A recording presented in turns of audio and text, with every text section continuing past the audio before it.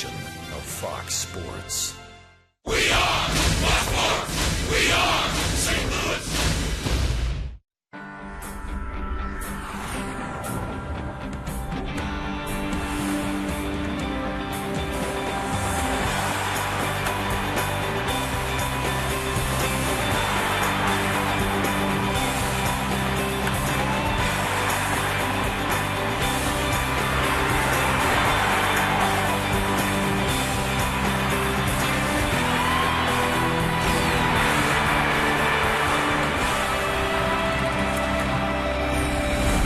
Well, you saw many of the shots during the pregame show, the rain falling in downtown St. Louis. And we have a weekend series that begins tonight. We hope, fingers crossed, the St. Louis Cardinals and the Milwaukee Brewers.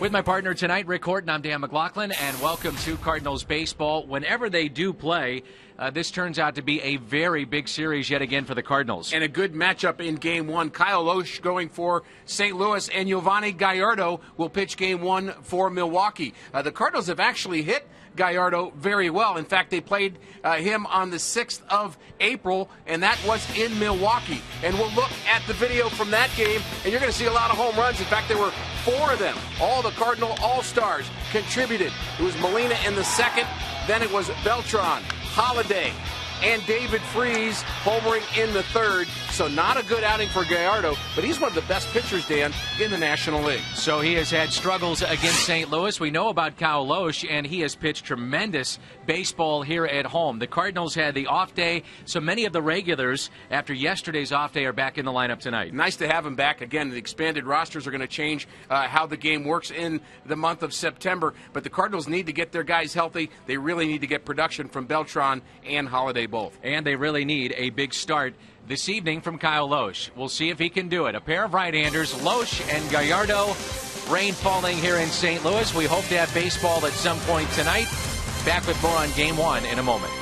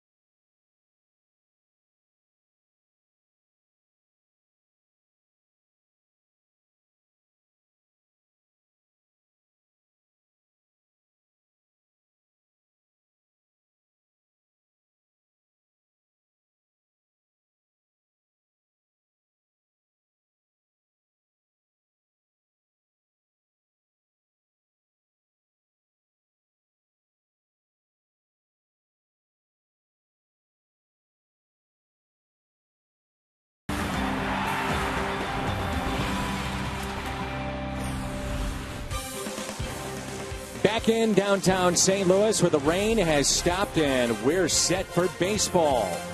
Many thought that this game would be canceled and played a doubleheader tomorrow. That will not be the case. We'll have baseball here tonight with our first pitch coming up in the next 3 to 5 minutes or so. Many of the players are on the field right now getting loose and stretching.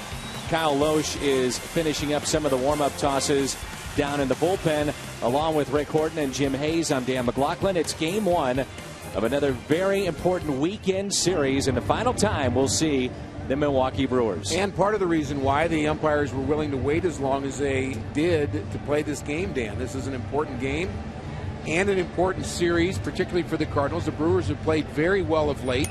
They've won 7 of their last 10. They also have a hot pitcher on the mound tonight, so we are in for a very good pitching matchup here in game one of this series. C.J. Cherry, you see now walking out of the picture. He's been with the club a long time and been through these rain delays, and it's interesting how many of the voices are heard throughout both organizations, not just the manager or the players, but many around the organization that have a say in normal circumstances, not like tonight, about what may happen with a game such as this. And as you say, not like tonight, because this is the last time these two teams are playing. This is in the hands basically of the umpires, and they're going to make sure, if possible, the game is played. And right now, clear skies, and the radar looks good too, so we should be fine for the rest of the night. A long wait to see Adam Wainwright dance, but I'm sure he had plenty of time to work on his moves while we were in our delay. And this is kind of a supreme test for players, just to focus on the job at hand after waiting around for a couple of hours to realize, hey, this is late, but this is a big league game and it counts, and we got to be ready for it. And it's a huge game really for both teams, as Milwaukee is thinking, you know what if we got a sweep here this weekend and continue this run? Maybe, just maybe, there's hope. You have to believe if you're Milwaukee. And meanwhile for St. Louis, they're talking about, hey, let's finish strong this weekend at home. Let's take 2 or 3. Let's go for a sweep and then do some damage on the road and not think ahead to that big series with the Dodgers coming up. Well, you can't think ahead. The Cardinals have played very well against Milwaukee here in St. Louis, so they're hoping to continue that. And we wondered whether or not, as we get a few more dance steps for your enjoyment at home, we wondered if there may be some changes in the lineup, Dan. Matt Holliday was just scratched from the game, and Matt Carpenter is now going to play in place of him, and Carlos Beltran moves to the third spot in the Cardinals order, and Carpenter will be in left field and hit second. And that's a change from what we were given earlier. And we thought maybe with the wet conditions, we might not see Beltran or Holliday in this game. Boy, how does he remember all that? Takes a lot of time. No, wait a minute. Why? A lot of effort. Not how. Why does he remember all that? That's the better question. Let's start with that. Does make it fun to watch. And I love him. Adam Wainwright does this every game now. Before every game, he's got choreographed dance moves with certain individuals on the team, and the guys get a kick out of it. Many times they show it up on the big board, so the fans, and many of them see it for the first time, and they're saying, what the heck is going on here? So would you guess that maybe, I would guess that some of the players are laughing with him and some are laughing at him, but it's all about laughter either way. And Adam's willing to be that guy, and he just kind of believes that a relaxed clubhouse and a relaxed dugout is a winning dugout, and I can't say I disagree with it. Ron Renicky and Mike Matheny exchanging the lineup cards, and we're just about set for baseball. We step aside. When we come back, thankfully, finally, our first pitch.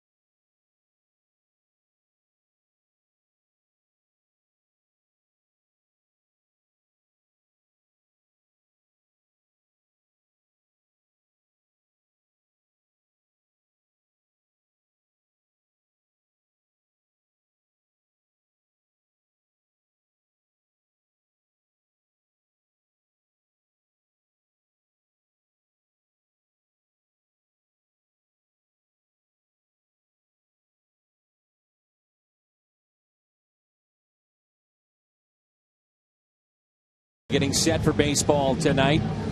The Cardinals and the Brewers, and there's a look at the lineup now that he will face. Aoki, the leadoff man, then Ricky Weeks and Ryan Braun. Corey Hart, solid year at first base. Taylor Green, Carlos Gomez, Martin Maldonado, Jeff Bianchi, and then Giovanni Gallardo, who's hitting 155.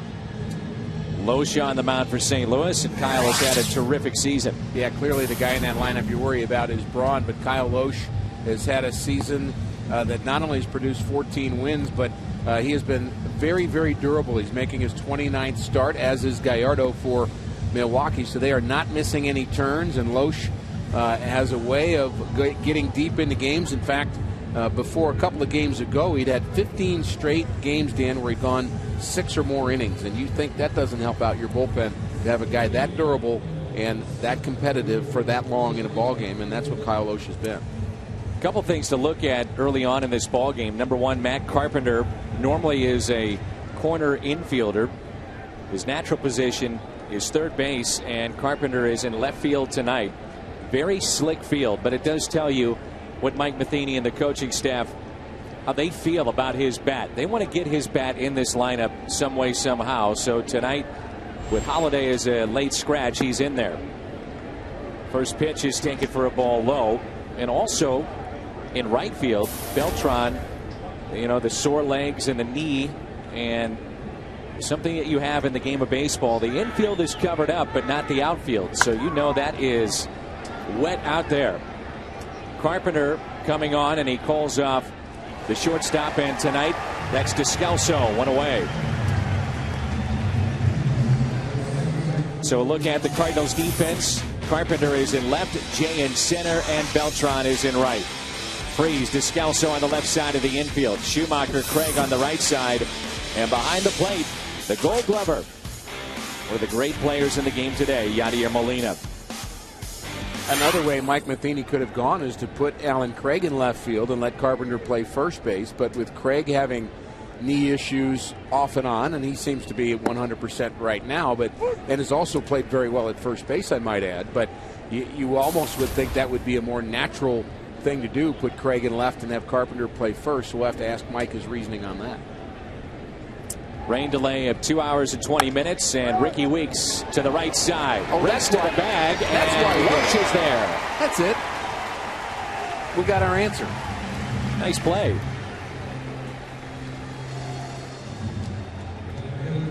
Ryan Braun will dig in. Another solid season for Braun, and he's part of our Toyota keys to the game. You keep him off the bases, don't give him a chance to drive in runs, and you have a chance to win. The Cardinals have handled him fairly well. Just 1 home run and 3 RBIs against the Cardinals this season, but he is having another outstanding season. In fact, boy, if the season stopped right now, I'd be hard-pressed to not say he's the most valuable player in the National League with his numbers. Brewers not having a good year as a team, but at 99 RBIs and the home run power at 37, he's got the best numbers, that's for sure.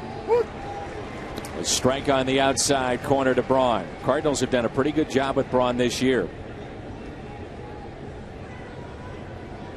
37 home runs. That ties his career high back in 2008. He's 2 away from 200.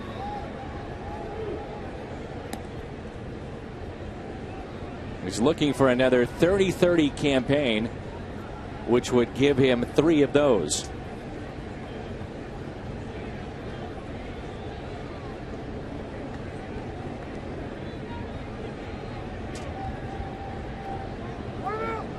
Time is called. Watching Braun hit over the last few years and really kind of marveling at his ability, one of the things that you learn watching him is you can't stay one way with him in terms of how you pitch it. You might think you can get him in, and that's where they set up there, and Loesche gets that sinking fastball past him on the inner half, and you can think, okay, well, I'll go back there next time and do that. But he has the ability to adjust from at-bat to at-bat in the course of a game, and part of the reason he keeps putting up big numbers. You have to mix things up, and Loesche's, again, a master at mixing things up. 1 ball and 2 strikes. We noted last time that we saw Milwaukee how far Braun was off the plate. He actually has moved in slightly back towards the plate in his stance. but as you talked about, you think, well, then you can go outside. But he's able to take that pitch to right and not only take it that way, but hit it for power. Oh, he can reach it. Trust me. They set up way outside. The 2-2 spoiled by Braun. And Rick, they talk also about his plate coverage, just how good that is. To follow up your point, you think you can go in, he's able to turn on it. You think you can get him outside, he takes it to right. And he does so with great power. Typically, if a guy moves off the plate, he's having trouble with the ball in. He's not worried about the ball away. He knows he can go out there and get it. But he's finding himself being jammed more than he wants, as he was on that particular pitch. So Loesch has gone in, away, and in. And that's what I mean by being a step ahead of Braun. Yachty sets up on the inside corner, and nice to have a pitcher that can actually throw it where you set up.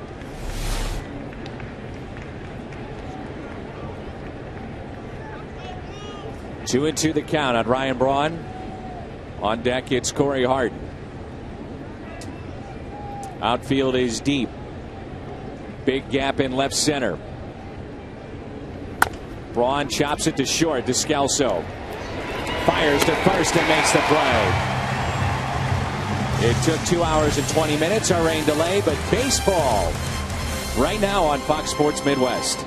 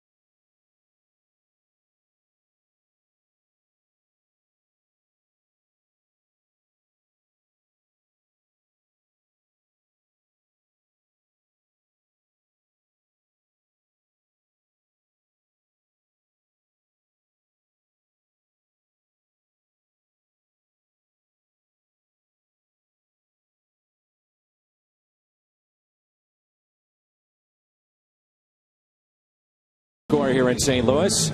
Mike Matheny, we told you about that late scratch in the lineup of Matt Holliday, so it changes up the first 2 and 3 spots in this lineup. Jay, Carpenter, Beltran, and then we have Craig, Molina, Freeze, Schumacher, Descalso, and Loesch. Cardinals lineup that will play here in game number 1. Cardinals face a tough righty, brought to you by Enterprise Bank and Trust, Yovani Gallardo. Yeah, tough right-hander that hasn't cut his hair since the last time we saw him. I hadn't noticed that with Gallardo, but he has pitched very well, and maybe that's why he hasn't cut his hair. He was 6-0 before his last outing, and he'd had an ERA of 1.9, and against the Pirates he had a no decision, 4 2/3 innings, 11 hits. But more importantly, the Cardinals just seemed to just rake this guy, and he was a 17-game winner a year ago, but the Cardinals just hit him very, very well. 1 ball, 1 strike. John Jay has done a great job being inserted into the leadoff spot, and he was asked before the game, what's your approach in the leadoff spot? He says, I really don't change up too much. Would like to see as many pitches as I can as he slaps that foul. I think Gallardo had to get a bigger hat. I'm guessing yes.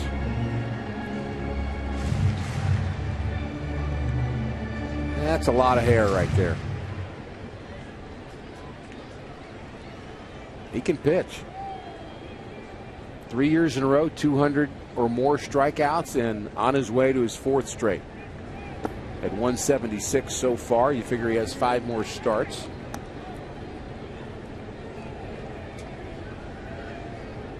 And he's only 26 years of age. Seems like he's been around for quite some time, though. Sure has. The 2-2 pitch. This is low and away. Alan Porter is our home plate umpire. St. Louis and Ron Kolpa at first as you get a look at the numbers for Jay since early August. Daryl Cousins, our crew chief, and Jim Wolf is also here. The 3-2. Jay slices one into left center field for a base hit. And you wonder if a piece of Giovanni Gallardo is already saying, here we go again. Meet the defense behind Gallardo tonight for the Brewers. Braun, Gomez, Aoki in the outfield. Green, the Yankee, the left side of the infield. Weeks and Hart on the right side. And Martin Maldonado has been a nice find for Milwaukee this year. He's behind the plate. He sure has. He's only 2 for 12 against the Cardinals, so they've handled Maldonado well. And if you're wondering about his ability to throw, he's at 26% caught stealing, so the Cardinals may run. Bring up an interesting point. You have a guy like Carpenter that primarily throughout his career in high school and college was noted for a high average, sees a lot of pitches, but also a guy that could drive the baseball, where two spot, a lot of times the prototypical number 2 man is asked to bunt, move a runner over, those kind of things to involve small ball. I like him in the 2 spot. I mean, I really do. I think he's got the ability. Well, you can really see Carpenter in a lot of places. That ball gets away. Jay reads it very well. And that should be a pass ball for Maldonado.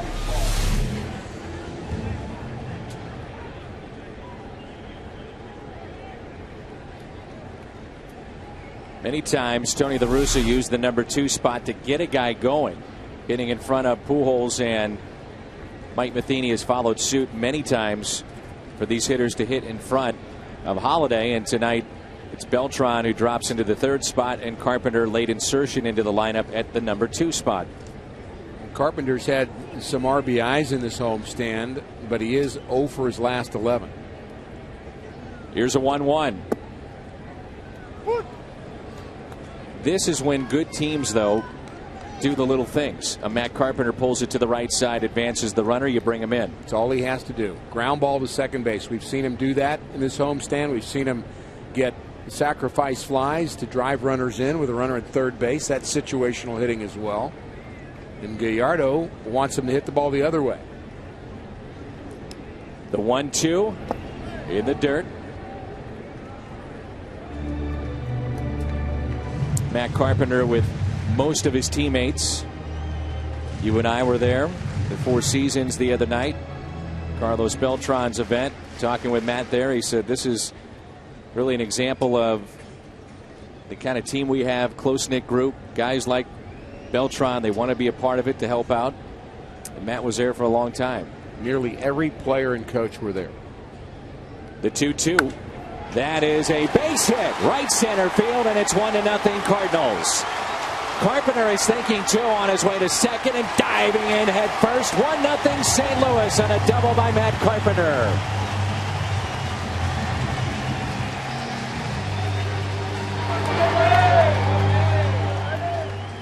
I like the at-bat, and I like the hustle of Matt Carpenter on this play. All he's trying to really do is pull the ball to make sure he gets Jay to third. But he hits the ball right on the nose, and he gets even more than that. No problem scoring for John Jay, and Carpenter sees some daylight and gets a double out of it. There's your ground ball to the right side. Beltran advancing the runner, tapping it to the right side. Carpenter advancing to third. And it brings in Alan Craig. Already a 1-0 lead for St. Louis. Move him over, get him in.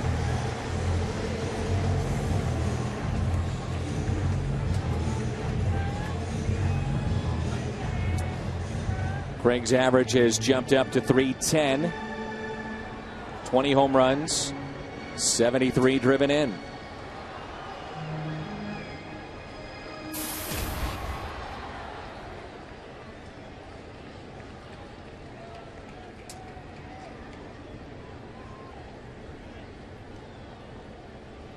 Runner at third. 1 out. Pitch to Craig. Taken for a ball, low and away.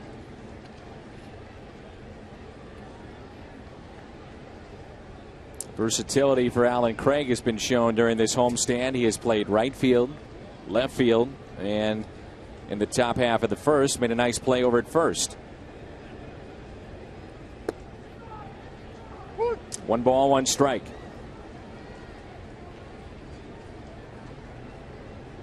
Asked him the other day about switching positions, and he said it doesn't matter one bit to me. Bring a glove ready to play, and I love to hit. Craig off the end of the bat into shallow center. Gomez will make the catch. Here comes a throw to the plate. Carpenter on his way in, and he is safe. They call him safe, and it's 2-0 Cardinals. Maldonado, he can't believe it. Ron Renicky out of the dugout, and he wants to have words with the home plate umpire. Very, very close play at the plate. Craig gets an RBI, drives it to the outfield. Good throw from Gomez. And the throw, Ricky caught it near his armpit. And I think that's the problem. He does not have the ball in his glove by the time Craig is hitting the base, and he makes that transition to his hand a little bit late. But what is tagging Craig right now is not the baseball, it's his glove. And the ball is loose, and the umpire saw it. The ball was in his hand, not in his glove. Good call. Right on top of it. RBI for Alan Craig, number 74. Here's Yadier Molina. Already a 2-run lead for St. Louis. The Brewers have won 7 straight games started by Gallardo. That's how good he has been against the rest of the league, but struggling obviously in his career against St. Louis. Pitch up and in on Yadi. Gets away from Gallardo. Matheny doesn't like that. I don't blame him. Molina took Gallardo deep earlier this season. Perhaps a coincidence. Here's a 1-1.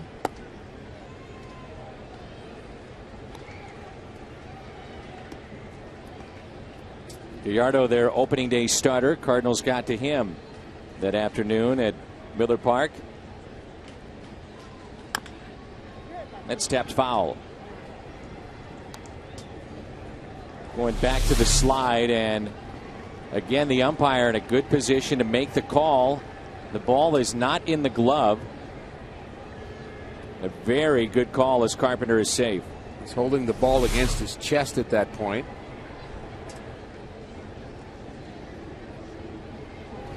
And I know that it is not fashionable, nor do most baseball fans just really enjoy saying positive things about umpires. But, you know, for umpires to make calls like that real time without the benefit of us looking at it 3 different times, they're really good at what they do. They really are. And these are the best. I mean, the reason they have to go through an incredibly challenging road to become a major league umpire. And, you know, we kick them every once in a while, and we're mad at them every once in a while. But you know what? They're pretty outstanding at what they do. The Yankee puts away Yadier Molina. Cardinals play 2. 2-0 after 1.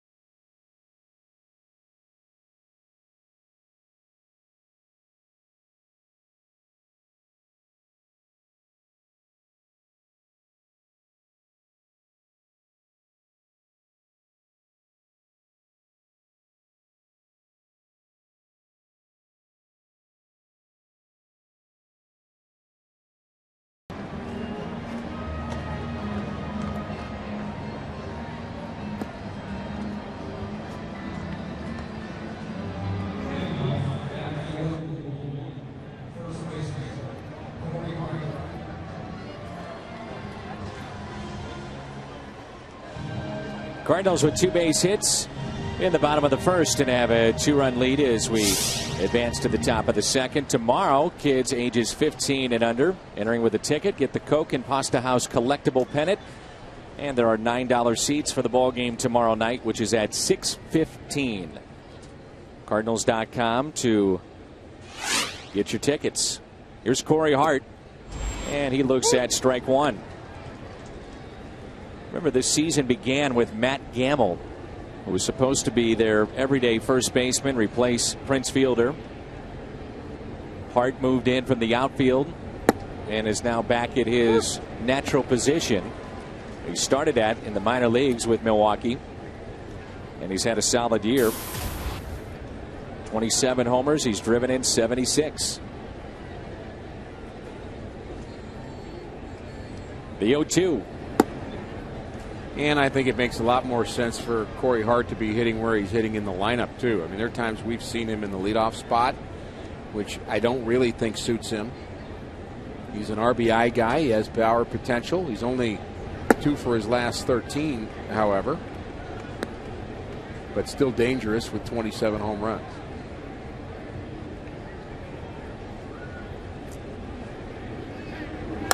And Braun hits it out to left center field. Jay diving for it, can't come up with it.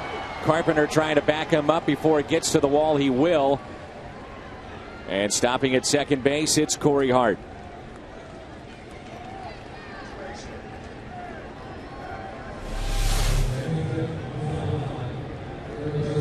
One more look at that. Attempt by John Jay in center field. He's been good, but he's not that good. I mean, if he'd have caught that ball, I'd have just stopped the game and given him the Gold Glove right away. Although there are a lot of good center fielders in the National League. John Jay does not throw as well as some of them do, but where are the Cardinals without John Jay? What he's done with the bat, what he's done defensively. Especially the last month and a half or so. Here's a fly ball. Carpenter makes the catch. Staying put at second base. Corey Hart. Little things that we talk about. Trying to advance that runner to third, and he has to stay put. Taylor Green just got recalled from the minor leagues, but that's part of what keeps you in the minor leagues, not getting the job done. And he did not move the runner over in a game where his team is down 2-0 early. That's just really inexcusable. Cubs defeat Pittsburgh 12-2. Some of the finals already rolling in with our late start.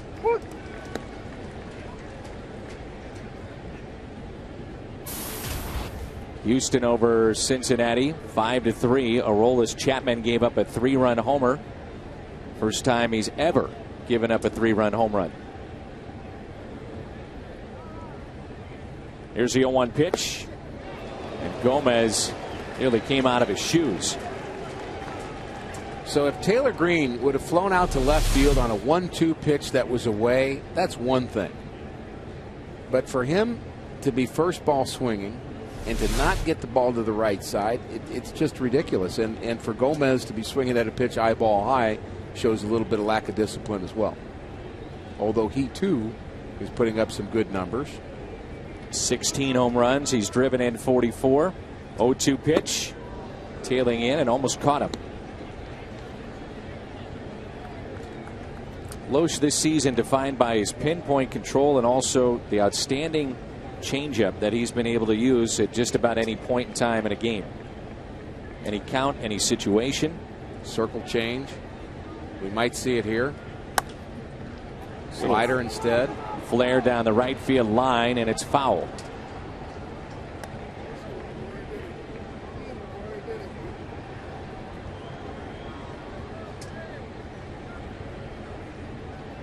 Occasional curveball from Loesch. He threw a lot of curveballs in spring training and said, boy, I've got a new toy. I'm going to use this new grip I've got on my curveball, and I've got something fun. And then about 2 weeks later, he said, I'll go back to the slider. I like that better. But occasionally he'll throw a curveball, but he's more slider, changeup, sinking fastball.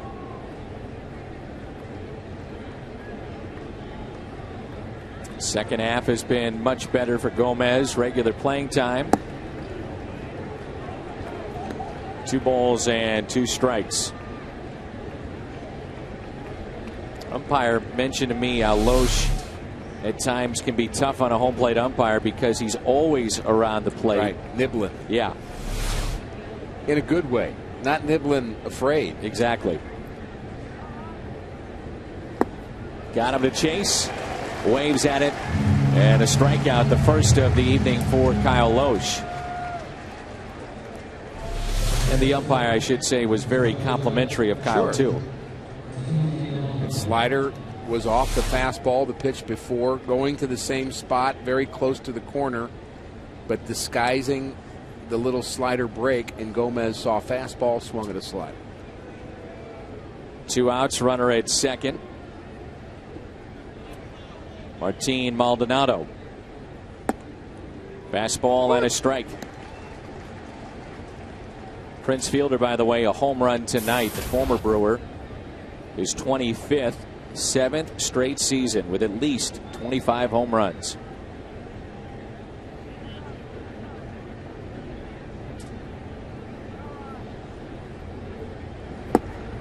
Oh, and 2.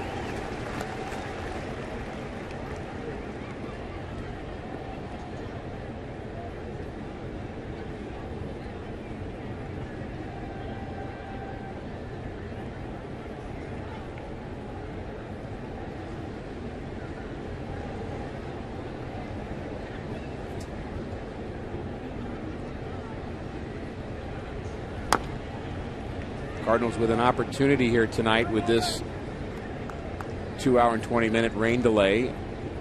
The Astros have already beaten Cincinnati 5-3, and the Pirates have also lost.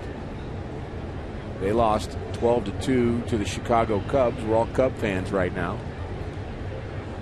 And the Atlanta Braves beat the New York Mets in New York to start that series. In that Cubs game, Starlin Castro reached 500 hits. He's only 22. Already 500 hits in his career.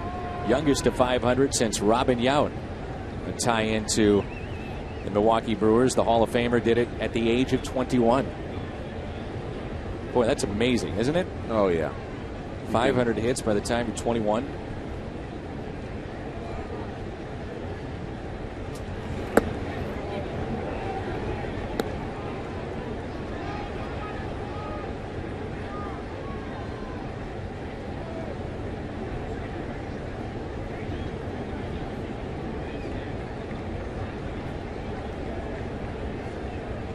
One ball and 2 strikes. Runner at second, Corey Hart. 2 down. Change up. And a strikeout of Maldonado. Back-to-back Ks for Kyle Loesch. It's free. Schumacher to Scalzo coming up.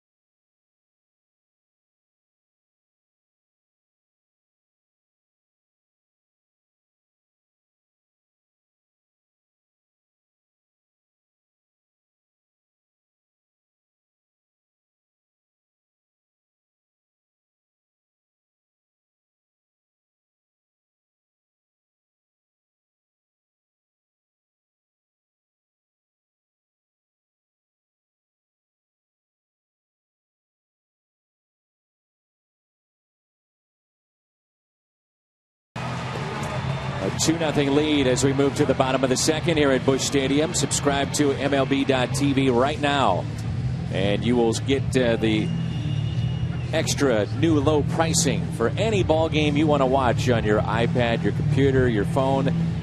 Visit Cardinals.com, MLB.TV, where baseball is everywhere. Freese, Schumacher, and Descalso. David at .299 this season, 18 home runs, driven in 75. 4 or 5 Cardinals right around 300. They go below, then they go above. David Freese is one of them. But really, you look at this lineup from top to bottom, and you really stack it up against any lineup in the National League. The Cardinals still at .275 lead the league in hitting. Milwaukee, with all of their potent offense, are hitting about 18 points below the Cardinals. Just shows how good they are. Now the Brewers do have quite a few more home runs. 3-0.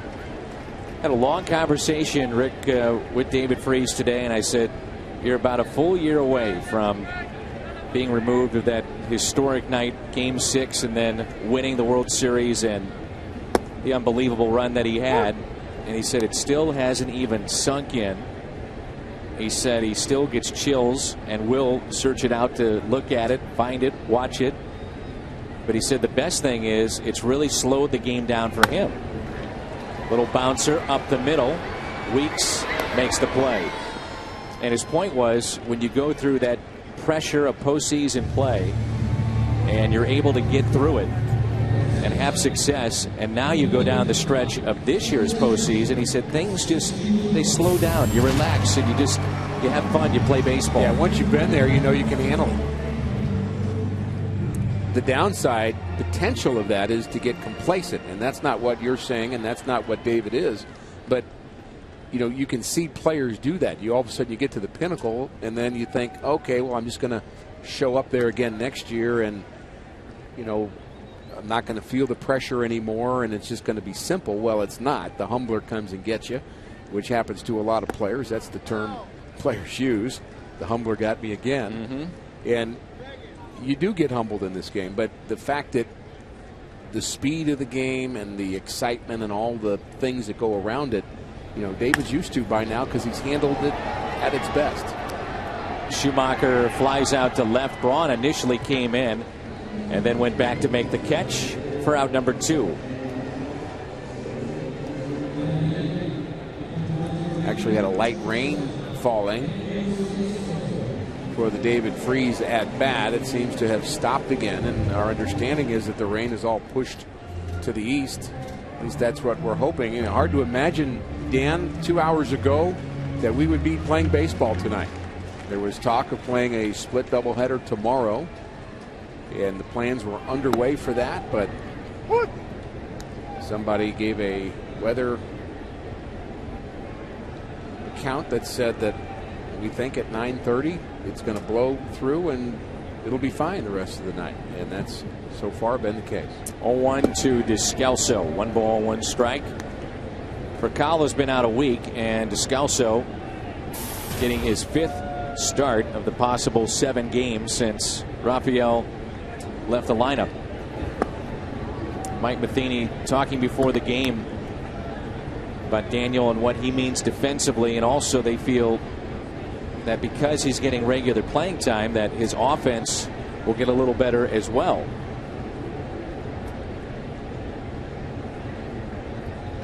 A lot of room to the left side of the infield as time is called.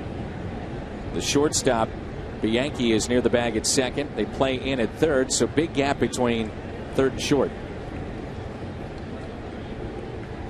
2-1 pitch. And for those wondering about Tyler Green, as you're talking about the shortstop starts of Daniel Descalso, Tyler Green on the season now .226 as he's playing shortstop every day for Houston with 9 homers.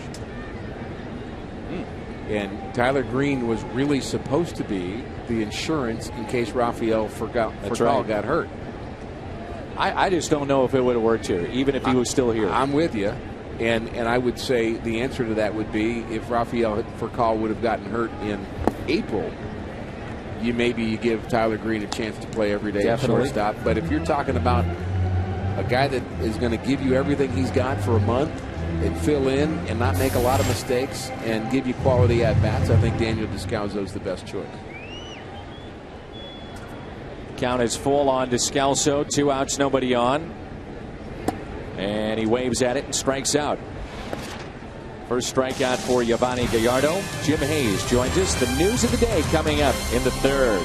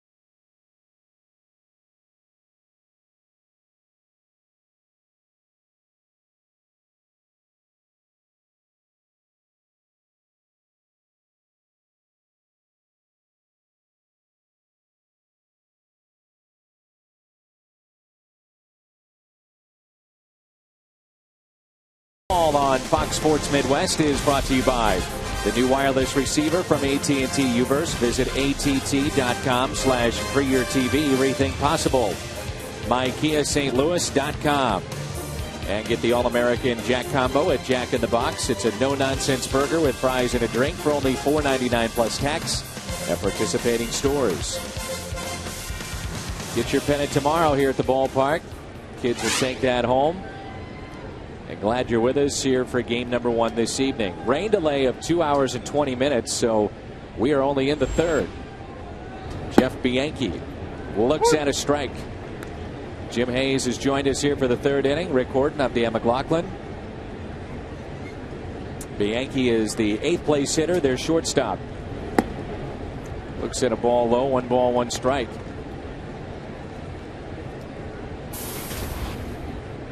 Because of the rain delay tonight, Matt Holliday is a late scratch, precautionary measure. The field conditions slick, wet in left field, and we haven't seen him now for 3 games and did not see him because of back spasms as well. Left the game with lower back stiffness, and then on Wednesday he had a scheduled day off, said the back was good to go. But I talked to him today, and he said he used the off day to see the team's back specialist. Also got acupuncture and said he was good enough to play. He was in the starting lineup, but apparently sitting around during the rain delay wasn't exactly what he needed. Slowly hit to second base. Schumacher charging and makes the play. One thing that Matt Holliday has been in his career here in St. Louis, for the most part, very reliable. You make an investment like the Cardinals have, you want to see that player out there 95% of the time, let's say, and for the most part, outside of some freak injuries or a moth, he's played. Yeah, that's right. That's part of what I think goes into the mind of a team when they give somebody a multi-year deal and pay him a lot of money. Is this guy durable, or is he made of glass? And you can think of some players over the years who maybe have a lot of talent, but can't play more than 120 games, and so you're certainly not going to get your money's worth from him. In Holliday's case tonight, I think the conditions also play into it. It's a wet field, and you really want a guy with a bad back out in left field sloshing around. I think maybe the same with the right fielder Beltran in that on that particular point, but you've got to have one of the two of them in the lineup. Well, Holiday takes a great deal of pride in his durability. You know, he's dealt with some little things, and he's always found a way to fight through it and not have that extended absence because he wants to play. And I get the feeling he wanted to play tonight, but they thought better of it with, as you say, the weather conditions. Strikeout of Gallardo. 2 away, and we are through the lineup. First time for Kyle Loesch. And we may see Holiday before it's over, too, in a pinch hit role. And it's one of the things that's happened of late. The Cardinals have had to rest some of their firepower, whether it's Freese or Furcal or Beltran, Berkman. You've got some guys off the bench who can supply some power. And frankly, that's something the Cardinals have lacked this season. You look at their bench production, pinch hit wise and home run wise, it's been low. Lance got the start the other day, first start in a long while, and he looked like he was laboring running to first base. And he said after the game, you know, there's an element of protecting the leg, and he said he can run faster and he felt comfortable. And he says what he does is his approach is whatever they want him to do, but he presents himself to the organization whatever they need him to do. But he said if they need him to start a couple of days, he feels comfortable doing that. But as you say, certainly a big weapon off the bench. More so from the left side. Clearly in his career he's been a power guy from that side, and you know, you really have to rely, guys, at this point on the truthfulness of a guy like Lance Berkman. And you know, I would say he's as straight a shooter as you're going to find in terms of, you know, can I play or can't Definitely.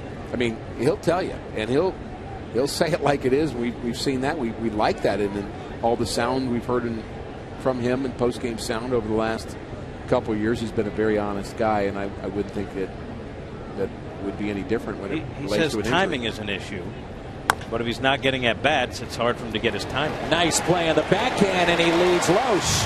Alan Craig twice going to his right and making a fine play at first base. The Cardinals have Loesch, Jay, Carpenter coming up. The soft hands of Alan Craig at first base tonight. Leading his wide receiver, Kyle Loesch, on this football weekend.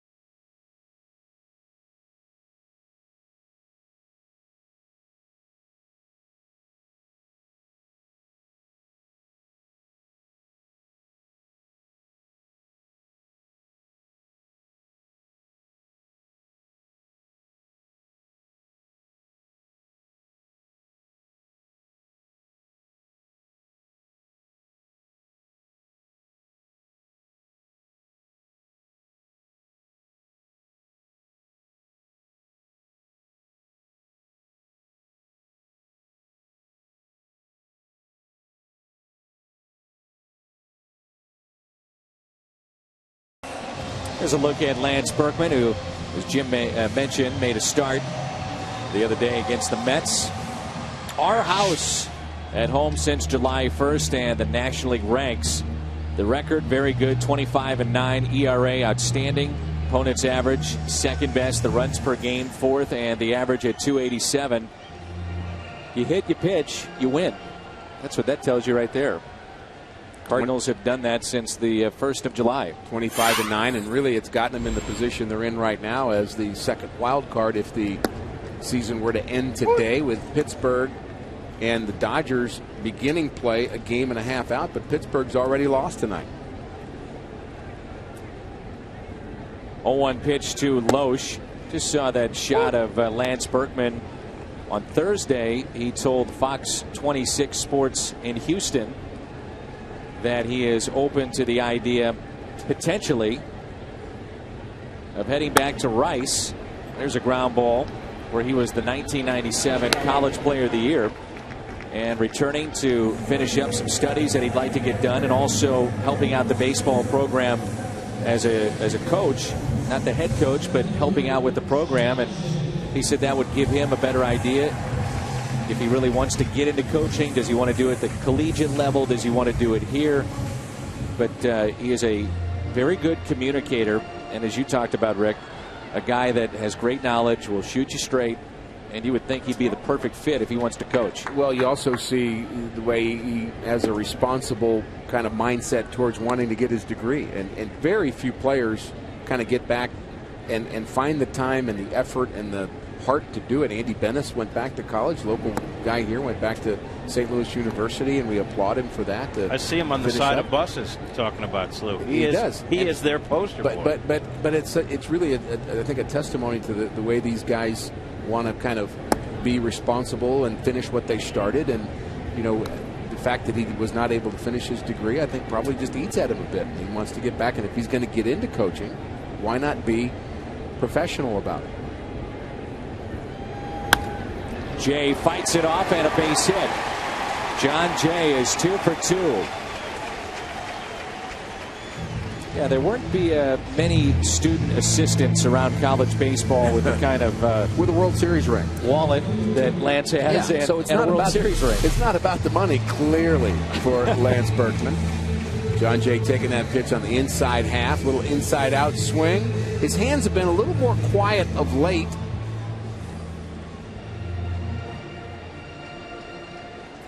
Love to watch a left-hander swing. Beautiful, isn't it? Yes, it is. So John Jay is the runner at first. Why does it look so beautiful when a lefty does it, not a right-hander? Down and into a lefty. I always think about a guy like Ken Griffey Jr. The sweet swing of Ken Griffey Jr. Jim Edmonds. Another one. Loved watching him swing the bat. Here's another lefty, and Matt Carpenter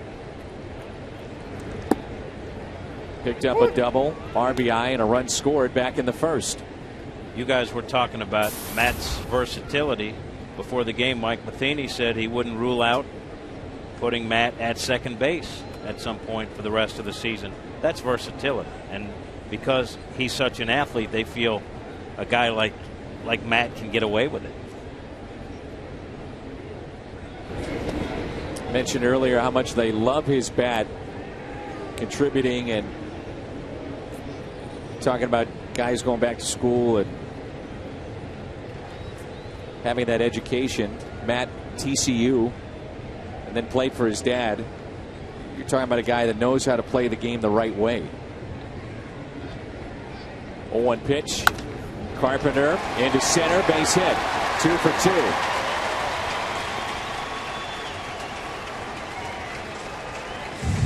So the lefties have been fun to watch at the top of the order. Jay and Carpenter now both 2 for 2. Carpenter not supposed to play tonight. A late scratch of Matt Holliday puts Carpenter in left field. He's 2 for 2, has already scored a run as an RBI and a chance to score another here if the Cardinals can keep it going with Carlos Beltran. I think you both would agree, stretch run, handful of games left. He's been streaky in his career. Be huge if Beltran could get on one of those hot streaks. No question. This has been one of his toughest streaks while wearing a Cardinal uniform currently that he's in. What? Well, he's had stretches this season where the knees were barking a little bit or there was something else that was nagging, and he's bounced back. This has been a prolonged stretch, but you got to figure at some point it'll kick back in, Ricky. 5 for 10 with a home run, and he bounces it to the right side. Can he avoid the double play? Out at second and safe at first.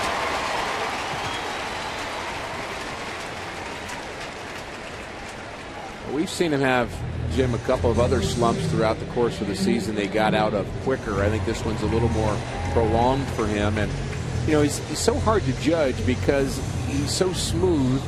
And you think, boy, his bat looks slow. But, when he's hitting the ball hard, his bat looks slow. It isn't.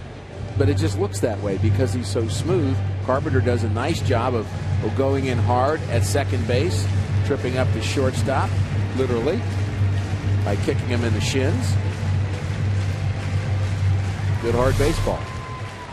Mike Matheny terms Carlos as a guy who doesn't waste energy. He's very efficient in everything he does. Now Craig with 2 outs, runners at first and third.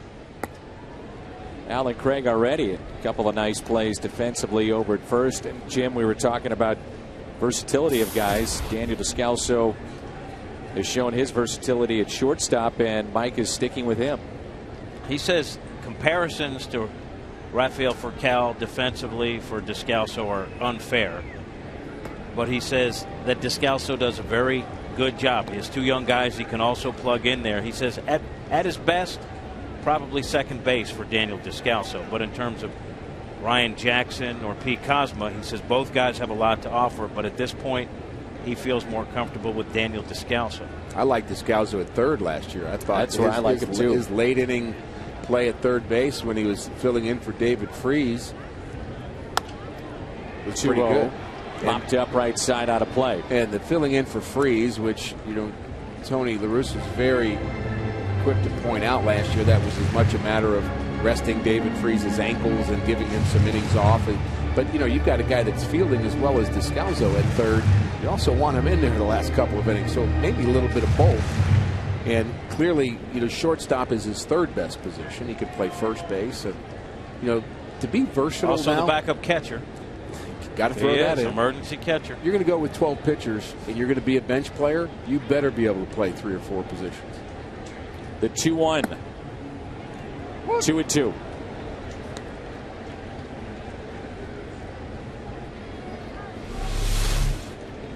Gallardo has a good fastball, good movement right towards that outside corner, 93 miles an hour.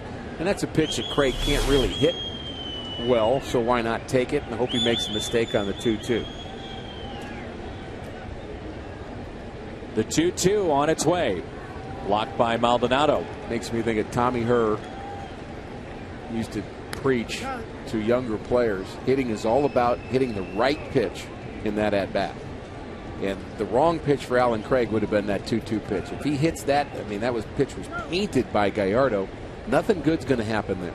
And he could have put that ball in play, and he'd be out. So you take that pitch, you hope for a mistake, and Tommy Herr was a very patient hitter, a smart hitter. And I think hitters that know the zone, know their strengths, and wait for the right pitch to hit. It might even be the first one you see. Runner off from first on a 3-2, and Craig pulls it foul. Better pitch to hit there. So from your school of thought, guys that jump on the first pitch, when they feel that's the best pitch they're going to get to hit, you're fine with that. Sign me up. Way too much talk from people about it's a bad thing to do, swing at the first pitch. That's just not good baseball to me, to take a pitch right down central in the first pitch. If that's the one you can hit, have at it. Especially a guy as tough as Gallardo can be if he's ahead in the count. The 3-2, and Craig is caught looking. No argument. Cardinals will strand 2. Gallardo picks up the strikeout, his second. See Jim on the postgame.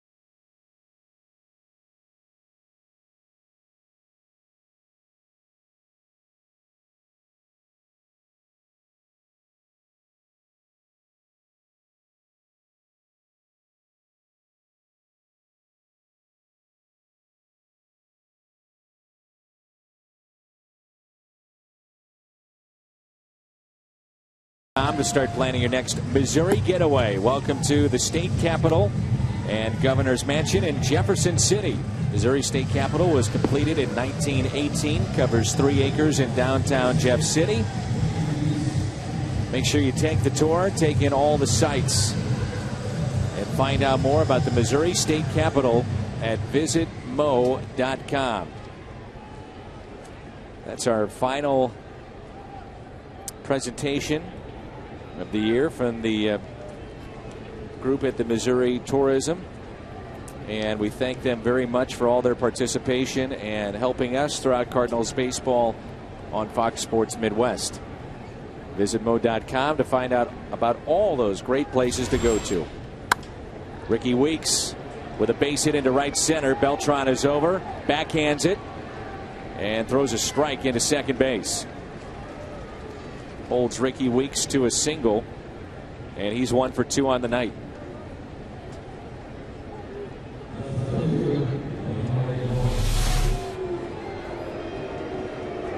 Easy speed of Carlos Beltran running it down, and he's really thrown the ball very well, especially this last month. 9 outfield assists, 7 of them since the 1st of August. Here is Ryan Braun, greeted by boos here in St. Louis. Grounded out to short his first time up. There's strike 1. Now, we were talking in his first at bat how Braun will have consideration, and numbers wise, rightfully so. Take a hard look at what he's done for MVP. Last year, you couple his numbers with the fact that his team was very good, made it into postseason play, helps your cause. It's always interesting to hear how a voter will vote. Does he come from a winning team? Is it the best numbers? Is he the best player in the game or the league?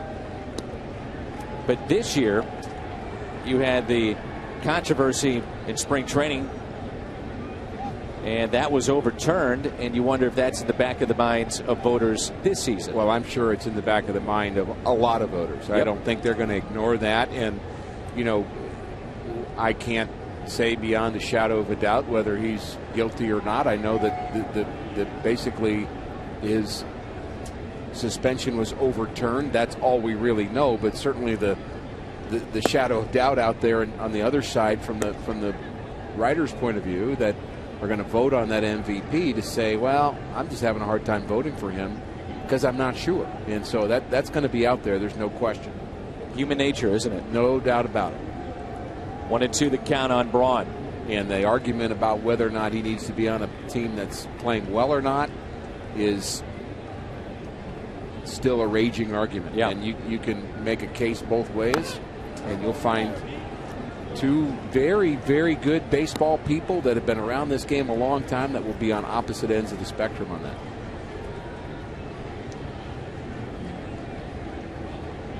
The Braves have won 5 of their last 6 games, and it's their pitching that's carried them. 27 consecutive innings without scoring an earned run, and they have scored just 2 over the past 32 innings, but yet they're finding a way to win. It's been done with pitching. 3-0 over the Mets this evening. Their pitching faltered last year when the Cardinals overtook them, and still would be a bad idea for the Cardinals to push to chase the Atlanta Braves again this year. But it was really the back end of their bullpen that faltered. The young pitchers that just could not close out the season as dominating as they were. Venters and Kimbrel, they were just so nasty. But they struggled down the stretch and they couldn't score a run. 2-2, a line into right field for a base hit. Beltran firing from right field into third, hits the runner, scoops away. Braun will advance to second base, and Weeks has to stay put at third. Well, you got an idea there, Rick, about the arm of Carlos Beltran in right. That was a cannon. And right on the money, too. Unfortunately, the ball hits Ricky Weeks, who's going to be a close play at third.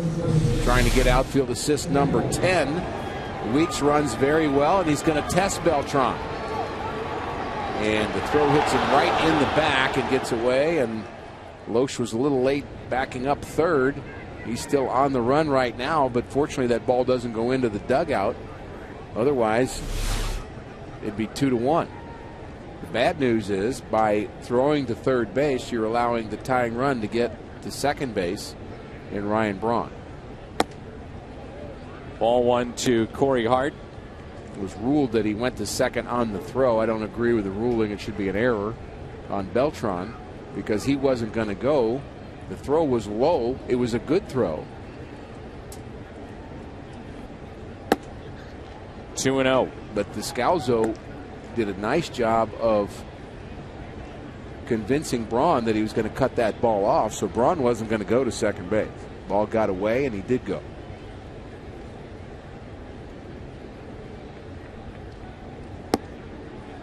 Almost as if they're pitching around hard now to make it 3-0.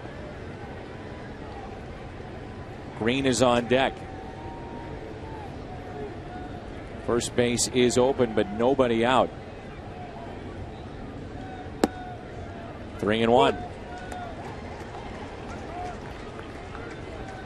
Sure looks like it. They're being very careful with him. You've got the young third baseman Taylor Green up next, followed by Gomez. And now Loesch battling his way back into the count now, and you see that happen a lot where a pitcher is very careful at the beginning of the count, and then you get a couple of strikes, then you start to gain the confidence, and then you throw one right down central. So Kyle Loesch is going to have to guard against that, thinking, well, I've come 2/3 of the way back, I might as well come all the way back, but you still have a dangerous hitter at the plate in Corey Hart. Held on to by Molina. Look at that. He strikes him out. When he got to 2-0, the next pitch was way outside. No and it doubt. made you think that he was going to pitch around hard, but clearly that's not the case. Say, that's awesome pitching right there. To be down 3-0 on Corey Hart, to come back and throw a 3-2 changeup way out in front. It's a perfect look of what happens to a hitter when he's fooled by a changeup. He releases too soon, the ball's not there. End up off balance. Ball 1 to Taylor Green, who's hitting 195. Flied out to shallow left, first time up.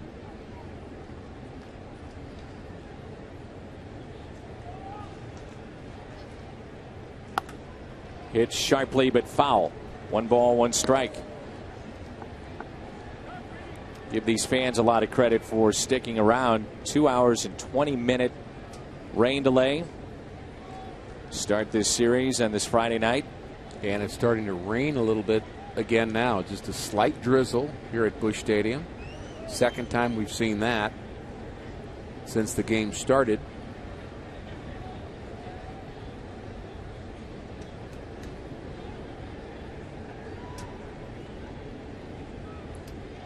One pitch.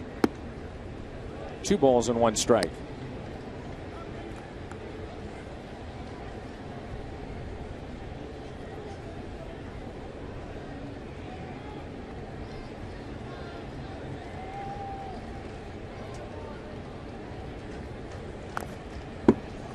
Two and two.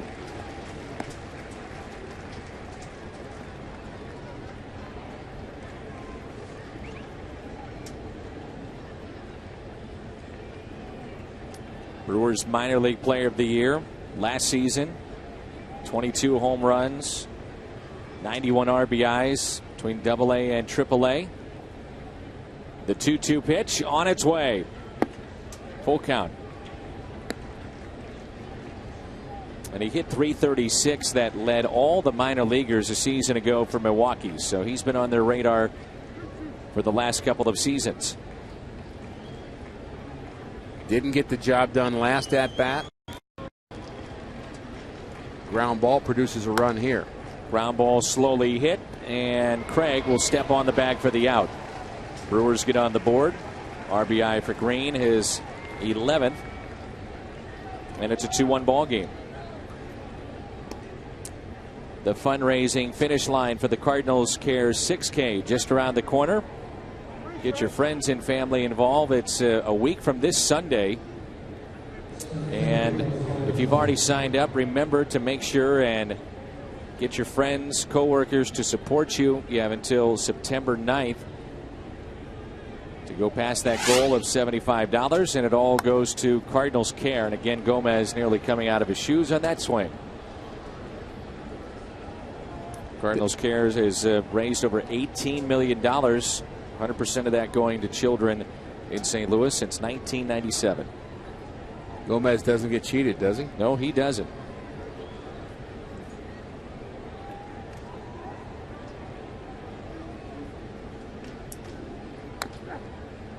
That's strike two.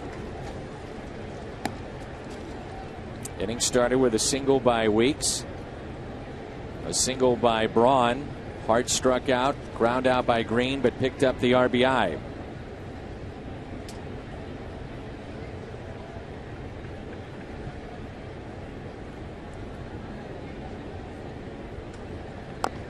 Off the end of the bat, and a foul ball. Gomez wanting to show off his speed on that little tapper that went foul. He has 30 stolen bases. He's been a big part of their offense. Cardinals not seeing Aramis Ramirez in this game, but we'll see him before it's over. And you mentioned Matt Gamble, him being hurt. They also had other injuries too.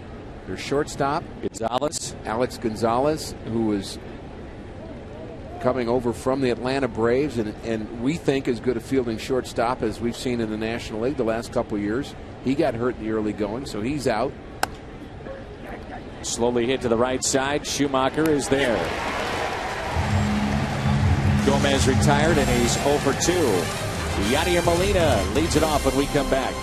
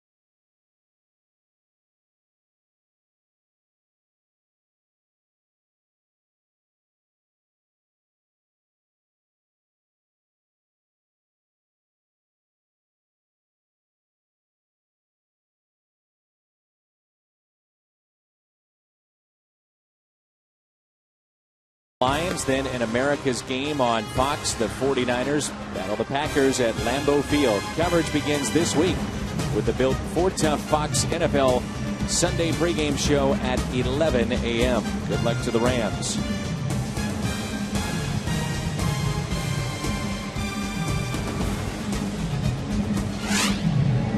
Molina will lead things off. Then Freese and Schumacher. If you're just joining us, 2-hour and 20-minute rain delay to start the ball game. That's why we are only in the bottom of the fourth. RBIs tonight back in the first inning for Matt Carpenter and Alan Craig. Green has picked up an RBI for Milwaukee, and it's a 2-1 St. Louis lead in the home half of the fourth. Ground ball to short. Taken by Bianchi for the first out. All of a sudden you see that Gallardo's beginning to settle in after that first inning. 17-game winner a year ago, 17-10, and he's been very consistent when you look at his development as a starting pitcher for Milwaukee, and they're really investing in him and considering him to be their #1 guy, and I don't blame him. He's very good with the bat. He has 10 career home runs as a pitcher, so he's athletic and he seems durable. And for some reason, the Cardinals have just hit him well. 1-9 in his career against St. Louis. Almost hard to imagine that. as good as he's been overall. 1 ball, 1 strike.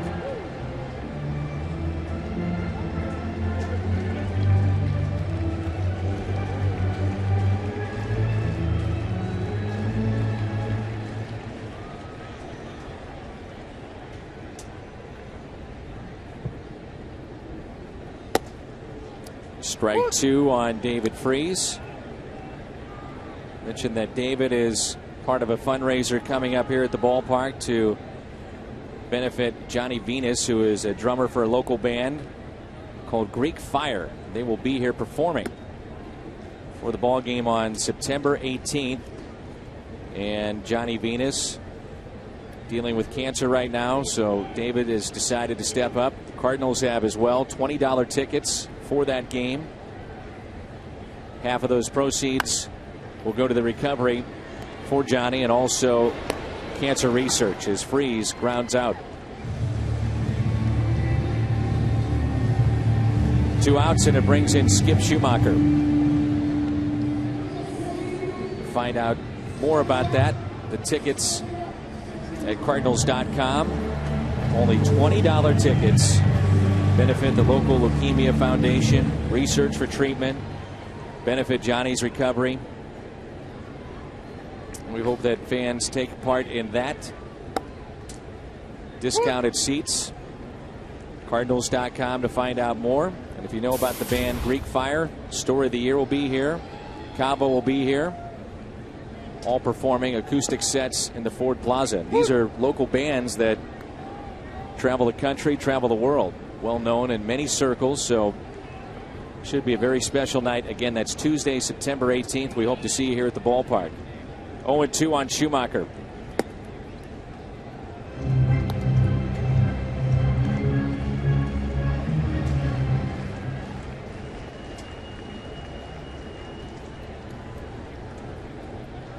One-two pitch. Skip taps it left side and foul. Really kind of a lost year this season for Milwaukee because of the injuries that you mentioned earlier. They traded away some of their talent, like a Zach Greinke that goes to the Angels. Reports were they offered him a $100 million plus contract, and he turned that down. Randy Wolf is now pitching with Baltimore. And their bullpen has been at times awful. We haven't talked about that yet. John Axford really did not get the job done in the middle of the season. They went to Francisco Rodriguez for a while, and that didn't work. In fact, it worked for 3 days, and then it stopped working. And they got a couple of other choices out in that bullpen. They actually used Livan Hernandez to close out a game. There's a right-hander, Jim Henderson, who they're very high on, who's got a very good arm, and they think he may be that guy at some point. Axford is the closer at the moment, but that issue really hurt them in the middle of the season. They lost a lot of games they should have won. Count is full after a start of 0-2 in this at bat. Cardinals face Mike Fiers tomorrow, who's been very good. Rookie for Milwaukee. Sean Markham, 5-4, injury-plagued season for Markham. Free agent to be. He'll go on Sunday. Cardinals have Westbrook tomorrow, Joe Kelly on Sunday. Here's a 3-2 pitch to Schumacher. High fly ball. Gomez with room near the track and puts it away. Cardinals go in order. Maldonado, Bianchi, Gallardo coming up. 7, 8, and 9 for Milwaukee.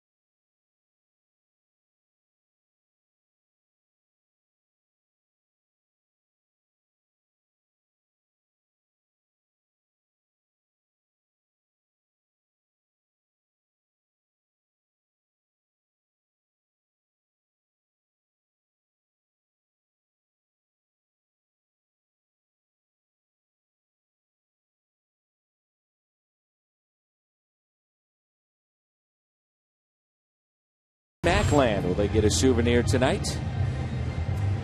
Don't forget that McDonald's is offering $1 off discounts on McCafe products at all St. Louis McDonald's restaurants. It's from 2 to 5 every day. Ice drinks and the shakes, real fruit smoothies, all at McDonald's.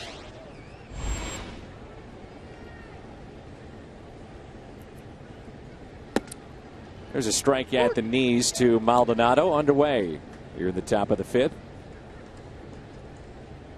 Rick Loesch is a great example of not being an overpowering pitcher in terms of the high velocity fastball, but especially this year, he truly, and that one caught Molina, he truly pitches, mixes speeds up and down, in and out, all the things that you hear about that you want to see out of a pitcher. And to say that he doesn't throw hard wouldn't be the right statement either, because he still has a live fastball. And the life of it, the ball seems to hop, and there's a look at that ball catching Yachty. He does have the late movement that we talk about as being very important, and the ball just seems to explode to spots. And so it's not as if he's just flipping it up there either, but he's not clearly a 94, 95 guy, although he used to be. Ground ball, and Descalso does not get to it. Martin Maldonado with a base hit, as well as Daniel has played with the glove, and it has been good, very good at times. You definitely see the difference in range, and you get accustomed to watching Furcal night in and night out get to many balls you just don't expect others to get to, and he does. And it's not a knock against Daniel, just the range of Furcal is so good. Well, if you think about Furcal, you think range. If you think about Descalso, you think of good hands. And at shortstop, you kind of want to have both.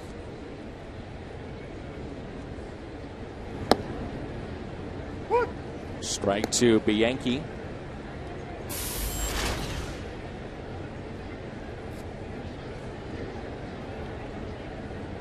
We haven't seen nearly as many pickoff attempts this season by Yadier Molina. And I'm sure that's part of the equation of Pujols being gone, dealing with and trying to get on the same page as an Alan Craig or Lance Berkman. And I think it's a big meeting that all first base coaches had throughout the National League, saying, we're kind of embarrassed by this. And that's the other part of it, too. No doubt. I mean, if you're a first base coach and you allow your runner to get picked off, now you can't fully control it, but you've got to communicate to your runner, and there's some communication going on right now with Garth Orge and Maldonado, reminding him, hey, be careful. This is not your everyday normal catcher behind the plate. Don't get lulled to sleep, and that's part of what you're trying to communicate. And, the word's out, clearly. No mystery. Now, I would counter that and say the word has been out for about the last 5 years, but still he was able to get guys. It was unbelievable. Everybody didn't get the email the first couple of years. It was in their spam mail or something. And didn't get the message. No, didn't get it, but now they know. 2-2 the count. A little larger lead this time by Maldonado. In on his hands, nice pitch. And a strikeout of Bianchi. That's number 5 for Kyle Loesch.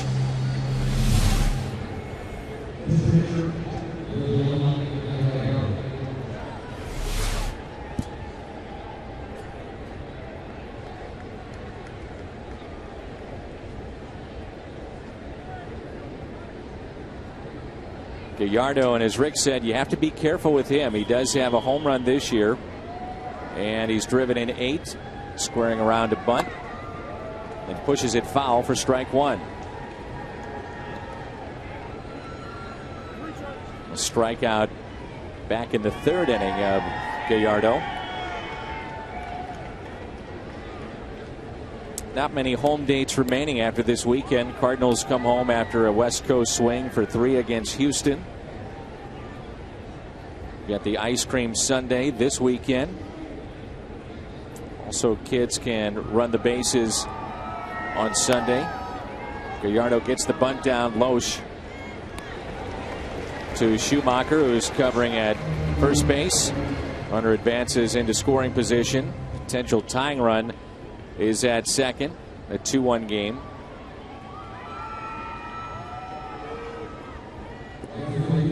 So ice cream Sundays, and that again will be this Sunday. Kids can run the bases after the game. So 3 with Houston when we get back home, and then on the road.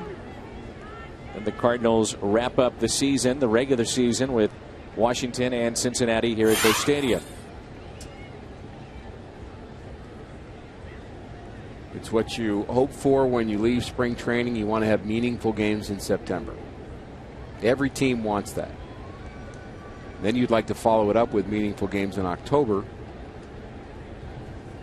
But there is something about being in this game at this level when you have no chance. I mean, it's tough, Dan. I mean, I know it's the big leagues, and you say, well, why can't you love it? You're in the big leagues. But when you have no chance to win and everybody's talking about the teams setting up for the playoffs and the pennant races, and you're not a part of that, you're just the guys that might be spoilers. I mean, it really is disheartening for players that are geared to win and to be winners. Here's a 2-0. Norichiki, Aoki. A 2-1 Cardinals lead here in the top of the 5th inning for St. Louis.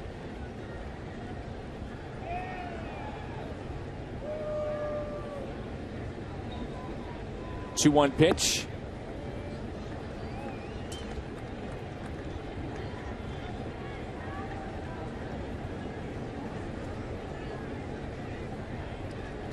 When we first saw Aoki play the first week of the season, he was overmatched.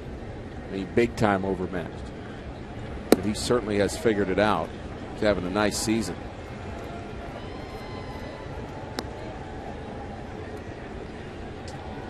After the injury to Gamble, we saw Hart move into first base, so Aoki a chance to play. Frankly, Nigel Morgan's been a bit of a disappointment for this team. Very much so. He went 139 at-bats to start this season without an RBI. It's hard to do, isn't it? That's a major league record. That's how hard it is. Yeah. I mean, you think you just fall into one. Here's Ricky Weeks. Takes a strike, doesn't like the call. Weeks is 1 for 2 with a run scored. Loesch has struck out 5. And he has allowed 4 base hits, 4 hits aside thus far.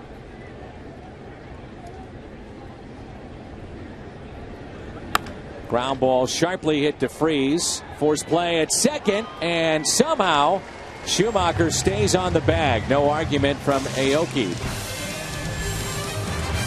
2-1 midway through 5.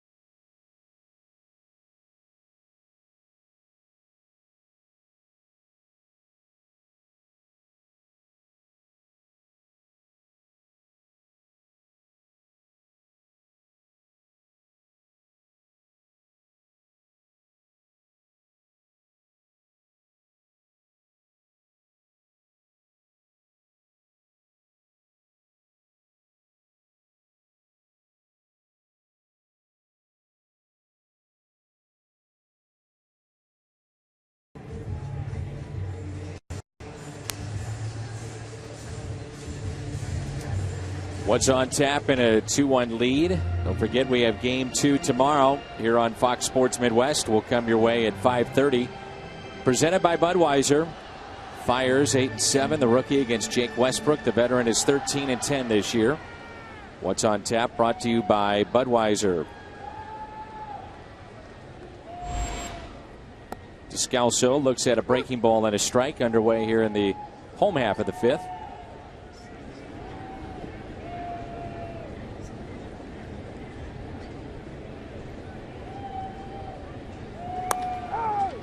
Grounder and a diving stop. Ball is loose and safe at first is Descalso.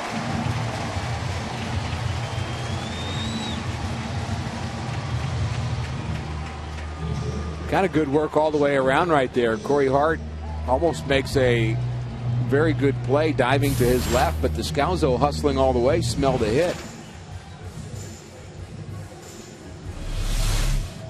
Here's a look at the ground ball. He smothers it. It scoots away from him a bit. He tries to backhand it. And as athletic as you can be,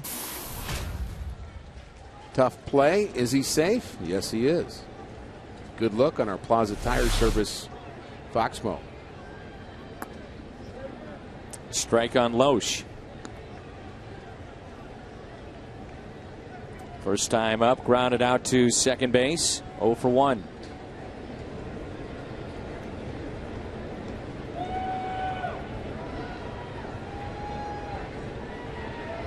Loesch has been a very good bunter.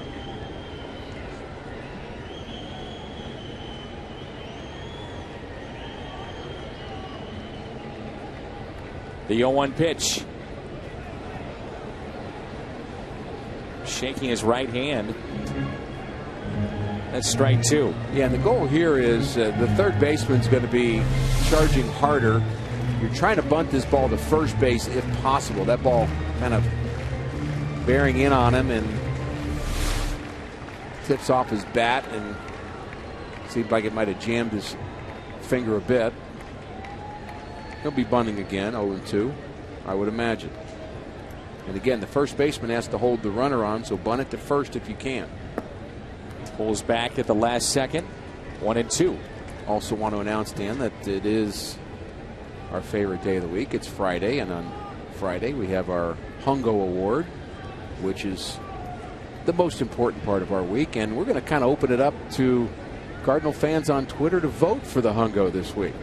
We're going to go kind of fan-based with our Hungo Award. And if you go to Ricky H49 and vote, we'll tabulate on Twitter, Ricky H49. And that would be you. That would be me, and I'm going to do the math. And for our post-game show, we'll announce the best Cardinal player this week. Who's made a difference? Who do you want to get the Hungo? Ricky H49. That's your Twitter handle. You got it. Ricky H49. So we ask that you text, or I'm sorry, you tweet to Ricky, and we'll count up thousands of those tweets that come Ricky's way, if not hundreds of thousands.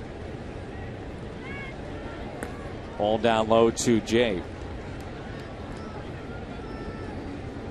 Early leader, but I'm not telling you who it is. 'Tis the voting season.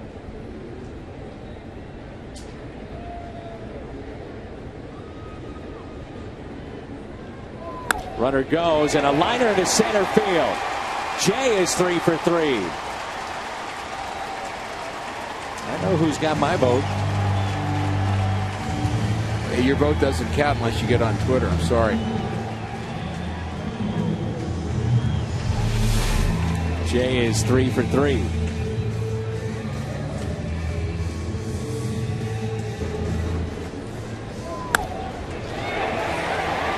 Good base running by Descalso, heading to third.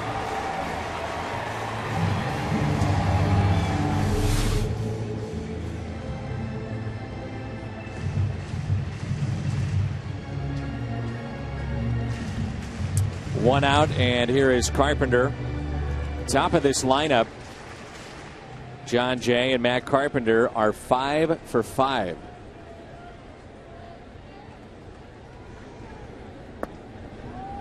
Off speed pitch taken low.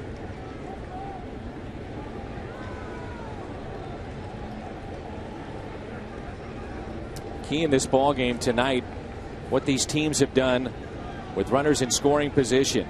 And opponents have hit 195 with runners in scoring position against Loesch this year. Brewers have not done much. Again, breaking pitch that's low, 2-0.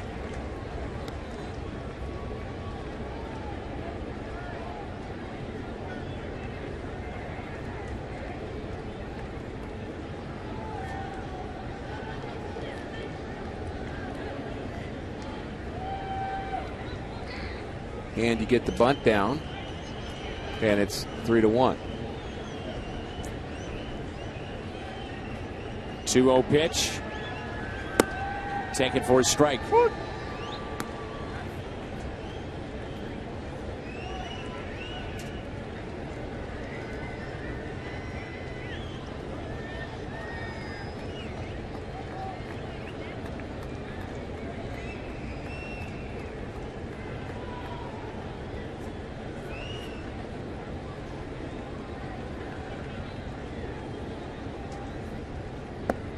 Check swing, and he went.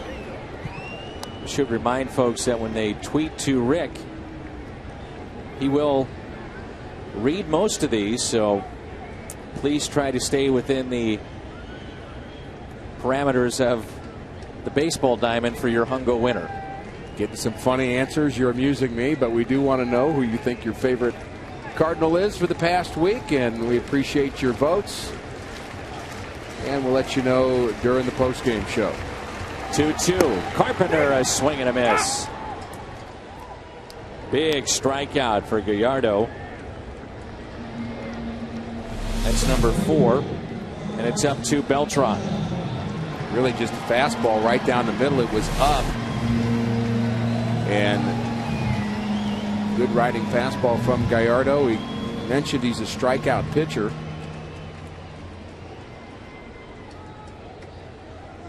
And vote for the Hungo. Ricky H49. 2 outs, 2 on. Beltran late with that swing. Twice he is grounded out. He's 0 for 2. Average has dipped to 263. Don't even need a convention for this vote. This is just Twitter. That's it.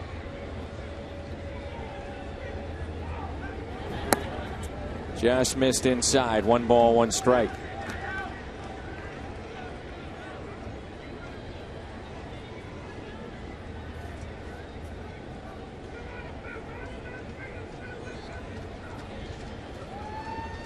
Good time for him to break out right here, wouldn't it be? Mm-hmm.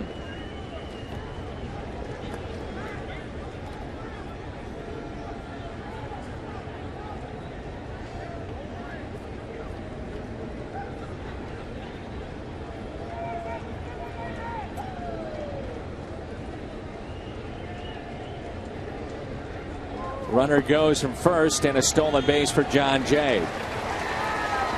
That's his 16th. He's only been caught 4 times. And a good time for him to go. You wouldn't expect Maldonado to throw down. Going to have a conversation now with the pitcher Gallardo. There's the big break, and he's not even thinking about second base.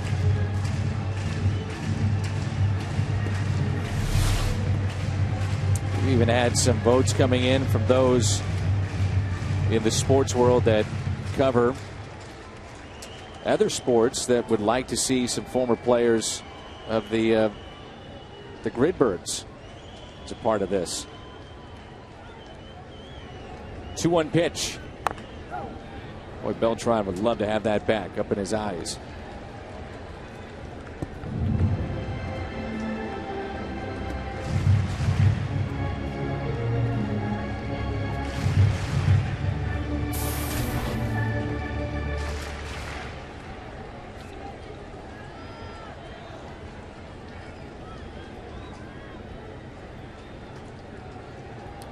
Here's a 2-2 pitch. Put in play, slowly hit to short. And Beltran is retired. The Cardinals strand 2. Gallardo pitches out of a jam. Braun, Hart, Green coming up.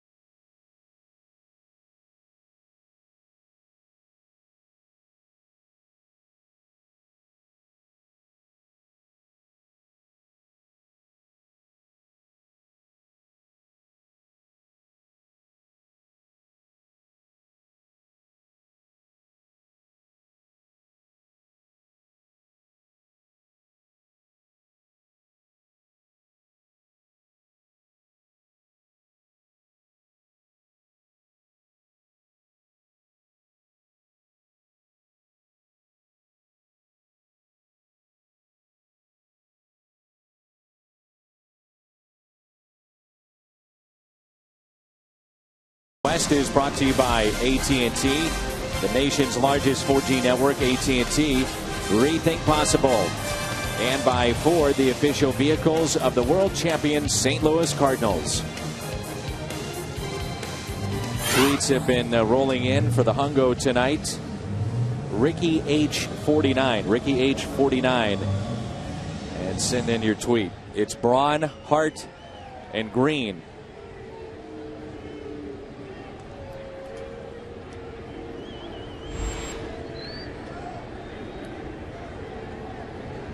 Well, this is the part of the lineup that you worry about when you have to deal with Braun and Hart.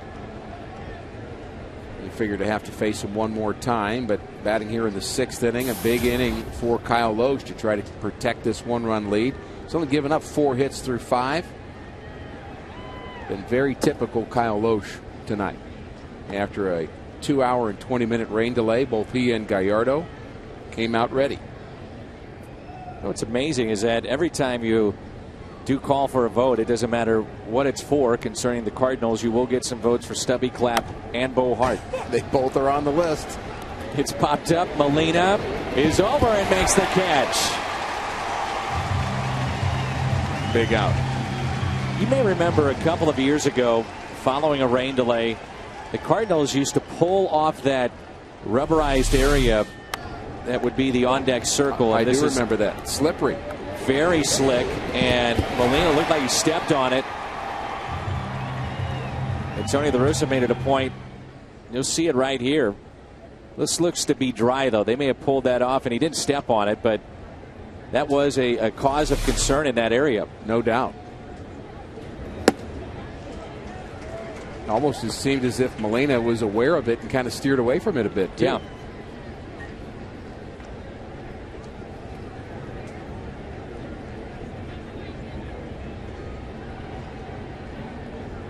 On 1 pitch. And this is Hart driving into the right center. John Jay, who gets my vote, puts it away for the out. No electioneering. Good point. Molina wants his ball down. Look, he's asking for it. Open glove. And it hangs up just a bit. Again, that's not a terrible curveball if it's well set up and you throw it to the right guy. It's a lot like the curveball that Adam Wainwright threw to Ike Davis that was a 3-run home run. Kind of spins lower half, not real sharp, but not a bad location. But if they're looking for it, then it's a problem.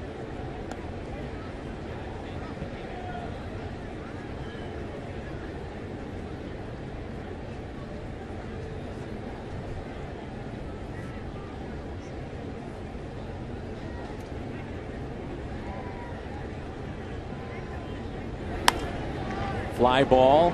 John Jay coming on. Makes the catch as he puts it away in center field. Braun, Hart, and Green all go down.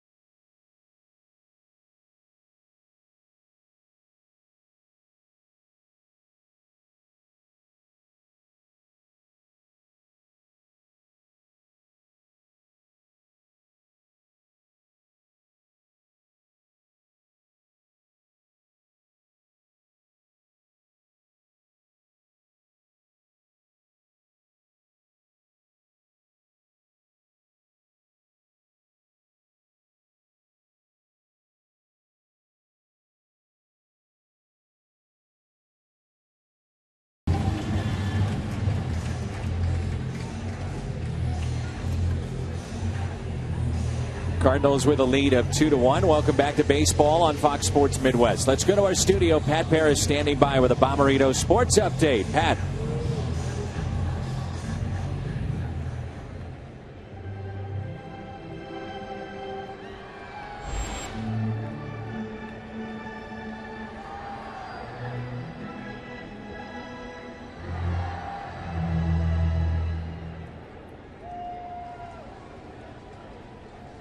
All right, thank you, Pat. Here's Alan Craig in a 2-1 lead. Looks at a strike on the outside corner. It's Craig, Molina, and David Freese.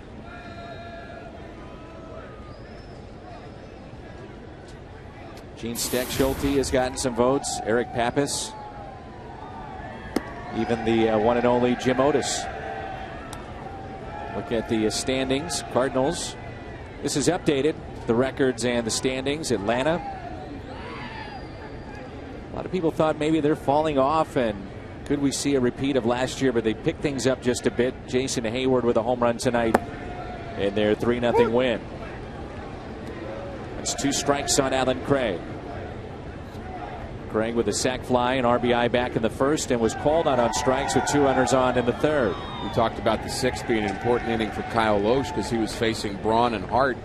Well, Gallardo has to face Craig, Molina, and Freese here in the bottom of the 6th, so important for him.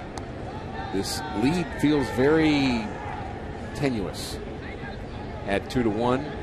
Brewers have been playing well of late. The Cardinals have played well against the Brewers here in St. Louis, but Gallardo has really settled down after that 2-run first.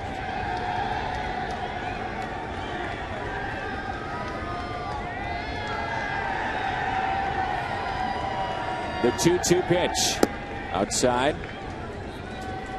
You think about the hungo, and sometimes it just goes for one play. Sometimes it goes for a moment. You're thinking back to a moment this year. Carlos Beltran picking up Andres Torres, missing the bag at first on Monday afternoon. 3-2. Craig swings through it, strikes out. That's 5 strikeouts for Yovani Gallardo. If you'd like to be here in person next time the Cardinals take the field, just head to StubHub. Easy to find the seats you want. You'll see all the action. Home or road, StubHub. Official fan-to-fan ticket marketplace of the Cardinals. Yovani Gallardo's hair has even gotten some votes. Hungo would appreciate that.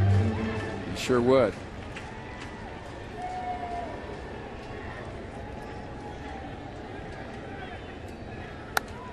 That's popped foul and out of play. Molina tonight twice is grounded out to short, and he's 0 for 2. Yachty with his 1,000th hit on Tuesday night. Some votes for Yachty for that particular feat. Earlier this year, Matt Carpenter picked up his 1,500th hit.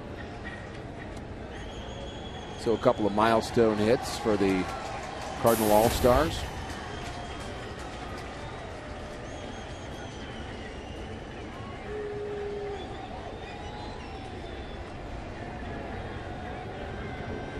One ball, one strike. Fouled back by Yachty.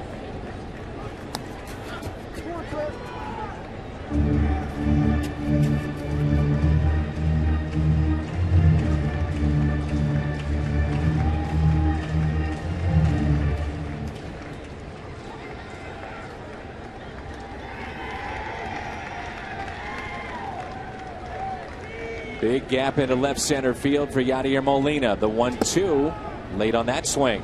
He strikes out. 6 strikeouts for Gallardo, 2 here in the bottom of the 6th. Saturday, another full day of college football action. Tulane taking on Tulsa right here. Or you have Miami at 22nd ranked K-State. Rice takes on Kansas.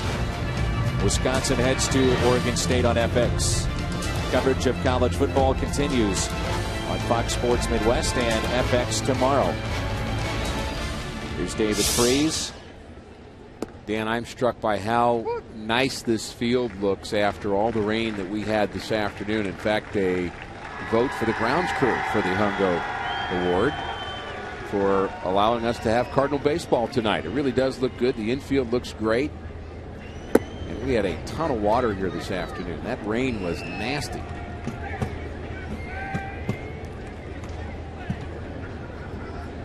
Talk about with the ballpark, which opened up in 2006, the way that this place drains.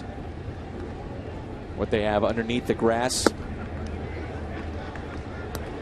It can take an awful lot of water on. But again, it's the track and the outfield grass that is not covered up.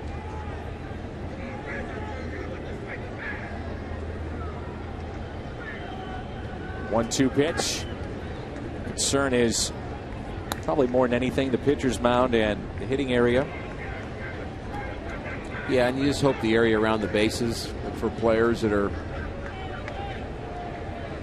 trying to head first to third, that they don't have to deal with slick bases and wet areas around there. And of course, the infielders are going to want their areas to be well manicured. Is that a trap or is it a catch? They're going to say it's a catch. Gomez, an outstanding play to take a hit away from David Freese. Shaking out that glove hand, his left hand, after a diving catch in center. Is it a trap? Is it a catch? Nice play. It's a catch.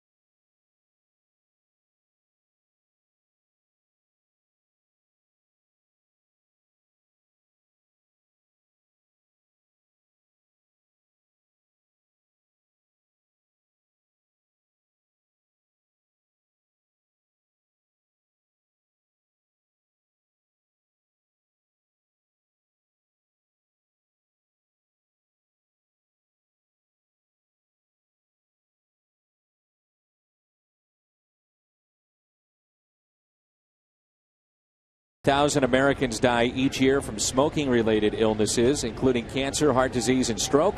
10,000 in Missouri alone. Call a Missouri Tobacco Quit line to quit now. 1-800-QUIT-NOW. Cardinals with a lead of 2-1. They have out-hit Milwaukee 6-4.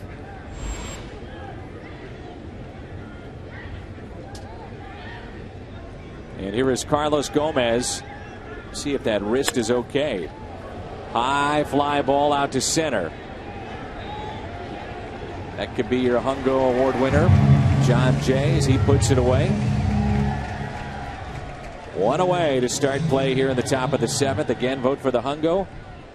The Twitter handle of my partner tonight, Rick Horton, at RickyH49. At RickyH49. The tweets just keep coming in, don't they? They keep flying in, and we appreciate everybody voting. And we will announce the winner during the post-game show, and I will tabulate them up later for you to get the actual accounting. But really appreciate your votes, and so does Al.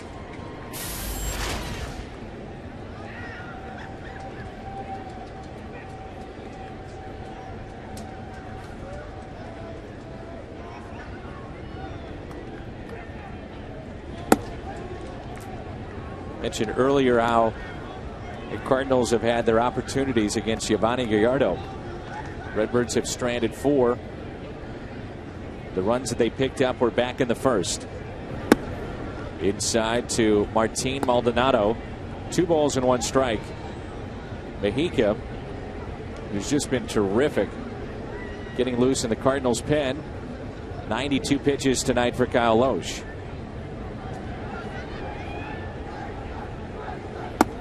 And we mentioned in the open at 14.7 pitches per inning. I mean, that's just a number, but what it tells you throughout the course of a season is Loesch can keep the pitch count down for the most part, so he can work into the 7th inning and sometimes beyond.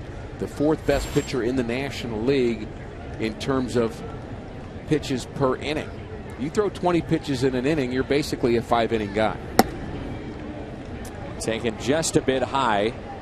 1-out walk here in the top of the 7th. That's his 2nd walk.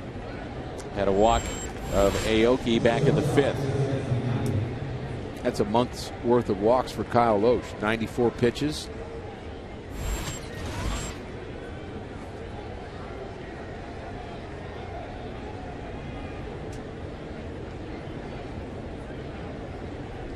Here's Bianchi.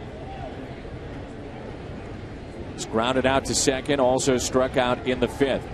Outfield straight away. Takes a pitch low and outside. Gallardo, the pitcher, is on deck. We saw how earlier this year Ron Renneke was using his bullpen. Well, he wasn't. He was staying away from guys in the pen and extending some of those starters and giving them a chance, like Gallardo, but in this case he does have a pinch hitter on deck. Travis Ishikawa, the former Giant, is on deck. Think about the promise of this starting rotation for the Brewers when you talk about Randy Wolf and you talk about Markham, who had a good year last year, Greinke, Gallardo. I mean, this was supposed to be the starting staff that could just keep turning over and maybe pile up a lot of wins in a row. You knew their offense would be good. And you just assumed that with Axford at the end and K-Rod in the 8th that pitching was not going to be a problem in Milwaukee, but it soon became one. And they are not the same team. They are relying now on young pitchers. Fires has done a very nice job in their rotation. Here's a 1-1. Little floater into right. Will it be fair? It does. It drops in fair. And Maldonado advances to third. Runners at the corners for Travis Ishikawa. There's not been a left-hander throwing for the Cardinals in the pen. It's been Mujica. Not a bad pitch. He just reaches out and flips it down the right field line. No chance for Carlos Beltran. Just barely fair. And Loesch is going to have to do some pitching here. Out to visit Mike Matheny. who has already made the call to the bullpen, so that will be it for Loesch. Mojica coming in. Runners at first and third, and a 1-run lead in a very important game. 2-1 St. Louis.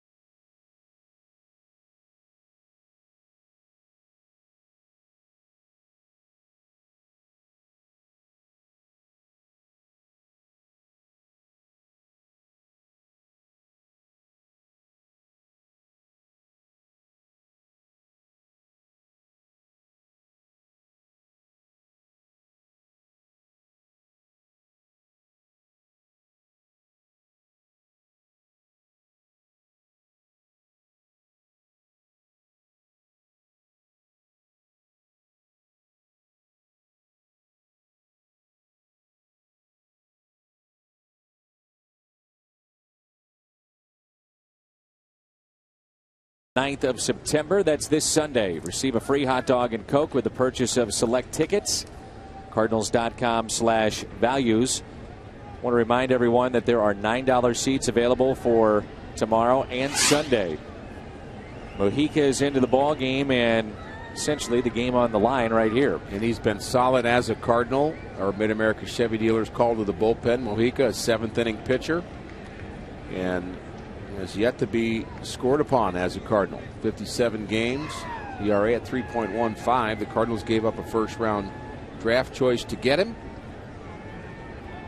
and he has certainly been worth it in terms of what he's done as a Redbird. One out. Here's Ishikawa. He has been their #1 pinch hitter, Dan. 10 pinch hits, 6 RBIs for Ishikawa.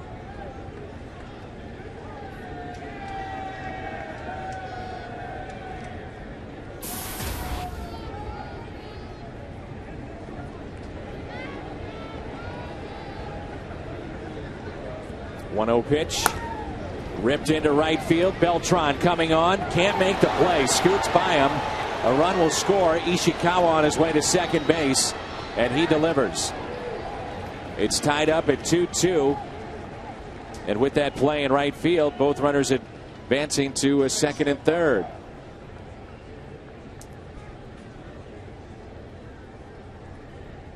So 11 pinch hits now for Ishikawa, and a huge hit in this game. Beltran tries to make the short hop play, and it gets away from him. When the walk comes around to score, that was Maldonado. A 1-out walk to him. Blue base hit. And then Travis Ishikawa tying the ball game up at 2. Here's Aoki.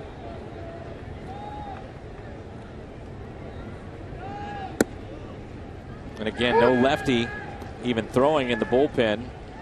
Knowing that you have Aoki here, you had Ishikawa going with Mojica.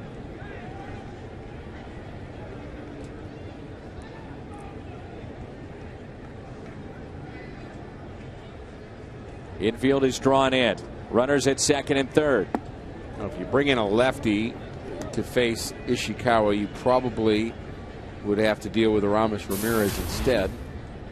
So the thought would be that Mojica against Ishikawa is the better choice. But Ishikawa won that battle. Cardinals have to have the infield in to try to cut this run off. 2 balls and 1 strike.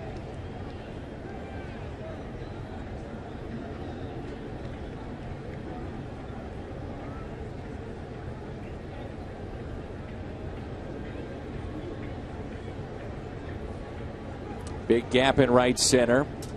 Aoki is 0 for 2 with a walk. The 2-1 pitch. Squeeze is on, popped up but foul. Always a good time for a squeeze with one out and a runner at third or at second and third. You've got a good bunter at the plate. The key is to make sure that the runner does not leave too soon. You're really leaving the minute the pitcher's foot hits the ground on his delivery. You don't have to leave earlier than that. If you give it away, the pitcher can just throw a ball high and away and you're done. Puts it in play. Will it stay fair? It's rolling, and now foul. Oof. Just barely.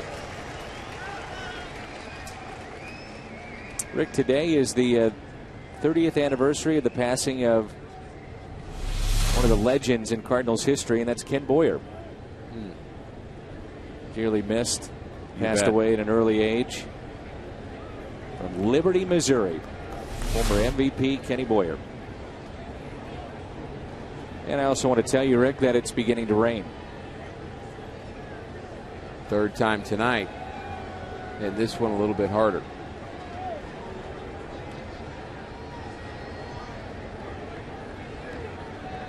Two balls, two strikes. Runners at second and third. Again, a foul ball. Rain delay of 2 hours, 20 minutes. Announced crowd of 38,648. 38648. Line on Gallardo, 6 innings, 2 runs, 6 hits, no walks. He strikes out 6. And we're tied up at 2. Many of the fans starting to head for cover as the rain has definitely picked up. Puts it in play. Ground ball to second. Schumacher to the plate. Right to Yadier Molina. Running back. Just running back. Yadi's doing the right thing right there. What you try to do when you get both runners on the base is you try to tag the guy out who's not out. Now, the base belongs to the lead runner. But what you try to do is you try to tag the lead runner out and get him to leave the base. When 2 guys are standing on the base, one of them's already out. Remember, this is a play that Yadi did exactly like this in Pittsburgh. And that's why he's going for the second man, is what you're talking about. He's trying to tag out. Well, first he went to the second man, but you try to tag the first guy out too, because if you tag the guy out whose base it already is, and that's the runner at third base currently, correct, and you get him to leave the base, then you tag him again, right, and they're both out. And that's how he did it in Pittsburgh. Learned that from Tom Herr as well. Second time we've mentioned him in this telecast. That's how good a baseball guy he is, but it's also the intelligence of Yadier Molina. Turns out to be a huge play. Mahika getting that ground ball out. Runners at second and third. Aoki able to get to second after that ground ball. 1 ball, 1 strike on Ricky Weeks.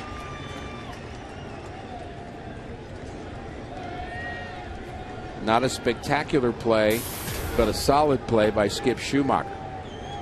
Fielding that ball, sending it home, and putting that play in motion. The 1-1 pitch.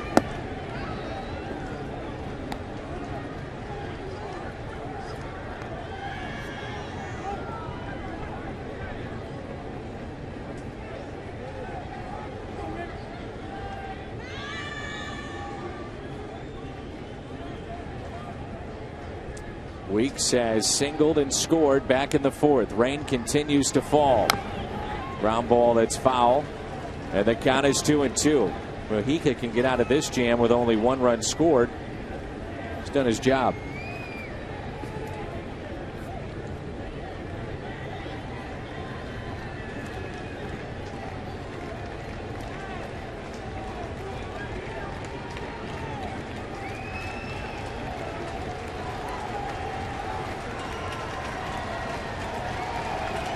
The 2-2. Good pitch to hit right there.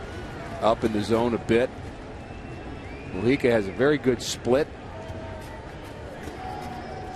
that hitters just don't seem to pick up very well. He's also a guy that throws strikes. We talked about Loesch in that regard, but Mujica, very good command out of the bullpen, and he has a strikeout pitch in that splitter.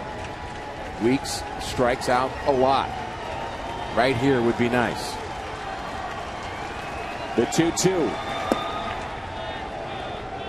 By the way, that's just the 4th inherited runner out of 21 to score against Mujica.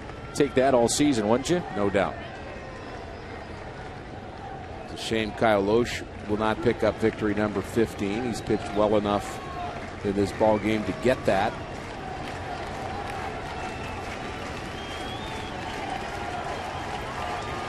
Three-two pitch. He got him. Struck him out. Mujica again. Guy has been fantastic. Strikeout of Ricky Weeks. We're tied up 2-2. Time to stretch.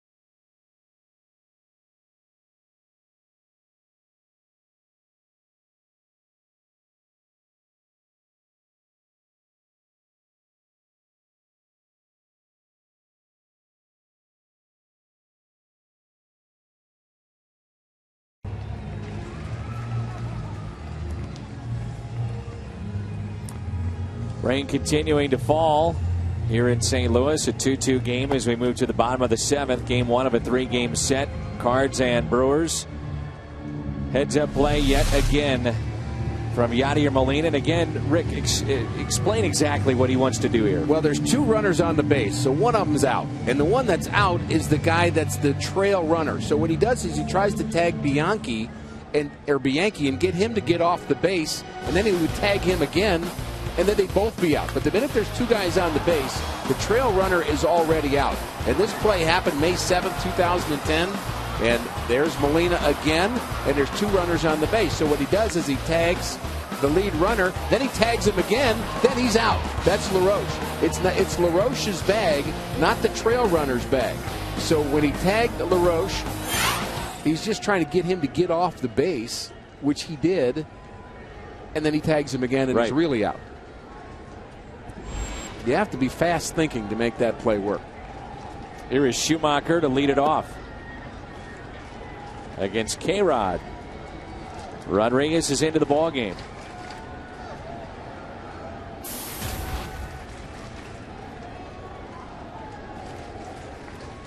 Schumacher is 0 for 2, pair of flyouts, and he started that play at the plate tonight.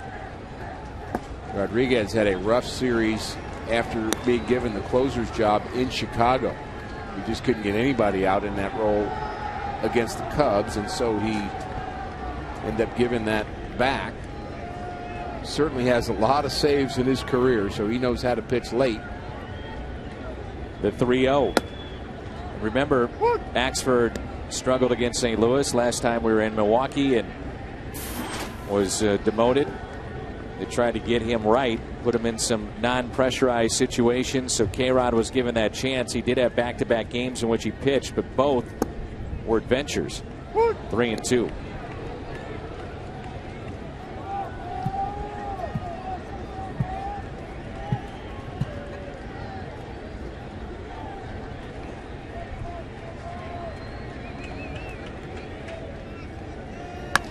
Schumacher with a fly ball out to left. And there's one away to start the bottom of the 7th.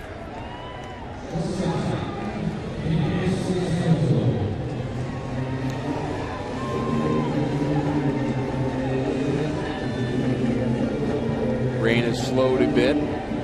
Still a slight drizzle going on here at Busch Stadium. Really a well-played ball game and a well-pitched ball game.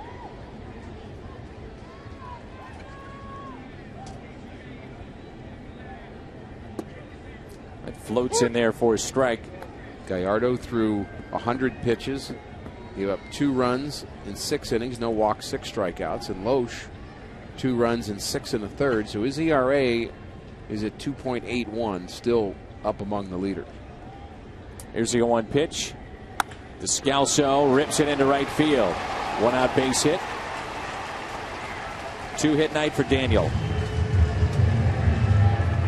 Shane Robinson will be the pinch hitter for Mexico. Loesch, 97 pitches.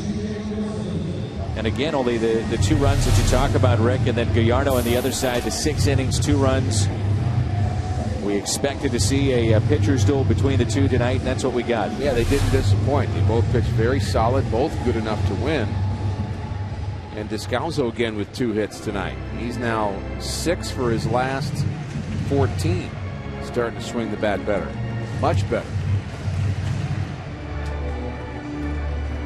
Rick Kranitz is the pitching coach for Milwaukee, and it's been a long season for him. Seen a lot of turmoil on this team, and he's tried to work them through it. And he wants to make sure he understands, Rodriguez that is, how to pitch to Shane Robinson. Robinson has become really the #1 pinch hitter off the Cardinals bench. He's 11 for 41 as a pinch hitter.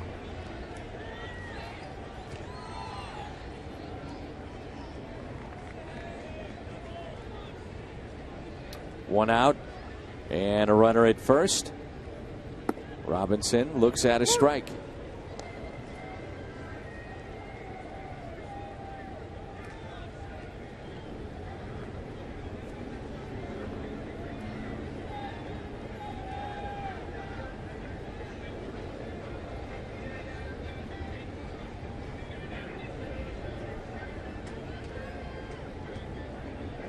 Not really the best situation to use Matt Holliday in the 7th inning, but he's still a bullet for Mike Matheny at some point.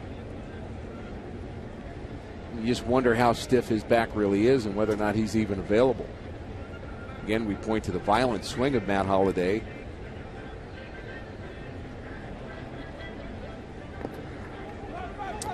Descalso to first and back safely. Parra, the lefty, getting loose in the pen for Milwaukee. They have 1 left-hander and 10 right-handers in their bullpen. Trying to get a good read and a good jump. Straight off a bit, but still like the aggressiveness for Descalso.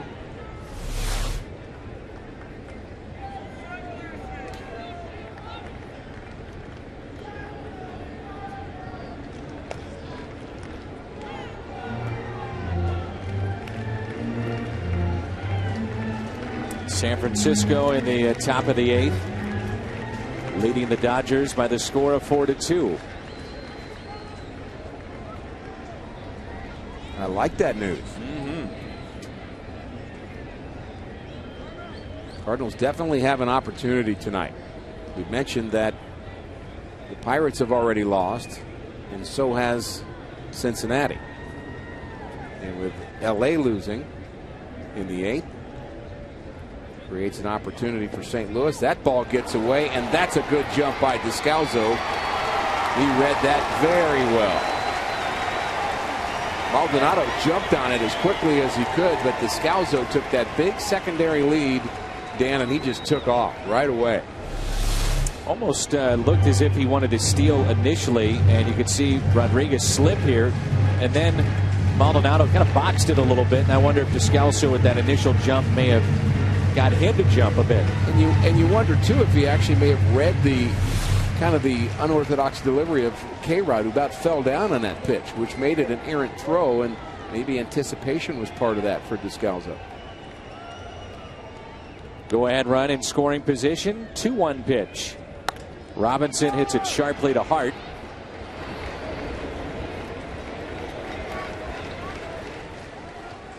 It's up to John Jay. Will they keep Rodriguez in to face Jay, who has 3 base hits? Again, Parra has been getting loose.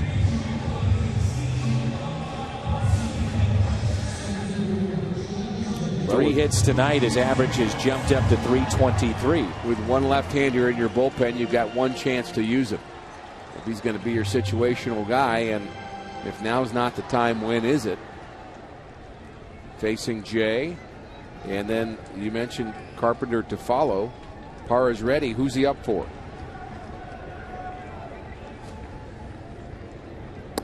That's the question I always have. If you're going to get Manny Parra up right now, why are you doing it? You've got 2 outs, a left-hander. Cardinals could counter if they wanted to with Holiday, who is 4 for 11, or Berkman 6 for 15 against Manny Parra. But all that's knowable to begin with, that you get to the situation, and if you're not using him because you're afraid that he's going to be facing Holiday, then you knew that 3 batters ago.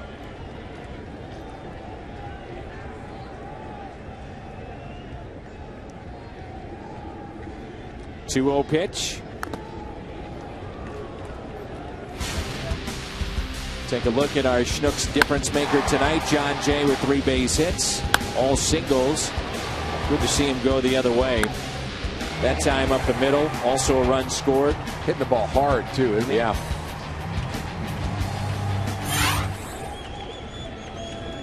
Go ahead run is at third base. The 2-1 pitch.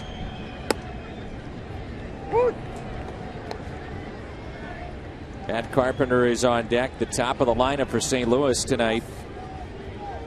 They've combined to go 5 for 6. Carpenter is 2 for 3. Outfield straightaway and a 2-2 pitch on its way. Chris Maloney, the Cardinals' first base coach, with that play. Number of years in the minor leagues for Chris. When he did that, he was managing.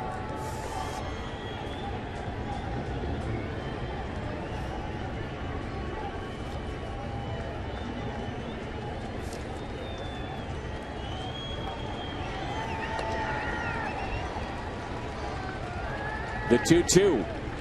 Jay rips it, but right at second. And Ricky Weeks makes the play. Couldn't hit it much harder. He's 3 for 4 on the night. 2-2 after 7.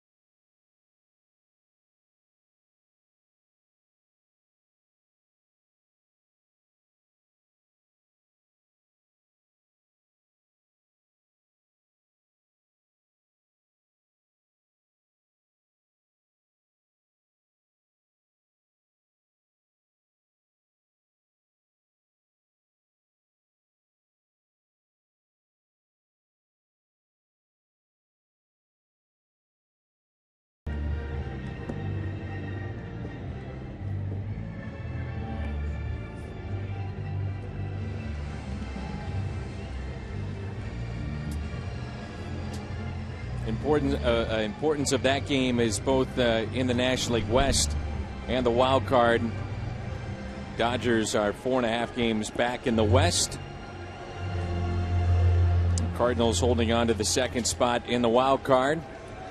Mitchell Boggs is into the ball game, and Ryan Braun will lead it off. Solid year for Mitchell. ERA just over 2. And the record of 3-1 and 62 innings pitched. It's sharply to third. Freese has it, and he makes the play.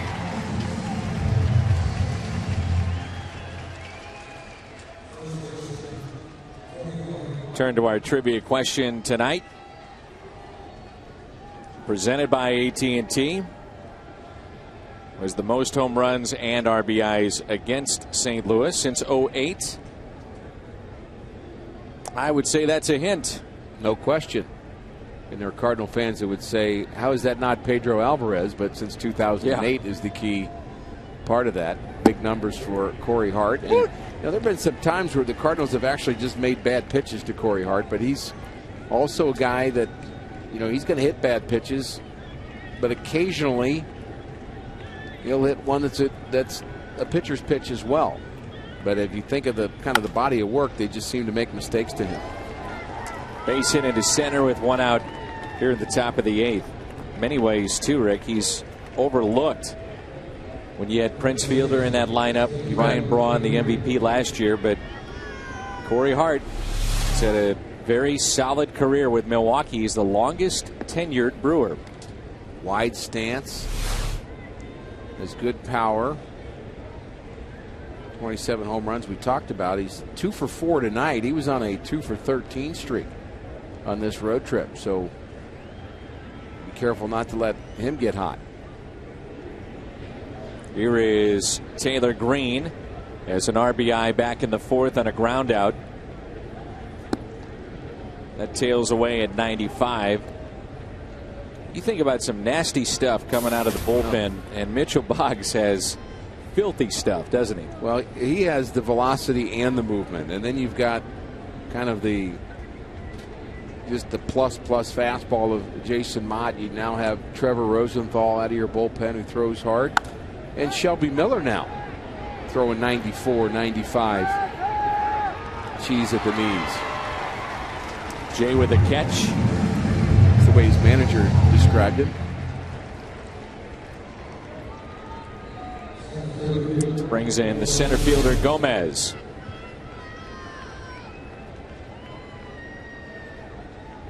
Fastball down in the zone. Good movement from Boggs. Gomez has struck out, grounded out, and flied out.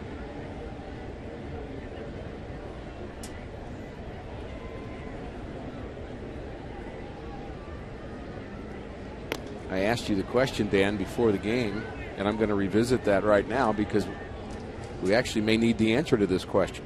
If it's the top of the 11th inning and it's a tie game, and you used Mujica, Boggs, and Mott in their normal roles, and it's still a tie game, and you're in the 10th, what right-hander do you go to out of the Cardinal bullpen first? And we batted that around a bit.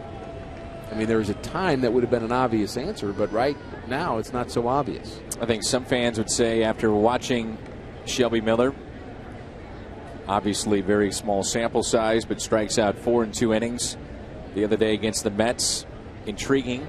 You know what you get out of Rosenthal to an extent. You and I both are high on him. From his knees, and that's a stolen base for Corey Hart. It's a 6'6" first baseman stealing. And Freeman, the lefty for the Cardinals, is getting loose. You and I really like what we've seen, though, from Rosenthal. There's no doubt. Tough pitch to throw for Molina. He just stays on his knees. Snap throw, not in time. The other names that are possibilities are Lance Lynn and Fernando Salas. You're talking about from the right side. You need an inning in the 10th. All things being equal. Not the matchup question, not who's the most tired, who needs work, none of that.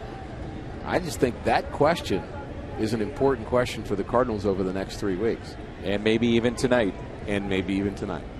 You have a game this evening that if you're tied, you're going to the ninth potentially. Your closer comes in at home. And after that, we shall see. The 2-1 pitch. That's the kind of nasty stuff that he's got. Exploding in 95 miles an hour in on the hands of Gomez. Kyle Loesch was pitching Gomez inside as well, but Boggs has a little bit more nasty for you. Runners in scoring position. The Brewers just 1 for 10. Really only 2 hits in this game with runners in scoring position. Credit the pitchers. That's why it's 2-2.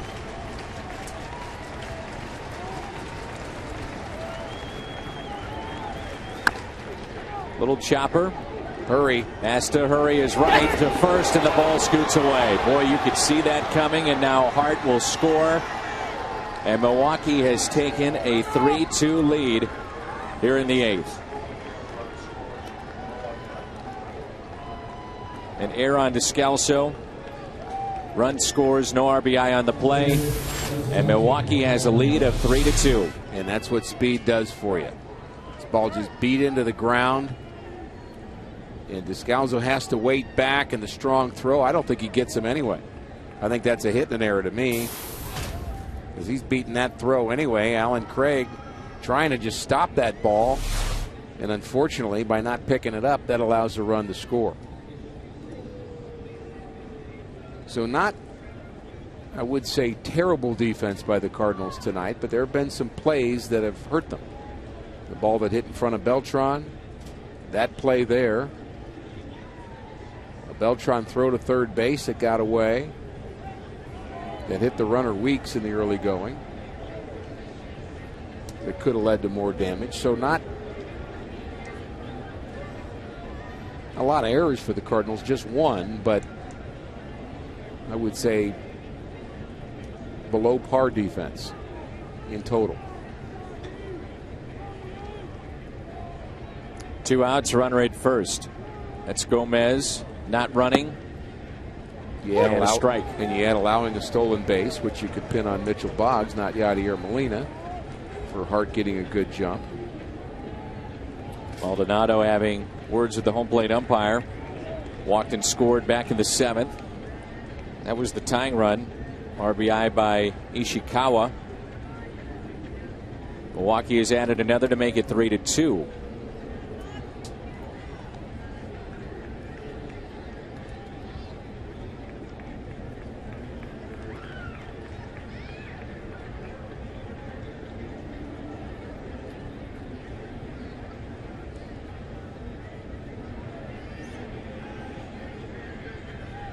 The 0-1. Runner goes. Molina, no chance.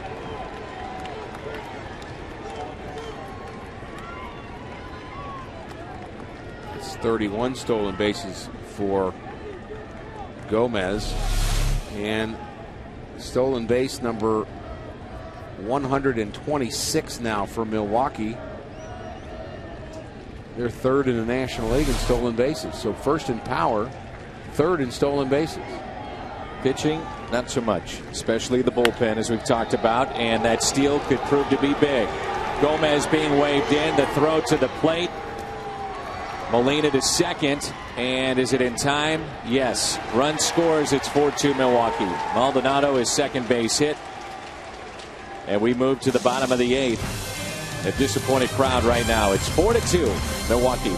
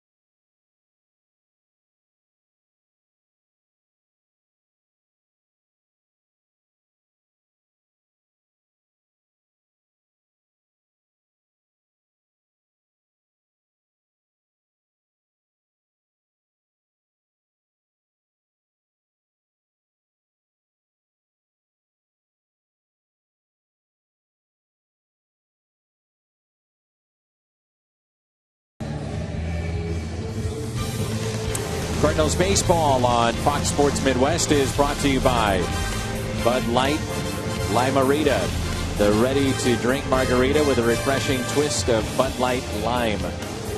And by Taco Bell. Taco Bell, Live Más. Cardinals jumped out to a 2-0 lead back in the first, and now it's 4-2. You can be hungo for the night and send Ricky your tweets at RickyH49. At RickyH49, the Twitter handle. And vote for who you think should win the hungo with this week's body of work. Every Friday we do that. We'll have it for the postgame show. Jim Henderson, the right-hander, has pitched very well in his last 11 games, an ERA of just 1. And they really like his arm. In the Pacific Coast League, he was an all-star selection. And they've called him up, and he's kind of stabilized the bullpen a bit. Was that the photo from when Al was trying to get the lead for No Country for Old Men? That's the photo he doesn't like, right? Because he has no facial hair, if I'm remembering correctly. And a great movie reference, too. 2 balls and no strikes.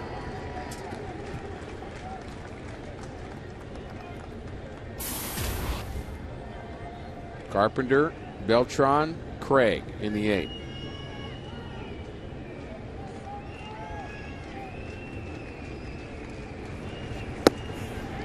Two and one.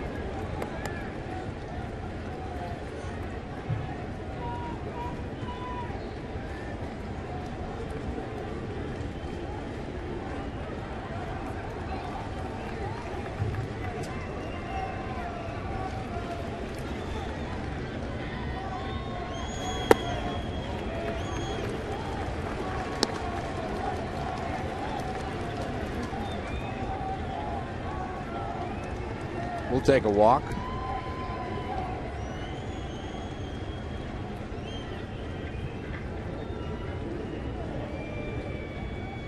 Three 3-1 pitch, and there it is, leadoff walk, and the tying run comes to the plate. And if anybody is due, you come through with something big, it's man at the plate right now, and that's Carlos Beltran. Certainly capable of doing it.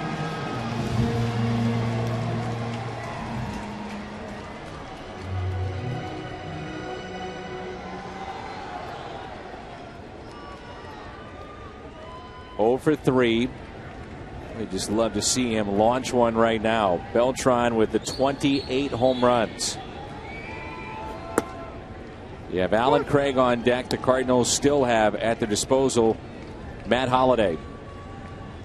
Initially, he was in the lineup, and then after the long rain delay of 2 hours and 20 minutes, did not start the ball game.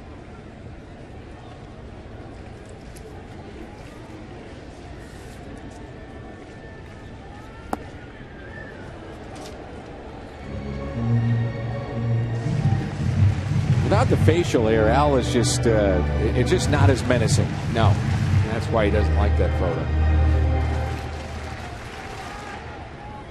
0-4-11 is Carlos Beltran. 1-1 pitch. 1-2.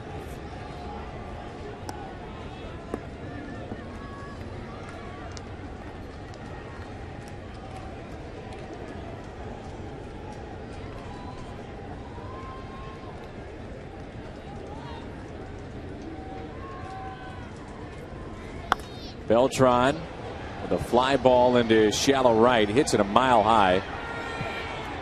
Back to the bag, Matt Carpenter. One away.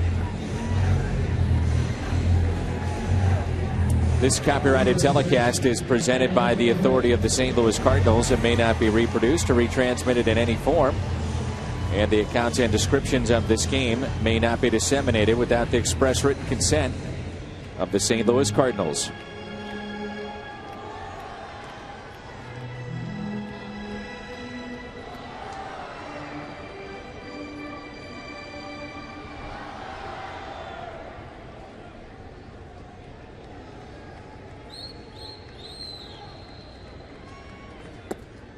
Alan Craig trying to tie it up with one swing of the bat.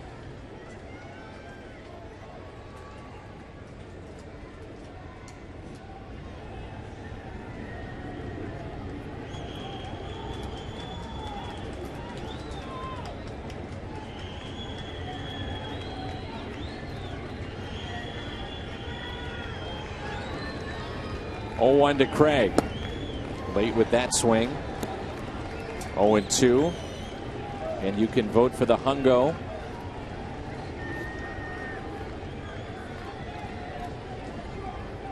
A lot of votes for John Jay. And that's a natural looking version of Al right there. I can't tell one bit that was planted in to the picture. The facial hair. Very natural. Craig, a liner. Get down. Gomez will fire to first. Carpenter back in safely. Gomez can cover some ground, can he? Yes, he can. A great speed on display. Made a nice play earlier in this game. Diving for a ball, had his hand kind of underneath him and somehow still managed to make the play.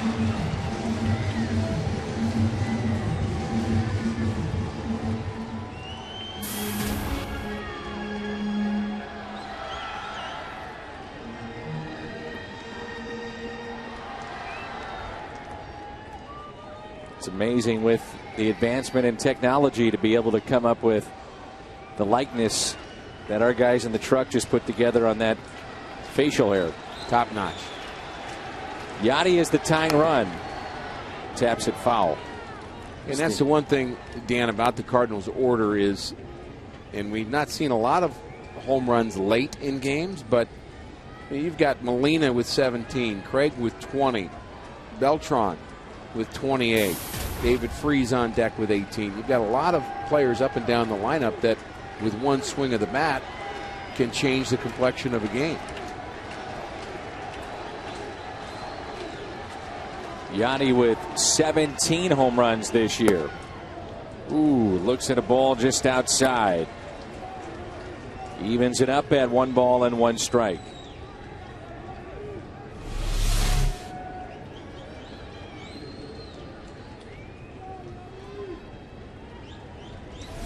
Got a nasty little slider with that fastball. That's how he retired Carlos Beltran.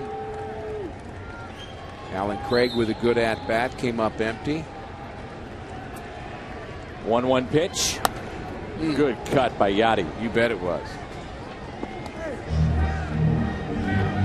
A scramble for that souvenir. Right below us.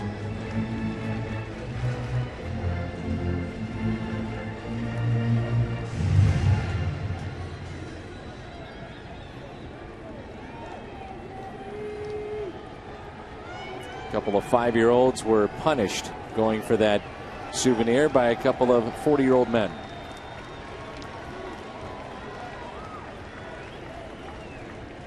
Here's a 1-2.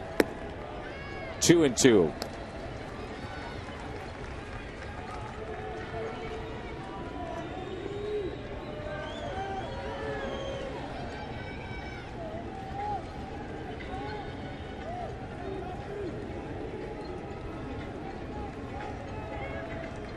Short lead at first by Carpenter.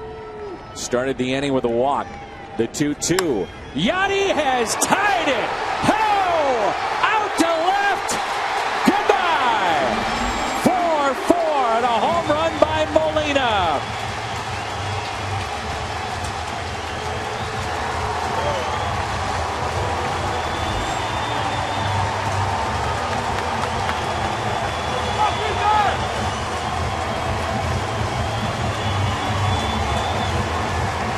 There's your one swing of the bat.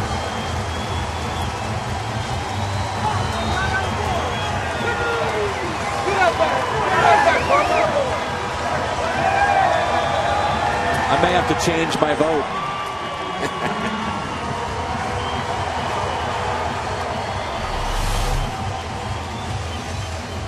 Fastball down and in, and Yachty turns on it. A no-doubter. I like the reaction of the fans behind home plate. You could tell the minute he made contact that ball was leaving the ballpark. Home run number 18. Now it's 65 RBIs. And we just got a couple of votes for Yadi, and they're pouring in. 404 feet for Yadier Molina. Freeze a big rip on a 95-mile-an-hour fastball. Cardinals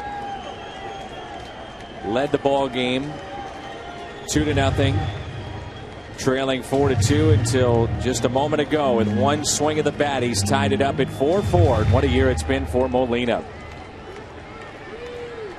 Such a clutch player, isn't he? You bet. That was fun to watch.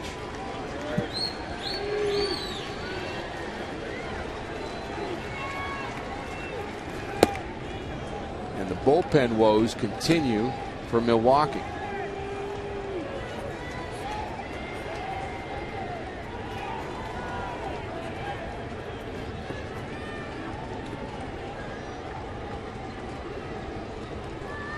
One and two the count on David Freese. Nasty slider that you spoke of, and Freese saw it there. But Molina has tied it up. Late into the evening and now morning hours here in St. Louis. Tied up at 4.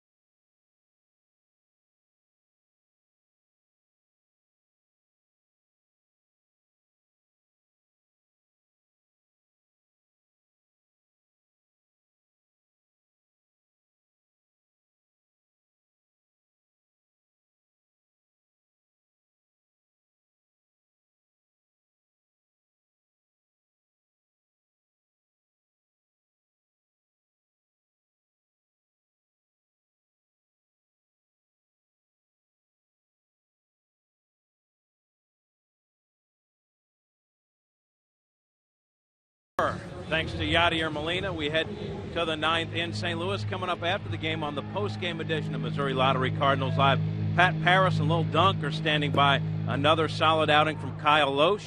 They'll break down his night. We'll get Mike Matheny's post-game thoughts. And somebody is taking home a hungo. Yadi with a 2-run shot. We send it back to the booth. And Dan and Rick, guys. All right, Jim, great job. And let's tell you some of the changes now for the Cardinals, as Mott is into the ball game for St. Louis, his 55th appearance. Tie ball game at home. Closer comes in. Also, Adrian Chambers takes over at left.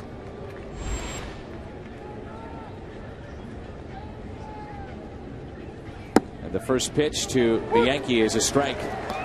So David Freese out of the game. Matt Carpenter moves from left field as we look at Adrian Chambers, the new Cardinal left fielder. And Matt Carpenter moves from left field to third base. The cutter by Mott, 0-2. Cardinals will have Schumacher, Descalso, and Chambers due up. That leadoff walk to Matt Carpenter in the 8th inning just really set the tone for that inning. Gave the Cardinals a chance, and Yadier Molina took advantage of that chance. We saw earlier this week Yadi with hit number 1,000. Infield hit, and he's tied it with a bomb here.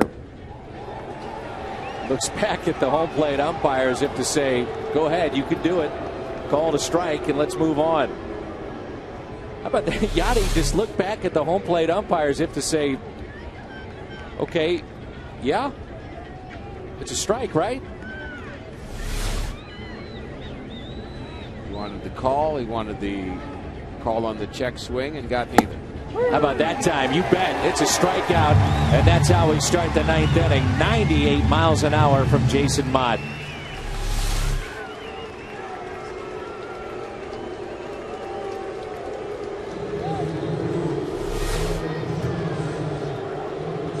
You're hearing those boos, you're thinking maybe Ryan Braun, and then you look up and you realize, oh, wait a minute. It's Nyjer Morgan.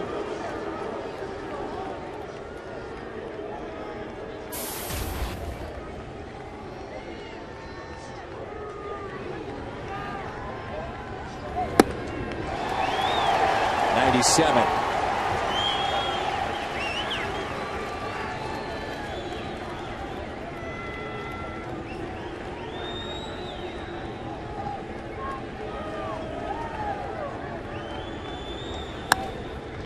Morgan out to Chambers, 2 away.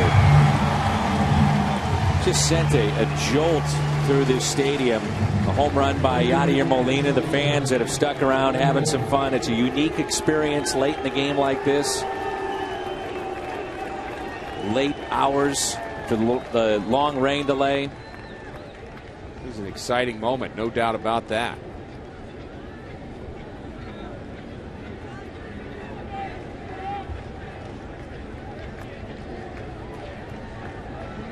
Aoki, top of the lineup. That's strike one. And Jason Mott looks very good. Talk about players being good during the day and during the night. Well, you never really know how they are in the morning.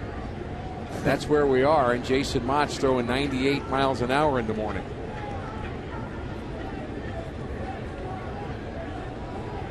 Oh, 1 pitch.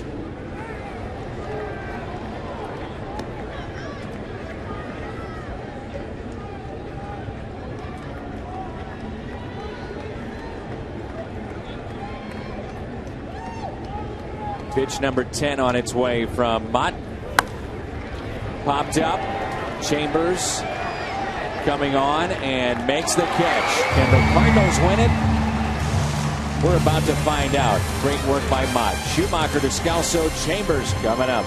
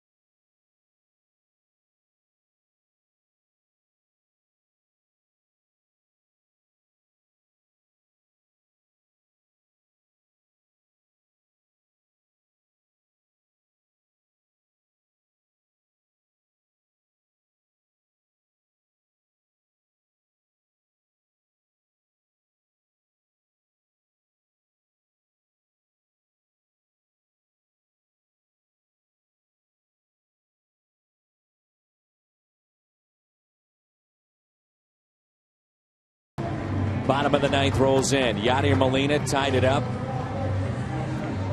with a 2-run homer. And here it is. Just launching this with our Nissan drive of the game.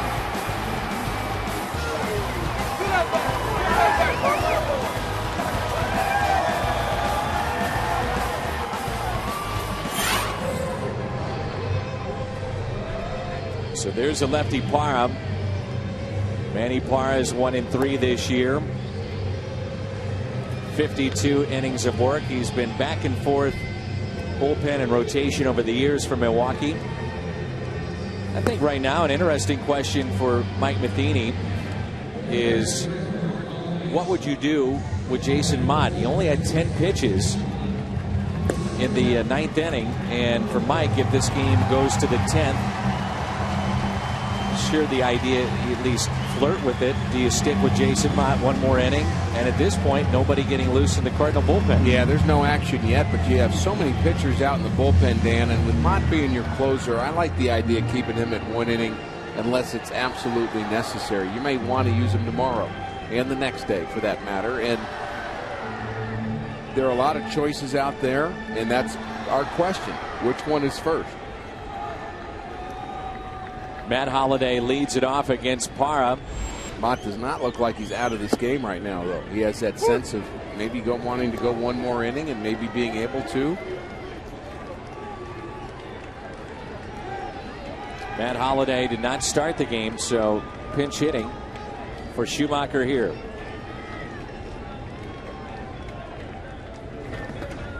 One ball, one strike. One reason to send Mott back out. And again, let's hope the Cardinals score a run here and it's a moot point. We don't ever know whether or not Mott would have gone back out. But you're going to be facing Weeks, Braun, and Hart in the 10th. So that may weigh heavily for Mike Matheny to stay with his closer one more inning. But Matt Holliday again can make that unknowable. He is 4 for 11 against Parra. One ball, one strike. He could win it with one swing. Little bouncer towards second. Weeks, one away.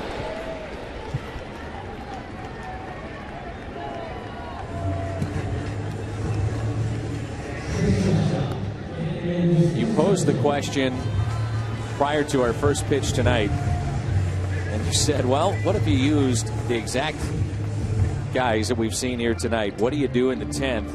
And you think about what Mike is going through right now, and again, nobody throwing in the Cardinal bullpen, which then would lead you to believe it's Mott's next inning. I would agree. And after that, it becomes very interesting. Cardinals have not used a lefty out of the pen. It's been the right-handers.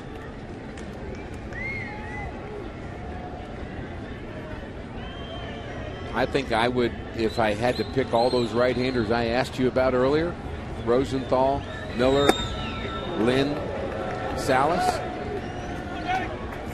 All things being equal, at this point I'd say Salas. But that is not an easy question, and it's not an easy answer.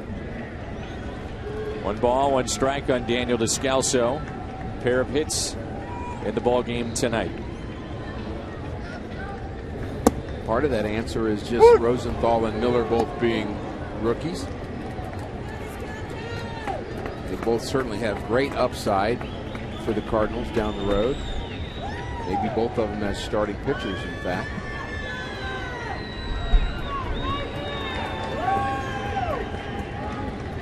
One-two pitch. Descalso stays alive.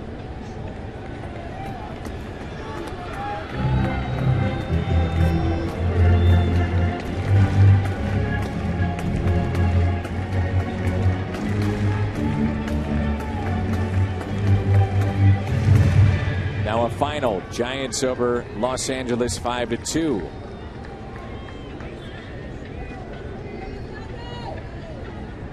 One ball and two strikes.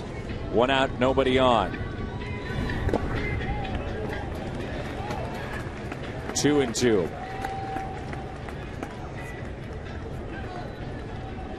Air charge to Descalso. The speed of Gomez at the plate. Ball thrown to Craig at first that got away, led to a run. Brewers would add another. Cardinals have come back to tie it up. That's pulled foul. Think back on that play to Descalso, and it's almost like you wish you could have willed a different response to Descalso. And even in my comments, it was, you got to hurry, you got to hurry. And yet I kind of wish he hadn't hurried. I wish he'd have just made a nice, easy, smooth throw to first base, which would not have been in time. It would have been an infield hit, and take your chances with the next runner. or the next batter at the plate. The 2-2 pitch.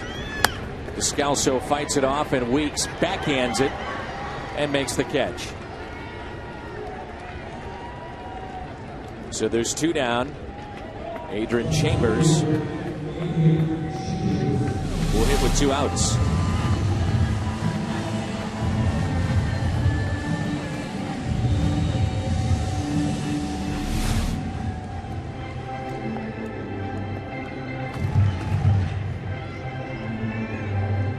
Everything else around Major League Baseball is a final tonight.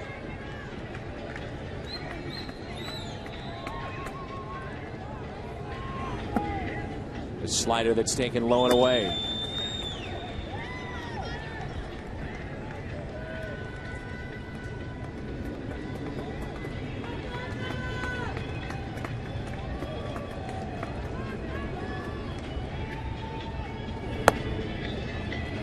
Two balls and no strikes. Think about the speed of an Adrian Chambers and how that could play into the ball game here late.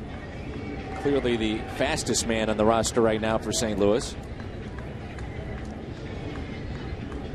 The 2-0. Off of Parra. Goes to Hart, and the tag is there. Parra is jogging off the mound, apparently okay. Big bats coming up for the Brewers.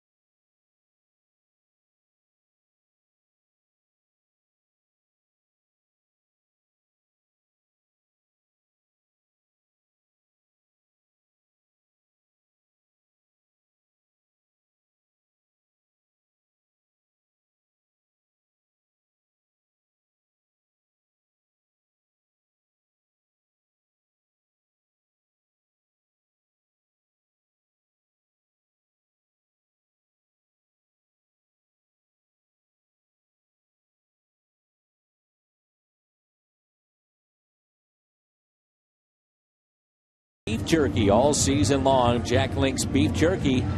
Feed your wild side. Along with Rick Horton, I'm Dan McLaughlin. Jim Hayes is with us. Look at the numbers for the extra innings this season for both Milwaukee and St. Louis. Both under 500. Ricky Weeks will lead it off. Pete Kozma is into the ball game. He'll play second base for St. Louis. So that comebacker, our thoughts and prayers are certainly with Brandon McCarthy of the Oakland A's, described as a life-threatening situation still. As Weeks looks at a strike, and if you didn't hear about it or see it, Angels' Eric Ibar lined one off his head, McCarthy's head, and fractured skull. There was brain surgery. A very serious situation, obviously. Nothing to the count. So anytime you see something like that, boy oh boy, you just hope for the best. You bet. It looked to be that Parra got his glove up quickly enough where it didn't hit his body, or if it did hit the body, maybe more the chest and not the face. First I thought it hit his body, and we looked at the replays between innings, and it did appear to hit off his glove and get deflected to the right side. That's from the at-bat from Adrian Chambers. Mott getting that second inning, as you guessed, Dan, because of the low pitch count in that first inning and the fact that he's facing really the best 3 Brewers hitters, Weeks, Braun, Hart. Yeah, you have to wonder if Mike would have stayed with Mott if it wasn't these 3. I bet he wouldn't have. I would agree. Here's the 0-2. The fly ball out to center. And that drops in. A rare mistake by John Jay. He went back on the ball, and it drops in. And you just hope that doesn't come back to haunt the Cardinals. Rare mistake by John Jay going back on this baseball. He's been so good, but this ball hit off the end of the bat. He thinks it's hit hard, but off the end of the bat, Descalzo going out to try to tell him to come in, but by that time it's too late, and it drops in front of John Jay. Very unusual, as you say. And good speed now on the base paths. And Ricky Weeks, he's stolen 12 bases, and the Brewers already with 2 in this game against Yachty. Big out here. It's popped up. Long way to go for Jay, who is calling for it. Under it, makes the catch. That is huge right there. First pitch and gets Ryan Braun. We are in the 10th because of Yadier Molina's 18th home run, which now gives the Cardinals 5 players with 18 or more home runs for the 4th time in franchise history.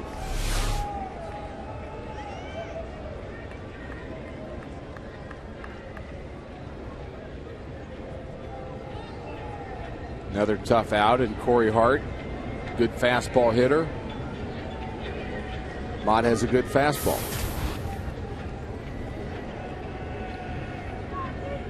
Hart is 2 for 4.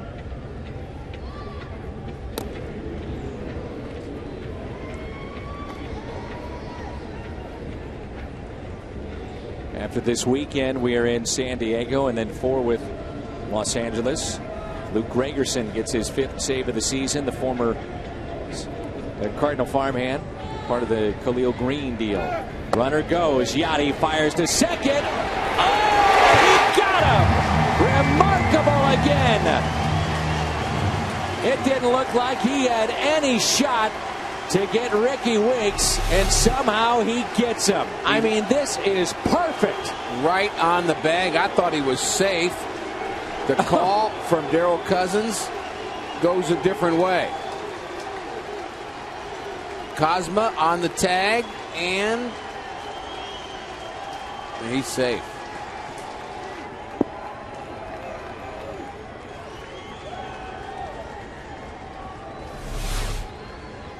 Molina. It does not diminish the throw, however, of Yadier Molina.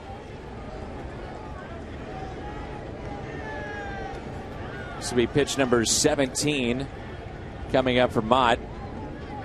So 16 pitches to get 5 outs, and Hart can't catch up with that. 97 miles an hour. Molina has done a little bit of everything tonight. The 2-run homer to tie it up. And now getting Ricky Weeks. And we're talking about how, you know, a couple steals going against Molina, but to me it's almost automatic. Anytime someone steals against Yachty, you almost have to look at somebody else. You know, is it the pitcher? Is it something, a bad tag? Yeah. There's the cutter from Mott. You know, the tag is something we don't talk enough about. Pete Cosma actually had a very good tag. He took the throw and went straight to the front of the base quickly. And if you're slow with that tag, that little split second may make the difference between being safe and out. So a lot has to work for that play to work, and Yachty catches another one. And how about that finish to that inning for Jason Mott? John Jay when we come back.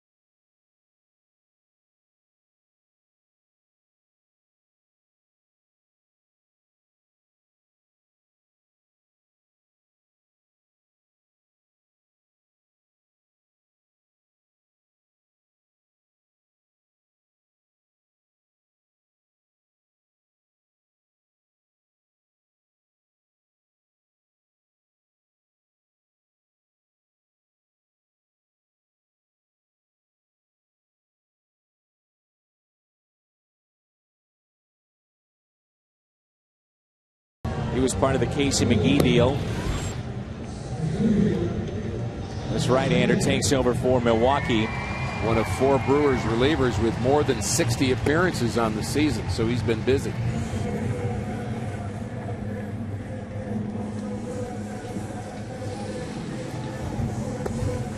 And still waiting to see who is going to start throwing in the Cardinal bullpen, the top of the order for St. Louis. And in case you're wondering, the pitcher spot for the Cardinals is the 6th spot, which was originally David Freese. And with a double switch, that's now the pitcher spot in the lineup. But for sure, Jason Mott won't go out for a 3rd inning if the Cardinals don't score here in the 10th. So somebody will start to throw here shortly, and you hope the Cardinals do get to that pitcher spot.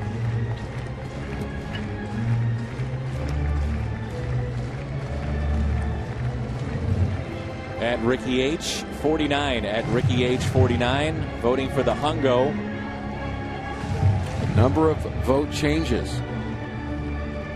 which I must tell everybody means that you just get to vote for each one of them, but that's okay. Yeah. We're going to count them all up. We've had hundreds of votes. Closing in on 700 votes so far for this week's Hungo Award winner. Awful lot of them for the guy at the plate. That's John Jay.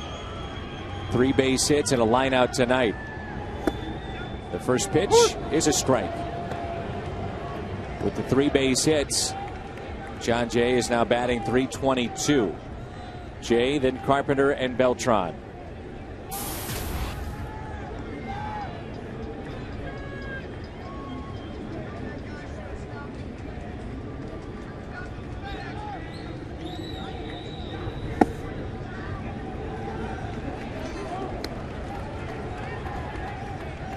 Expanded rosters, you would think that there's some that Mike Matheny would feel very comfortable with. And I'm not sure if you're ever comfortable as a manager, but more comfortable with some than others. There's a strike. 2 on Jay now. 1-2 the count. Nobody is throwing at this point in the bullpen.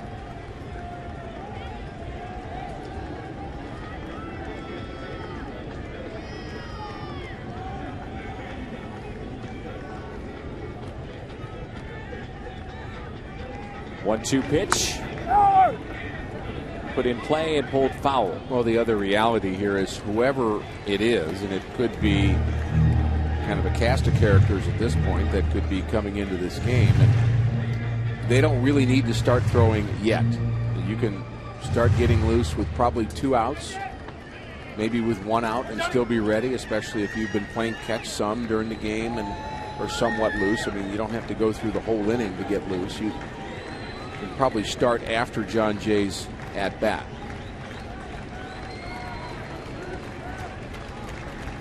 Here's a 1-2. Swing and a miss.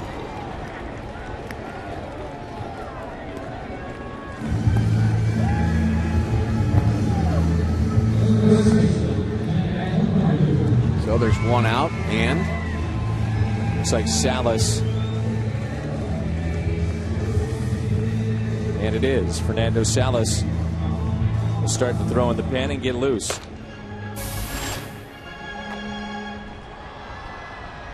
Matt Carpenter is 2 for 3 with a double and an RBI. Beltran on deck, hitless. Taken low and in.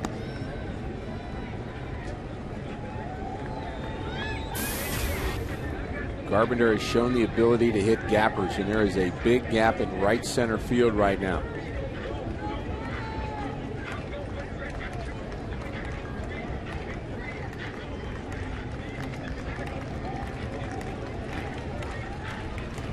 One-oh pitch.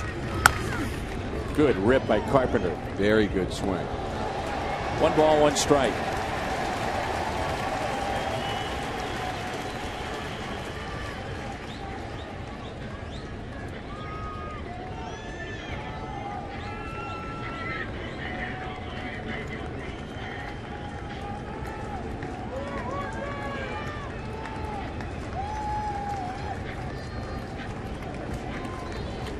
1-1 pitch in the dirt.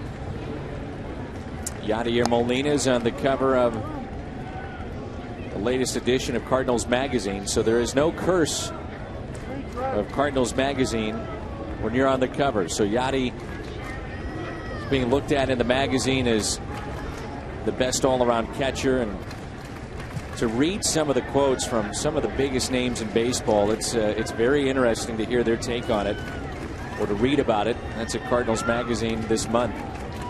The 2-1. Another good swing for Carpenter. Maldonado is a little slow there to gather himself.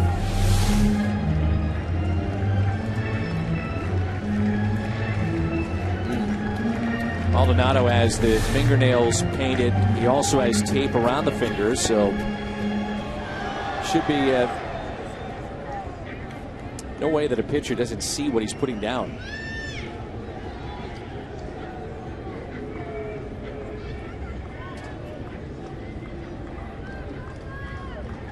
The 2-2. Call third strike, and Carpenter has words with the home plate umpire. Doesn't like that call, but he had his say. He better kind of quit at that. The Cardinals bench is getting a little more thin as this game goes on, and see if he has a gripe. Here's the curveball. Very close to the bottom of the strike zone.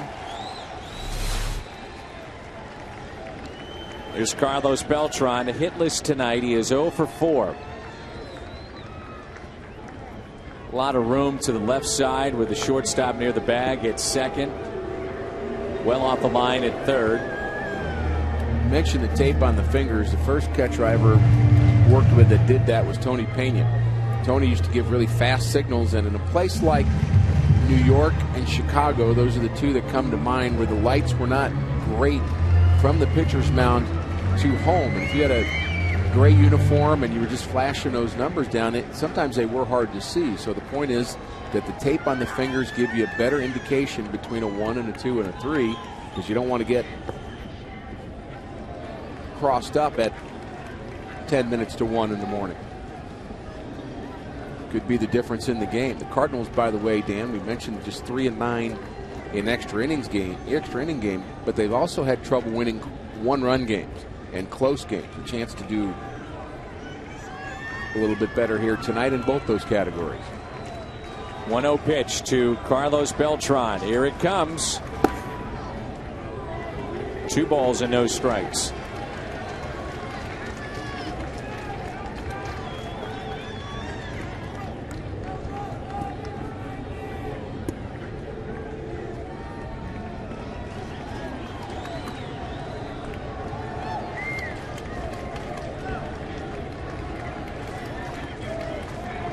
The 2-0 pitch. 2-1. Veras has a very good fastball. That one up in the zone, and a 2-0 pitch. That's a real hitter's count.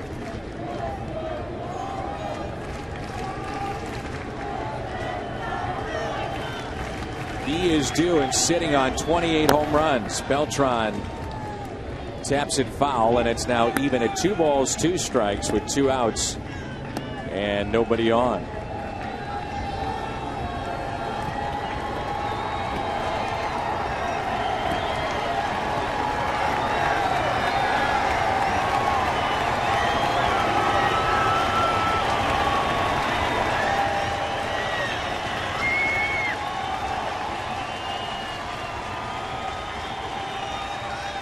Here's a 2-2 pitch in the dirt.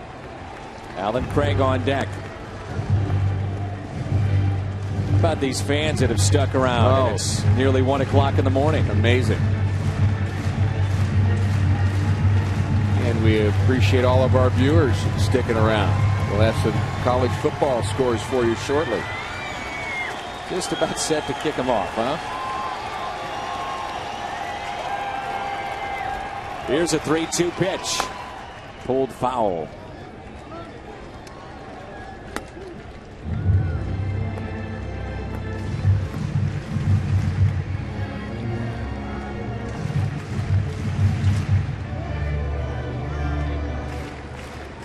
Nice note here from Matt George.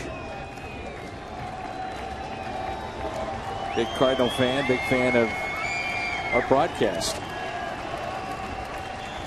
Thanks for the comments. 3-2 pitch, and he got him. Beltran hitless tonight. He is 0 for 5. And that sends us to inning number 11 after a 2-hour and 20-minute rain delay.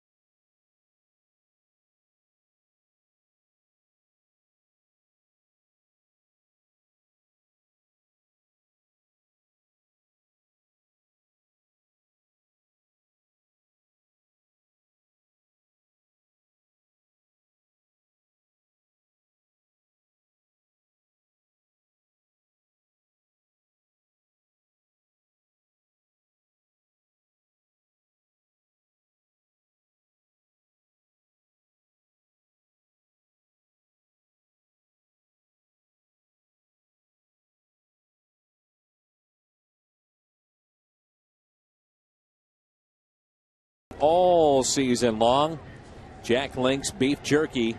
Feed your wild side. Fernando Salas, the right-hander, is into the ball game for the Redbirds. Rick Horton, Dan McLaughlin here in the booth. Jim Hayes downstairs, and he'll be storming both clubhouses once this one becomes final to get the final word from both sides. That'll be on the post-game show, and we've decided to extend the post-game show by another half hour. 4-4 game here in the 11th. And let's hope it's good news. Game of import for the Cardinals. We've talked about the Dodgers losing tonight, or should we say yesterday, and so did the Pirates and Cincinnati. Strike 2 on Taylor Green. 0-2 the count.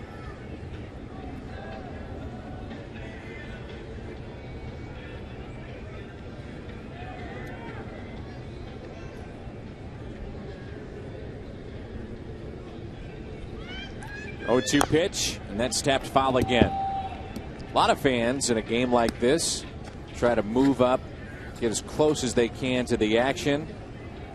And then there are others that will find the furthest point possible here at the ballpark. It's getting a bit chilly here. We've seen a little of both, haven't we? Yes, we have. Popped up left side. Carpenter will give it a look, and it's out of play. I think it's one of those nights where you just try out a few different seats. The views at Busch Stadium, there's a lot of good places. Go down the line, sit in the upper deck, see what that's like.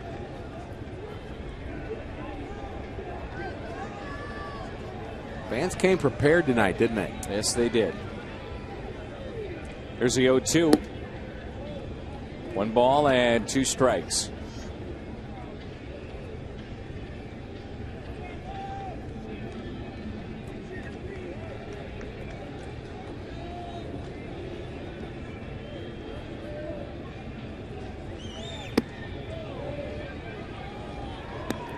Two and two.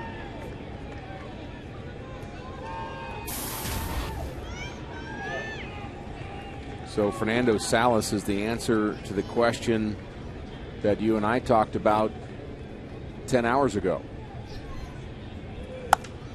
Off the end of the bat. Popped up. Pete Kozma makes the catch. And that question is, what right-hander would Mike Matheny go to first if he'd already used his 7th, 8th, and 9th inning pitchers? Who would he trust this game to? And at least the answer today, and that answer, of course, changes from week to week and day to day, really. But the answer today is Fernando Salas. I don't know about you. I'm always a fan of these kind of games, and I'm being serious about it. It's always fun, something different. Play 162, and here we have a game that's 1 in the morning, and there are implications with this game from both sides. No question about that. And again, we talked about the mental toughness that both teams would have, Dan, to go through the 2-hour rain delay. And I understand they're big leaguers, and they get paid a lot of money to show up and play. But the grind of the game, you got to try to really push yourself every single day to be sharp. And you're not just pushing yourself to play. You're talking about pushing yourself to play at optimal levels athletically, peak performance. And so you got to get your peak performance in after a 2-hour rain delay. And now you're playing in the 11th inning. That makes it even harder. Strikeout of Carlos Gomez. Couldn't hold up on that 0-2 pitch. So far, so good from the bullpen of St. Louis after a very fine start yet again tonight from Kyle Loesch. Little hiccup for Mitchell Boggs, who's been so good this year in the 8th inning. Brewers scored 2 runs in that inning to take the lead, and it looked as if they may be on their way to a victory here. But Yadier Molina changed that with a 2-out, 2-run home run in the 8th. It's gotten to the point where the crowd is quiet, and you can pick up some of the sounds around the ballpark. There's been a car that's going around the ballpark that's blasting music. We're picking that up. Here's the 0-1 pitch. Maldonado, he was trying to untie it with a swing right there.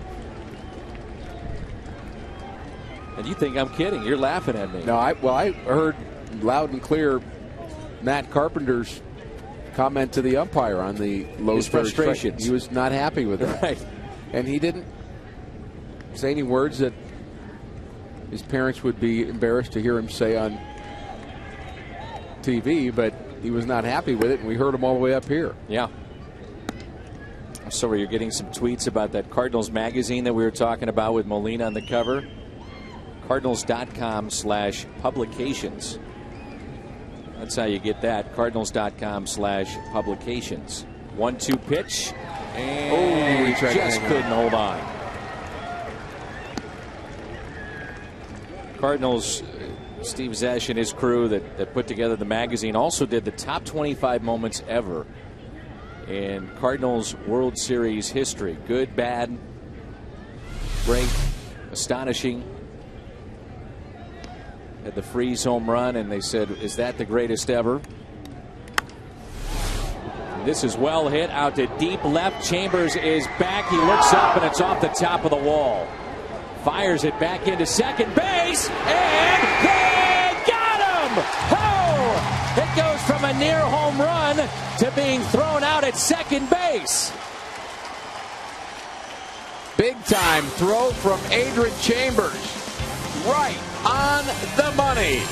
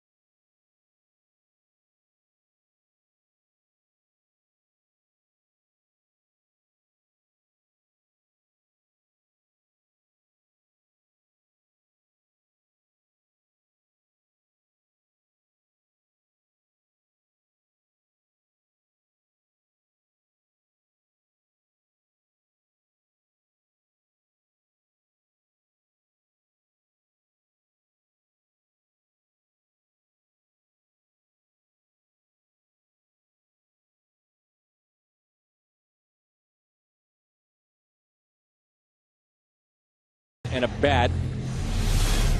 Salas is due up third in this inning. Maldonado, I think he thought, you know what? I've just untied it. Adrian Chambers said, I don't think so. And Pete Cosma really wasn't in a good spot to receive this throw, but he surprised everybody. Applied the tag, and what do you know? There's Maldonado. He thinks his ball is going to be gone. He hits that ball hard, and now he starts to turn it on. A little misstep at first base, too. But, again, don't discount the throw of Adrian Chambers. It was really an outstanding throw. We've seen him throw from left field 2 or 3 times now since he's been recalled, and every throw has been solid. It's been strong, and something he clearly has worked on and gotten better at. We talk about his speed all the time, but that was something else, and he played it off the wall perfectly. Cameron Lowe, sinker baller in game number 61 for Milwaukee. He has the bottom of the 11th.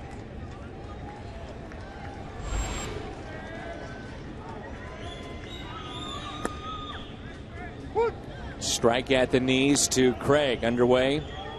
Home half of the 11th. Nicely done, Adrian Chambers.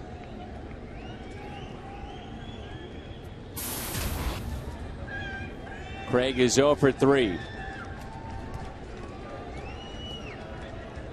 0-1 pitch.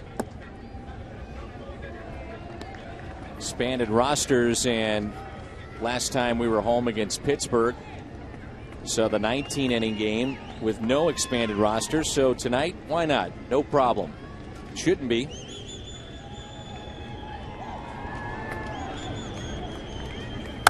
Craig, base hit down the right field line, and he will stop at first base.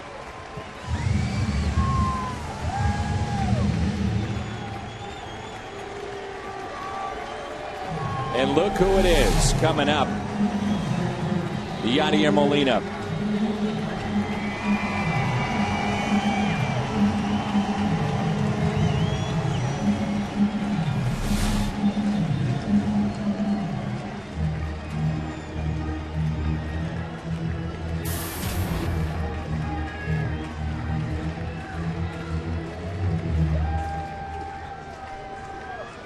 Yadi tied it up back in the 8th inning with a 2-run homer.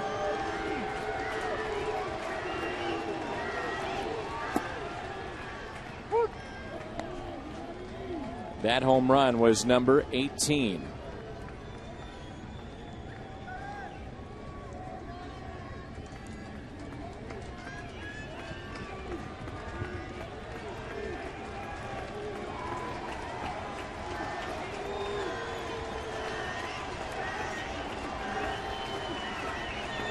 Low is set.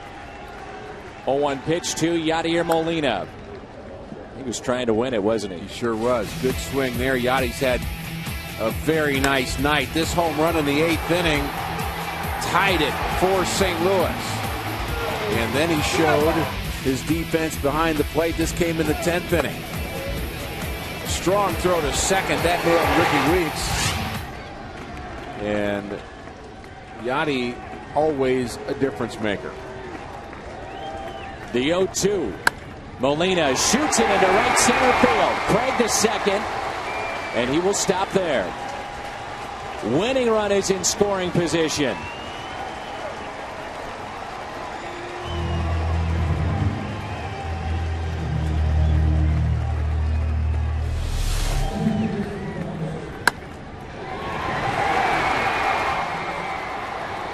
Craig makes the choice to stay at second. I think a good choice with the arm of Gomez in center.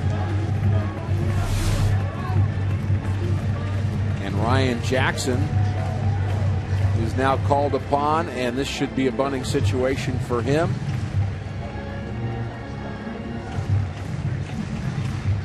And we'll see what kind of defense.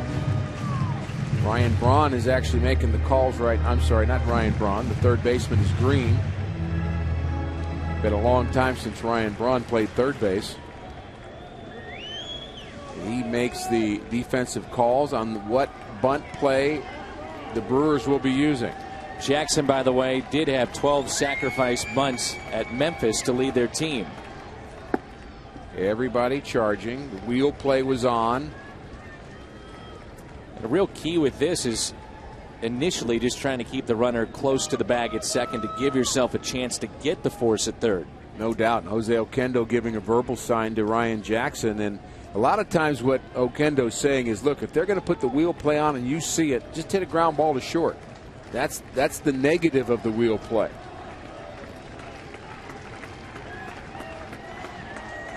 Runners at first and second. Jackson pulls back but looks at a strike. 1-1. And he also may be telling Jackson which way he wants him to bunt the ball, either to third base or first base. Hart's not charging as hard as Green is.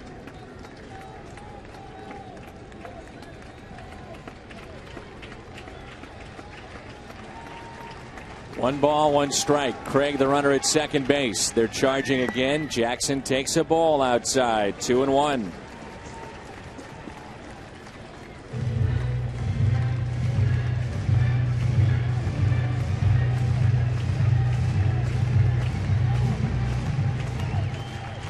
Bunt is clearly the right call here. Cosma, the on-deck hitter. And now the bunt plays again, given by the third baseman, Green. Series of plays. He went through all the signs. The infielders have them. There's a pickoff play in that. There's a wheel play. There's a lot of different ways to defend here.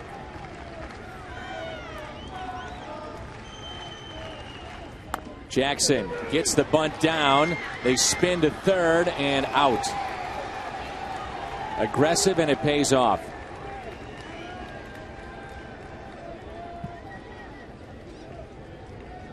Hart charged a little bit harder on that particular bunt. There he is coming into the picture, and he gets that bunt. Not really a bad bunt for Jackson. He didn't deaden it perfectly, but they're able to throw out Alan Craig at third. And again, holding him closely at second base with Ricky Weeks was the difference there. Brian Anderson has been called upon to hit now. Yadier Molina is your winning run at second base.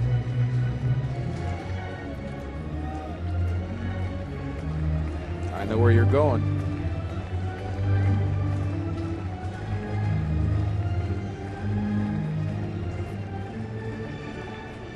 The bench is getting thinner. I don't think you can afford to pinch run for Yachty right here. You had the same thought in mind with Alan Craig, who was the potential winning run at second base. The pinch run for him, but you can go through your bench in a hurry. You just used Jackson, now you're using Anderson. Only Tony Cruz and Lance Berkman left. Big gap in right center field. First pitch to Anderson is taken for his strike.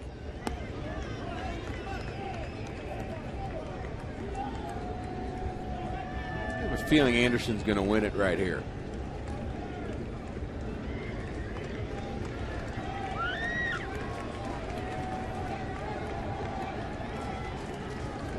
Not much of a lead at second base for Molina. Anderson off the end of the bat. Strike two.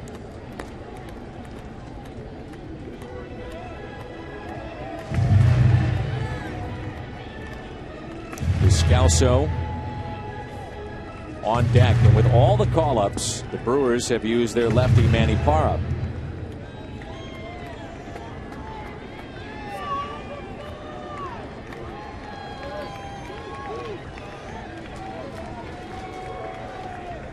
Oh, 0-2 pitch to Anderson. Out of play.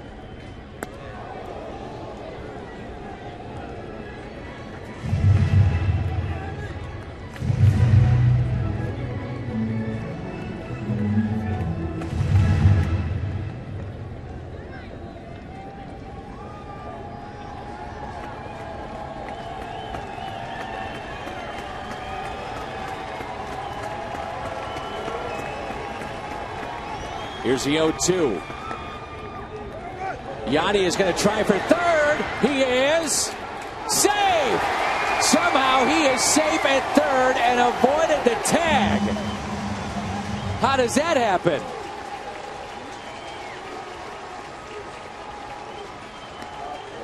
A wild pitch. He reads it. Looked like he slid to the outside portion of the bag, Rick, and somehow avoids this tag. Perfect slide. He goes to the back side of the base. He keeps his foot on the base, actually his other foot. One foot hits the bag. It comes off, but he keeps his right foot on the bag as the tag is maintained by Green. Look at that. He keeps that foot on the bag and holds on for dear life. That's pretty impressive. Is there anything he cannot do? And now, six-man infield. Yeah, they're bringing in Braun. Counting the pitcher, they have just two in the outfield now. Remember, Ryan Braun, initially a third baseman in the big leagues. He also played shortstop college, high school, so infield not foreign to him. So a five-man infield plus the pitcher. Isn't this something?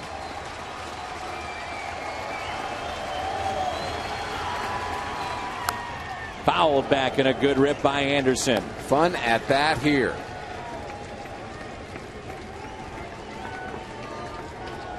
If you're Brian Anderson, you're staring at the pitcher, and all you see is a whole bunch of people standing right behind him. Got three on the right side, two on the left side.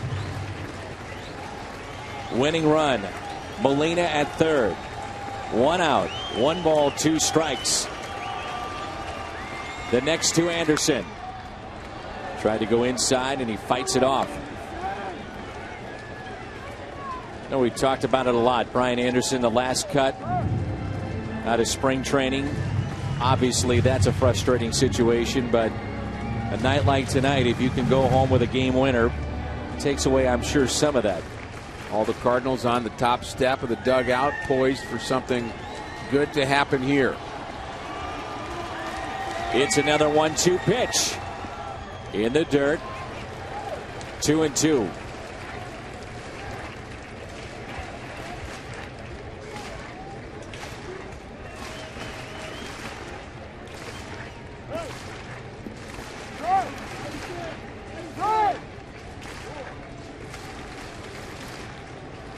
First base is open from the Brewers' point of view, but you opt to pitch to the rookie, Brian Anderson,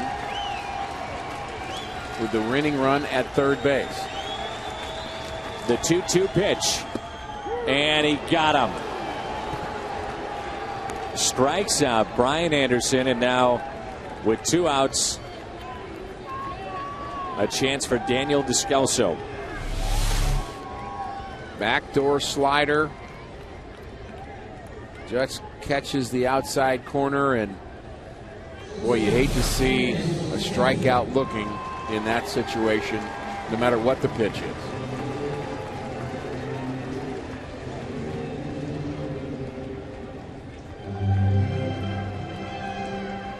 Molina's had a caught stealing tonight from behind the plate. The 2-run homer advancing on the play moments ago. He represents the winning run. Braun back to left field. First pitch to Descalso. Foul ball. Daniel with a pair of base hits tonight.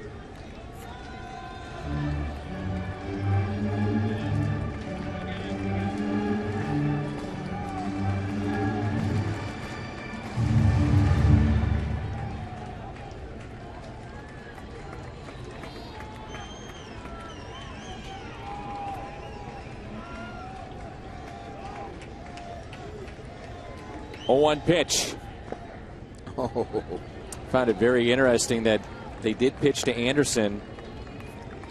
First base open, load him up, play for that potential double play, but move worked out for Ron Renneke. It did. I think he just felt that, I guess I want Brian Anderson to beat me and not Daniel Descalso. Descalso runs fairly well, so the double play wouldn't have been a simple thing.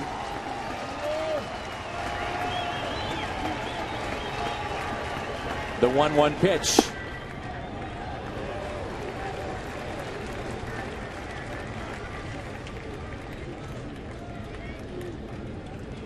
I'm still rooting for that wild pitch. And so's Yadier Molina, the runner at third. His hustle got him there to the third, and his instinct. 2-1 pitch. Now 3-1. Adrian Chambers is on deck.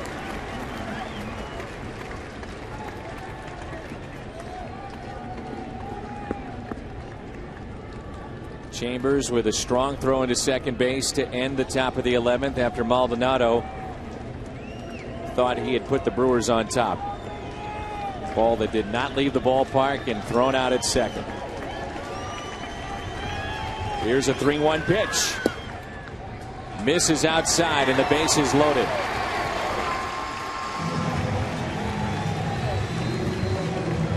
I love this game.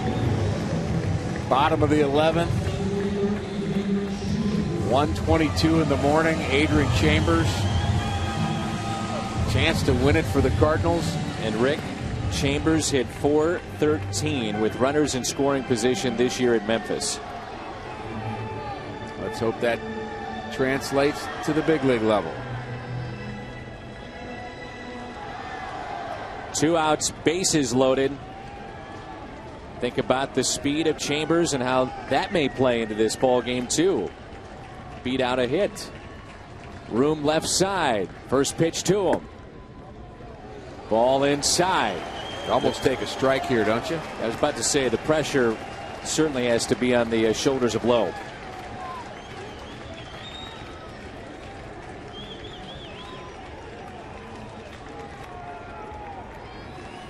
Molina, the winning run down at third. 2 outs, bases loaded. 1-0 pitch to Chambers. Slaps it down the left field line and foul.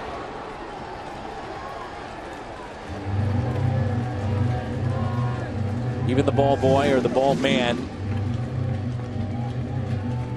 may have started today as a boy and has turned into a man. It's been a long day.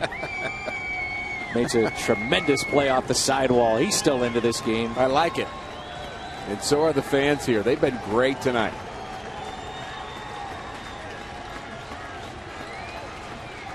One pitch.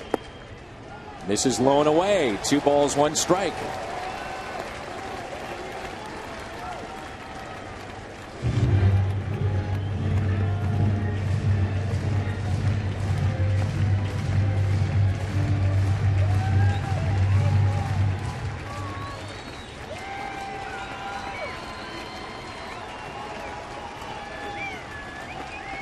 The 2-1. Chambers chops it to the right side. Hart is there, steps on the bag, and the Cardinals waste a golden opportunity.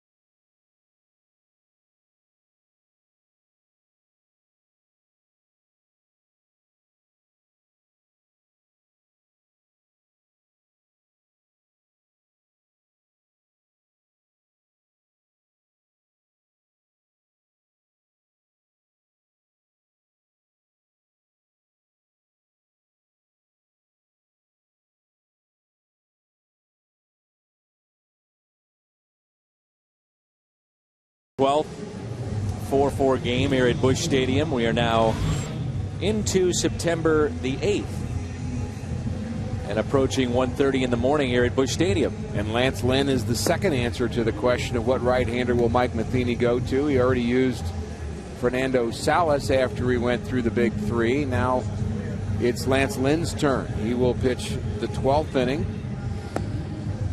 What a great start he had to this season. All-star season for Lance Lynn. 13 victories in the rotation, and then just seemed to kind of lose his command as August rolled on and we got deeper into the season, and then put into the bullpen, and he's been so-so there.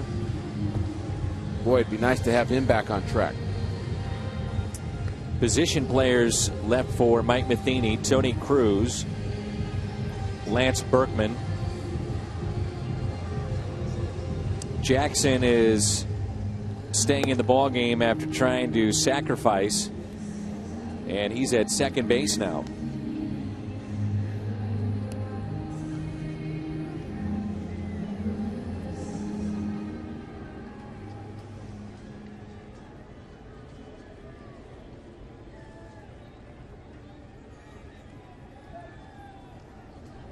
Bianchi will be the hitter. Struck out a couple of times. He's also had a single, a ground out, 1 for 4. That single was back in the 7th inning.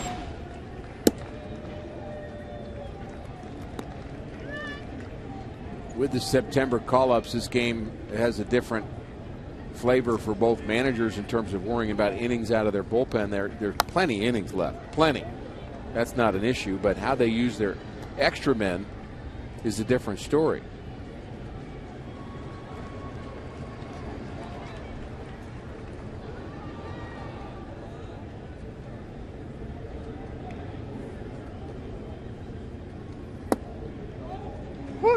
Low strike. This game started at 9:35 after the 2-hour, 20-minute rain delay. We approach 1:30. And again, if you've stayed up with us, we'll give you a treat. After our final out, guys at the post-game show have talked about wanting to extend that a little bit longer tonight.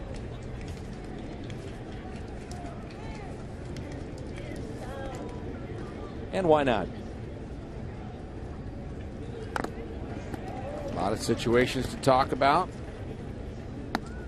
Some missed opportunities in the game for the Cardinals, really on both sides, but both teams not very good with no runners in scoring position in this game. You think about opportunity the Cardinals just had, and none bigger than maybe that particular situation. No question. You got to find a way. Got to find a way to win that in the bottom of the 11th. Logan Schaefer in the on-deck circle for Ron Renicky, 25-year-old outfielder. 3-2 pitch by Lynn. Popped up. Jackson going out, calling for it. And he's got it for the out. Schaefer, the last left-hander left on his bench.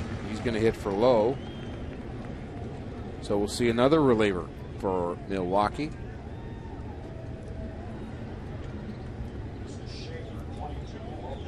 Logan Schaefer with a pinch hitter for Lowe. 4-4 game here in the top of the 12th. Yadier Molina tied it up with a 2-run homer in the 8th. Cardinals at one point led 2-0 in this game.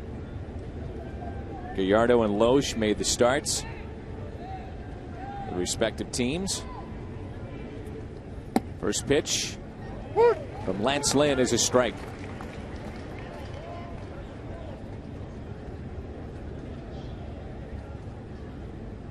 Atlanta Braves put up another W last night, since we are in the early hours of September the 8th. That's hit out of play. And Atlanta has 3 consecutive shutouts. The Dodgers, though, they drop a game to the Giants. Schaefer from San Jose, California. And in doing so, Cardinals could put a little space between themselves and Los Angeles. Key 4-game series next week in LA. It's at 2 games right now in the wild card with both Pittsburgh and LA.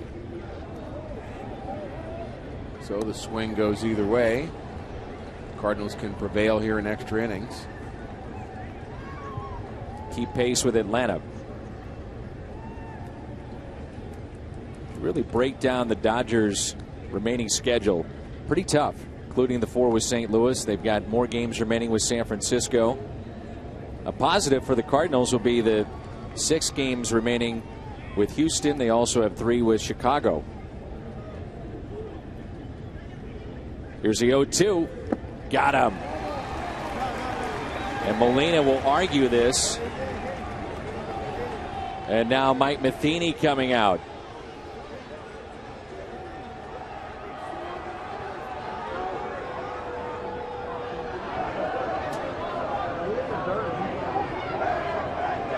It was certainly a swing. The question is, was it a tipped ball, and was he saying that it hit the dirt?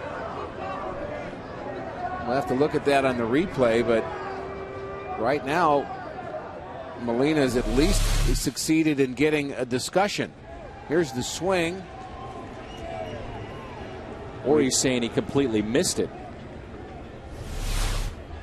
It looked like it clearly hit the dirt.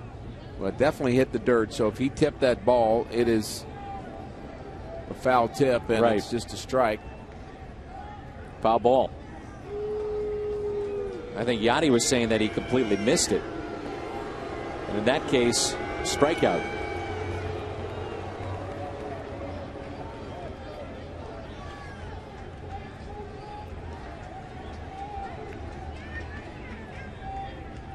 Good pitch either way for Lance Lynn, who's been trying to get better command of his off-speed pitches. Here's the 0-2. Looks like many of you are followers at Ricky H49. Ricky H49 is the Twitter handle for Ricky. Looks like some have left you, Rick, possibly, and not tweeting at you. There are a couple taking a nap right now, but we did have someone that tweeted that Lance Lynn seems to have simplified his mechanics, and I agree. What do you see with it? Well, he's not going over his head. He's just kind of turning and throwing, and I think he's absolutely right. So our Twitter followers are very, very perceptive.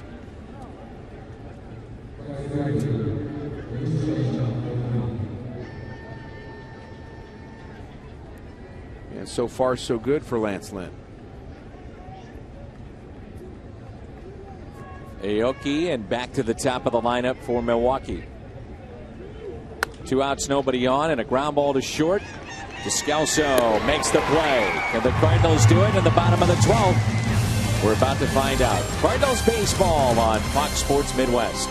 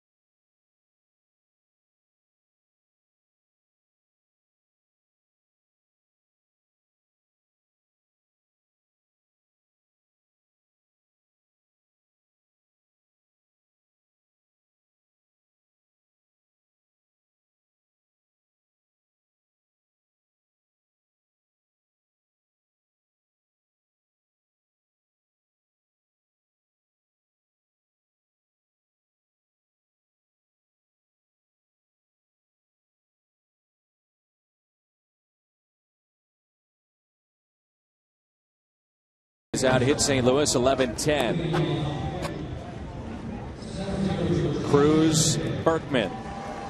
The last 2 remaining for Mike Matheny as far as position players are concerned. Brandon Kinsler pitching now, the right-hander for the Milwaukee Brewers. Cardinals have Jay, Carpenter, and Beltran due up.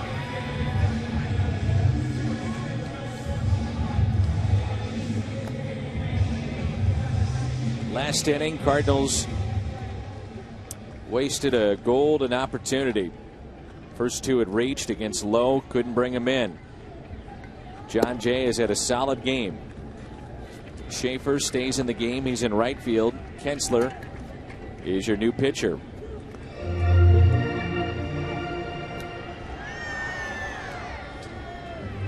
Well, the last time we saw the top of the order for the Cardinals, it was a bit of a surprise. We saw 3 straight strikeouts. Kinsler, the right-hander, has Jay, Carpenter, and Beltran. Jay has 3 hits. Carpenter's been on base 3 times. And you woke up everybody on Twitter, Dan. All of a sudden, you woke them all up.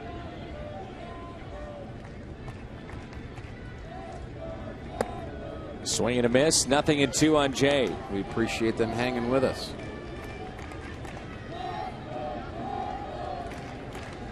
Fans here. The fans watching our telecast.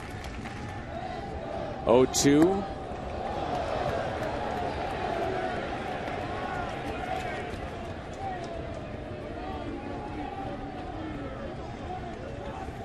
Sometimes I say, if you're just joining us, this is what's happened. If you're just joining us now, you don't sleep and you're getting ready for your morning job. Jay again hits it hard. Nothing to show for it. John Jay a couple of times has lined out tonight. We've got some tweets from fans during the game from Spain, from Australia that are tuning in. And we're glad you're with us.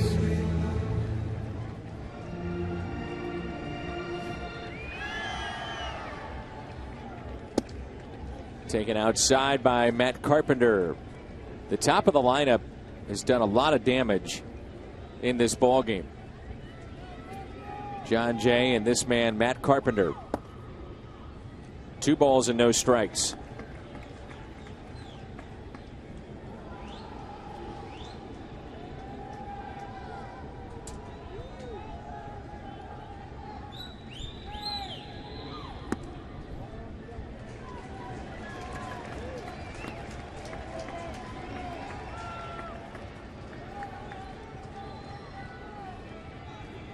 Game in many ways for the Cardinals of missed opportunities with runners in scoring position. The 3-0 pitch. 3-1. Hearing from fans in Houston, Wyoming, New York City.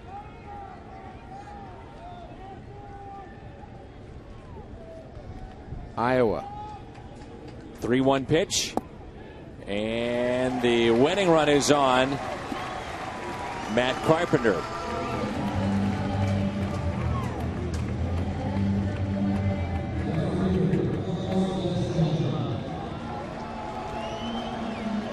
Tim Garcia is up here in the booth. He's been working extremely hard. Can't thank his family and friends for allowing us to pull him away for a few hours and have him gut it out with us up here in the booth. Check swing by Beltran, who's had a tough night, hitless. Average has dipped to 261. We've had some tweets coming in that are upset about a Cubs fan that's behind home plate. You can send Tim down there, a little muscle down there, and shake things up.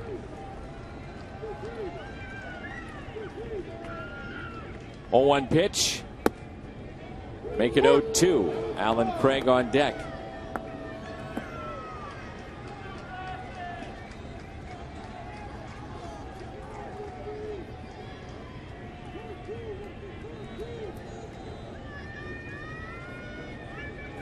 Beltran could win it with 1 swing of the bat. Outfield is deep. Takes a pitch high.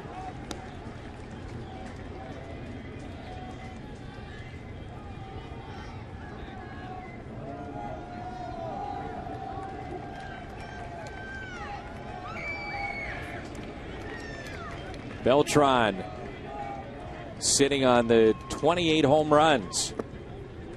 Takes a pitch low. It's 2-2.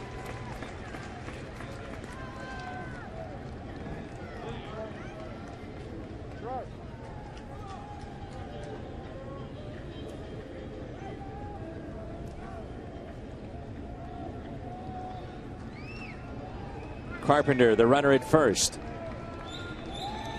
2-2 pitch to Beltran. Inside from 0-2 to a full count.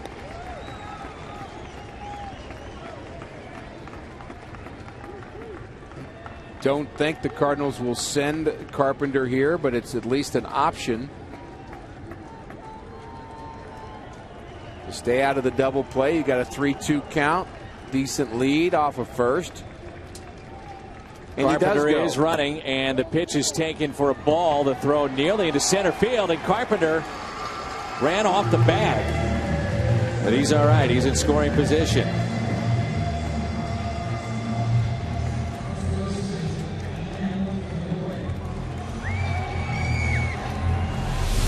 So back-to-back walks. He is running on the pitch. Now the throw takes place because Maldonado's not sure if it's a ball or not. Carpenter actually runs by the base. Has to scamper back. Alan Craig could win it.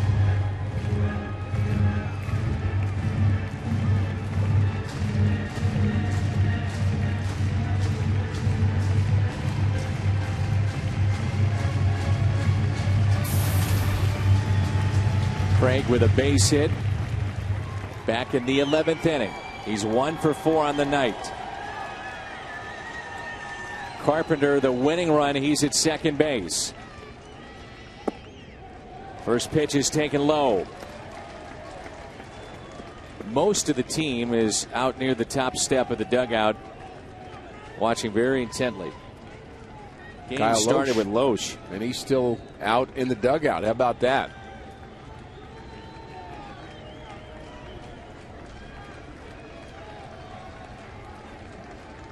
One-0 pitch.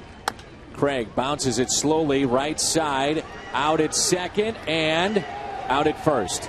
Double play. We're tied up. 4-piece.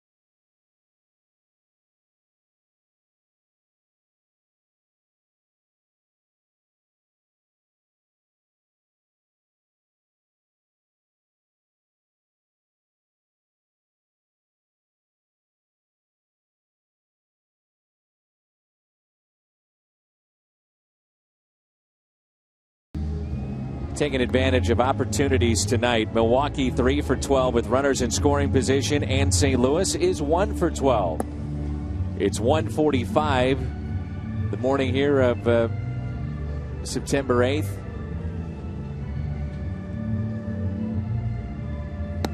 Kathy Lee and Huda, they're already on for Saturday morning. Rick, is that right? You got me on that one. Oh, fantastic. We let People Kathy Lee and Huda and baseball down here. People are asking about the latest game I remember. I remember Jack Clark winning a game at 3:01 in the morning against the Dodgers. Had a hit. There was some rain. I believe it was a doubleheader that started late against the Dodgers. Cardinals won both of those games, and Jack Clark won the second game at 3:01. So we got some time left. Lance Lynn, second inning of work. Milwaukee is out, hit the Cardinals 11-10. This is Ricky Weeks hitting .230. Again, we're watching Lance Lynn with a simplified windup. He is not going over his head. He's not doing as much of a swinging motion. He's just kind of a little more compact, and maybe this is good for him. Just kind of turning and going. Off speed pitch, 1-2.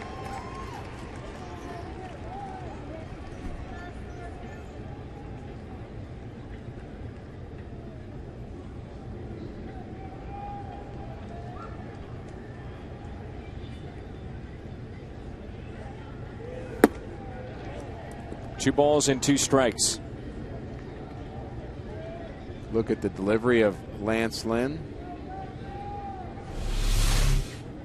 Not going over his head, just turning, very compact, right to the plate. Out of play. Notice his pace has been a little quicker, too. No question. Well, it's his pace and his tempo. I mean, he's quicker from pitch to pitch, but even the tempo of the delivery, it's just more together. It's not so kind of loose. And, you know, really, when you tell a young pitcher how to pitch, they think they have to do all kinds of crazy things over their head, but really that doesn't do anything for you anyway. Just kind of gets you going is all it does. But if it throws you off balance, it can actually be a negative. 3-2 the count. Weeks a single back in the 10th.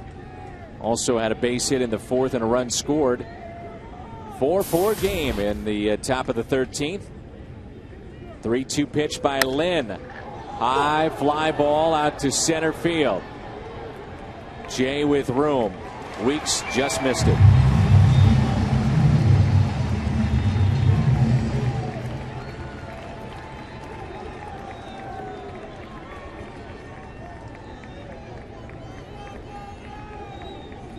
Reed Garcia has checked in on Ricky, age 49. Reed is Tim's dad, who's up here, and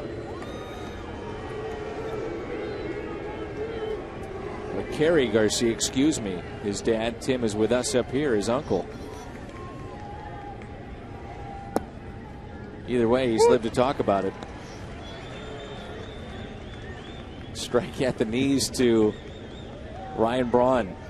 Both teams, you mentioned, not very good with runners in scoring position in this game. Both teams have an awful lot of power in their lineup, though, and this is a guy you have to worry about.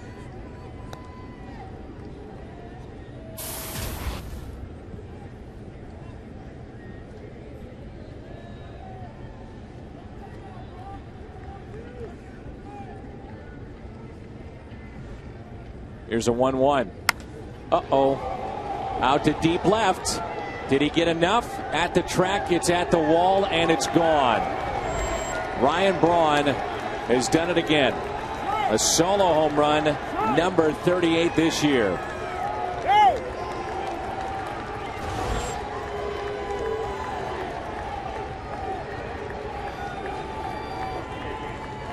His second hit of the night, but his most important one by a long shot. A hanging breaking ball, just sat up on the inside half. And that is RBI number 100 for Ryan Braun.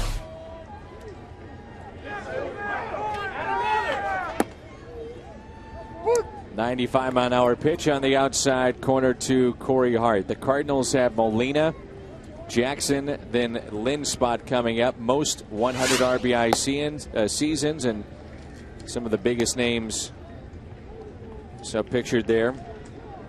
Brewers in their franchise history. 0-2 the count with one out.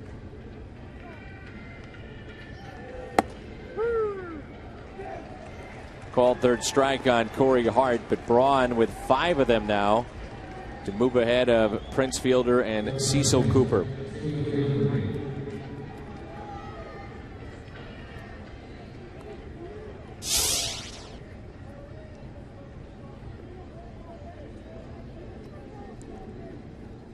Two outs, nobody on. Taylor Green up the middle, base hit.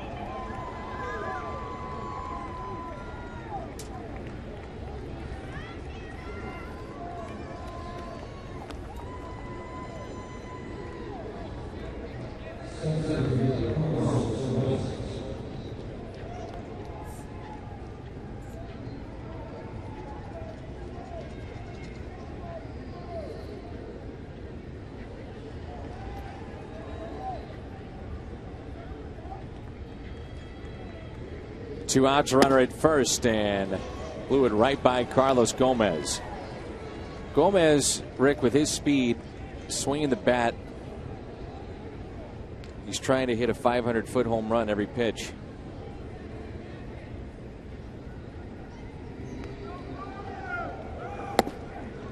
That's the way he runs on the bases, too. Pretty much all out.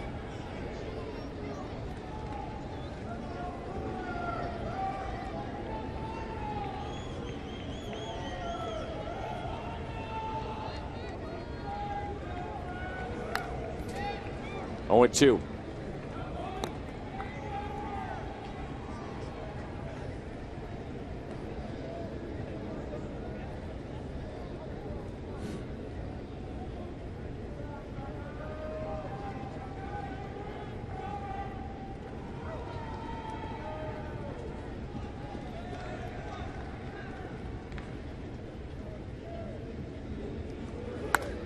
Jammed him, and it's out of play. So again, the Cardinals have Yadier Molina, who tied it up back in the 8th with a 2-run homer. He's due up first, then Jackson. And Lynn's spot. Probably Lance Berkman. Cruz would be the only bench player left. And a swing and a miss. Yadi steps and throws and makes the play.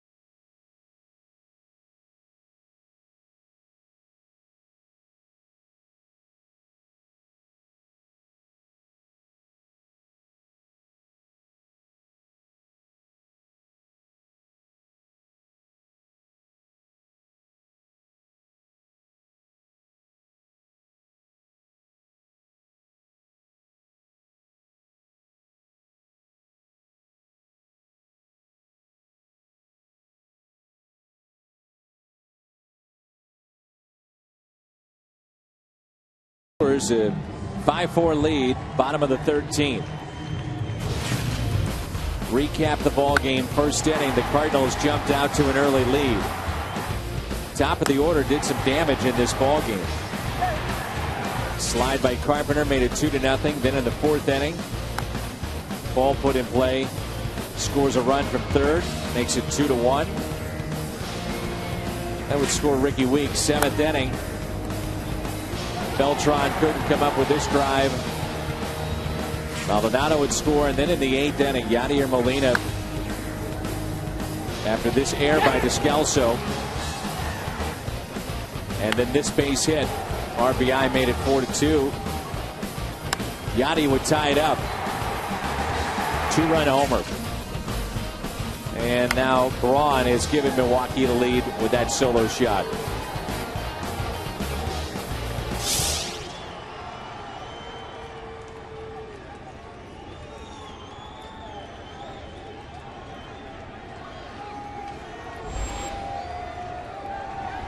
And Yadi is swinging a miss.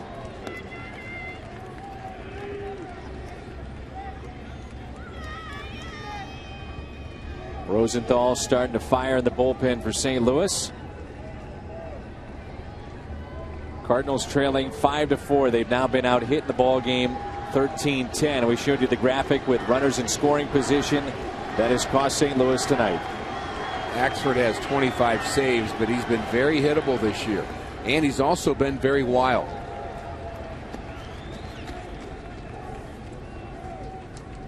Axford has had a couple of different looks, gone with the facial hair, then the clean shaven look. He's trying anything.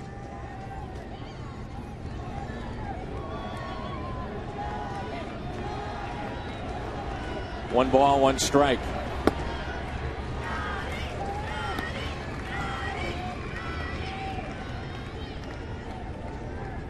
Does have 74 strikeouts in 57 innings, so he hasn't pitched that poorly. He just can't seem to close out games as well this year. The 2-1.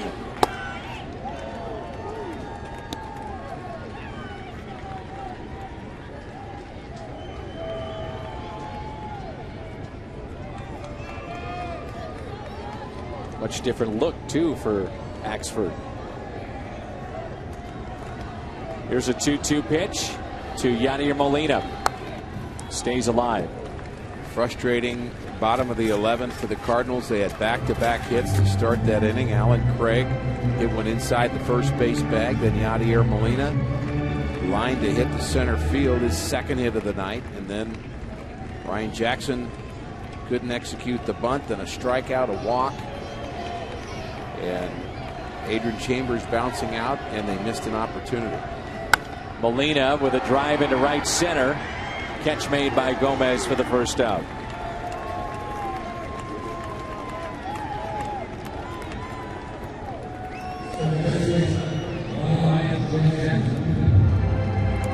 On the air later tonight at 5:30 for Game 2 of this series. Westbrook and Mike Fiers.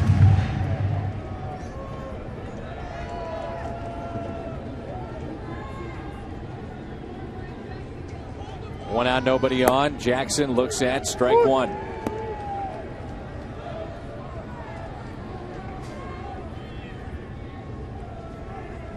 And it is Lance Berkman on deck to pinch hit for Lance Lynn.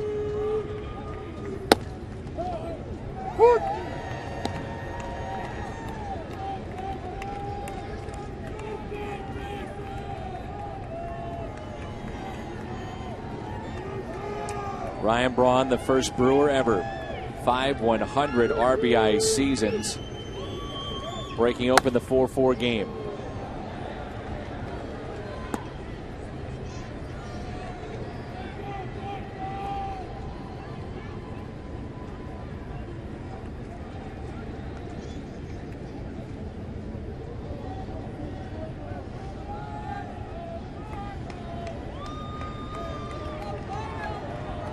Also a personal eye for Braun with the 39 homers. Paints the outside corner, strikeout of Jackson.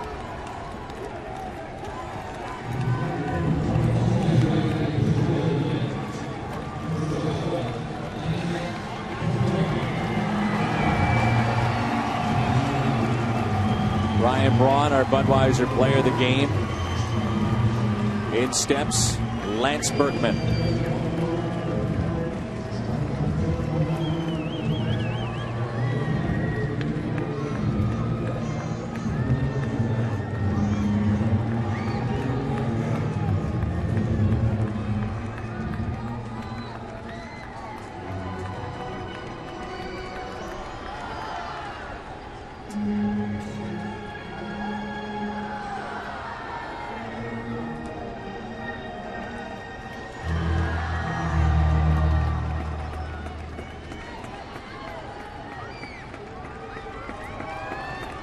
Berkman with 2 home runs this year. First pitch misses.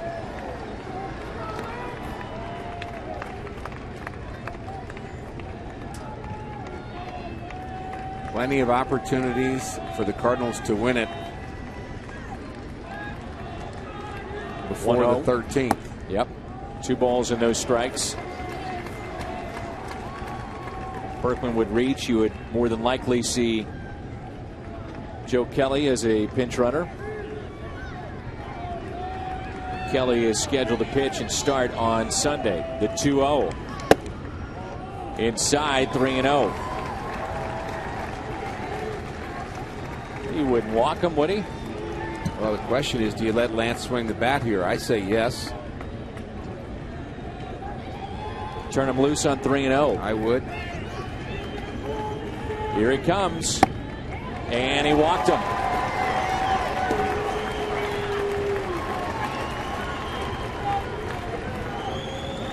And here comes Joe Kelly.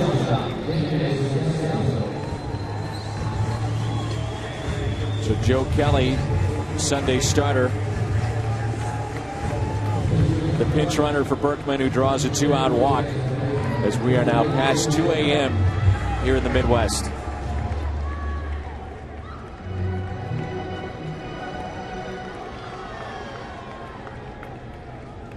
Daniel Descalso. Outfield is deep. Under normal circumstances, way too deep for Descalso. They want every ball in front of them, so Descalso can't plug a gap, because you get a gap and maybe Joe Kelly can score from first base. So that's the idea. Play deep, which allows the ball to hit in front of you. Gomez has shown good speed in center field, so he can cover a lot of ground, that's for sure. They just don't want the ball to go to the wall.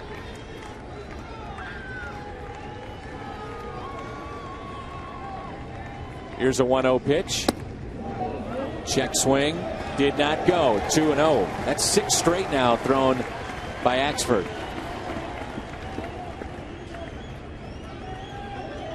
How about the at-bat Daniel Descalso had in Washington? 2-run home run in that game in the 7th inning. It was a bright spot of that road trip. Did not end up in a Cardinal victory, however. Nope. And Maldonado, for the 2nd time tonight, takes a foul tip. And slow to get up. It's been a long night for these catchers and for the home plate umpire. Yeah, and both of them off the mask. Just, I mean, straight on. Oh, boy.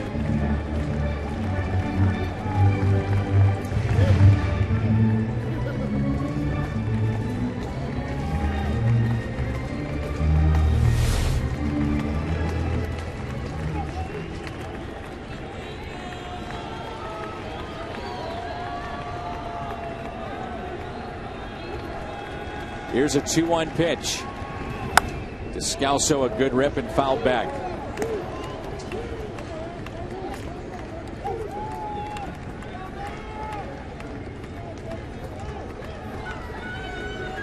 The Brewers 1 strike away. 2-2 the count on Daniel Descalso. Does have a pair of hits in this ball game to go along with a walk back in the 11th. The 2-2 in the dirt.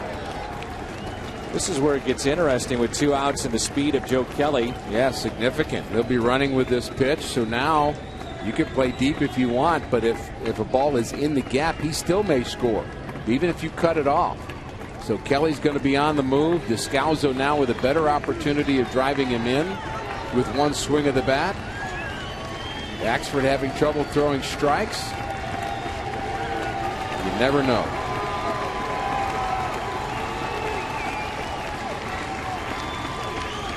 Here's a 3-2 pitch.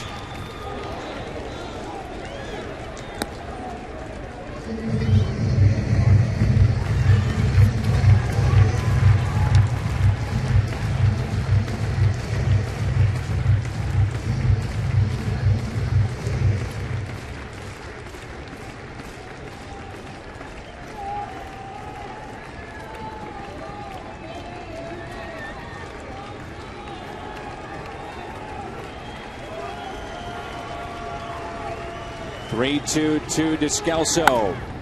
Fly ball, right center. Gomez on the move, and the Brewers take game one. It wraps up at 2:05 in the morning. The 2-hour and 20-minute rain delay, and the Brewers, a long evening of baseball. The wee hours of the morning comes to a close. Cardinals are now at 10 games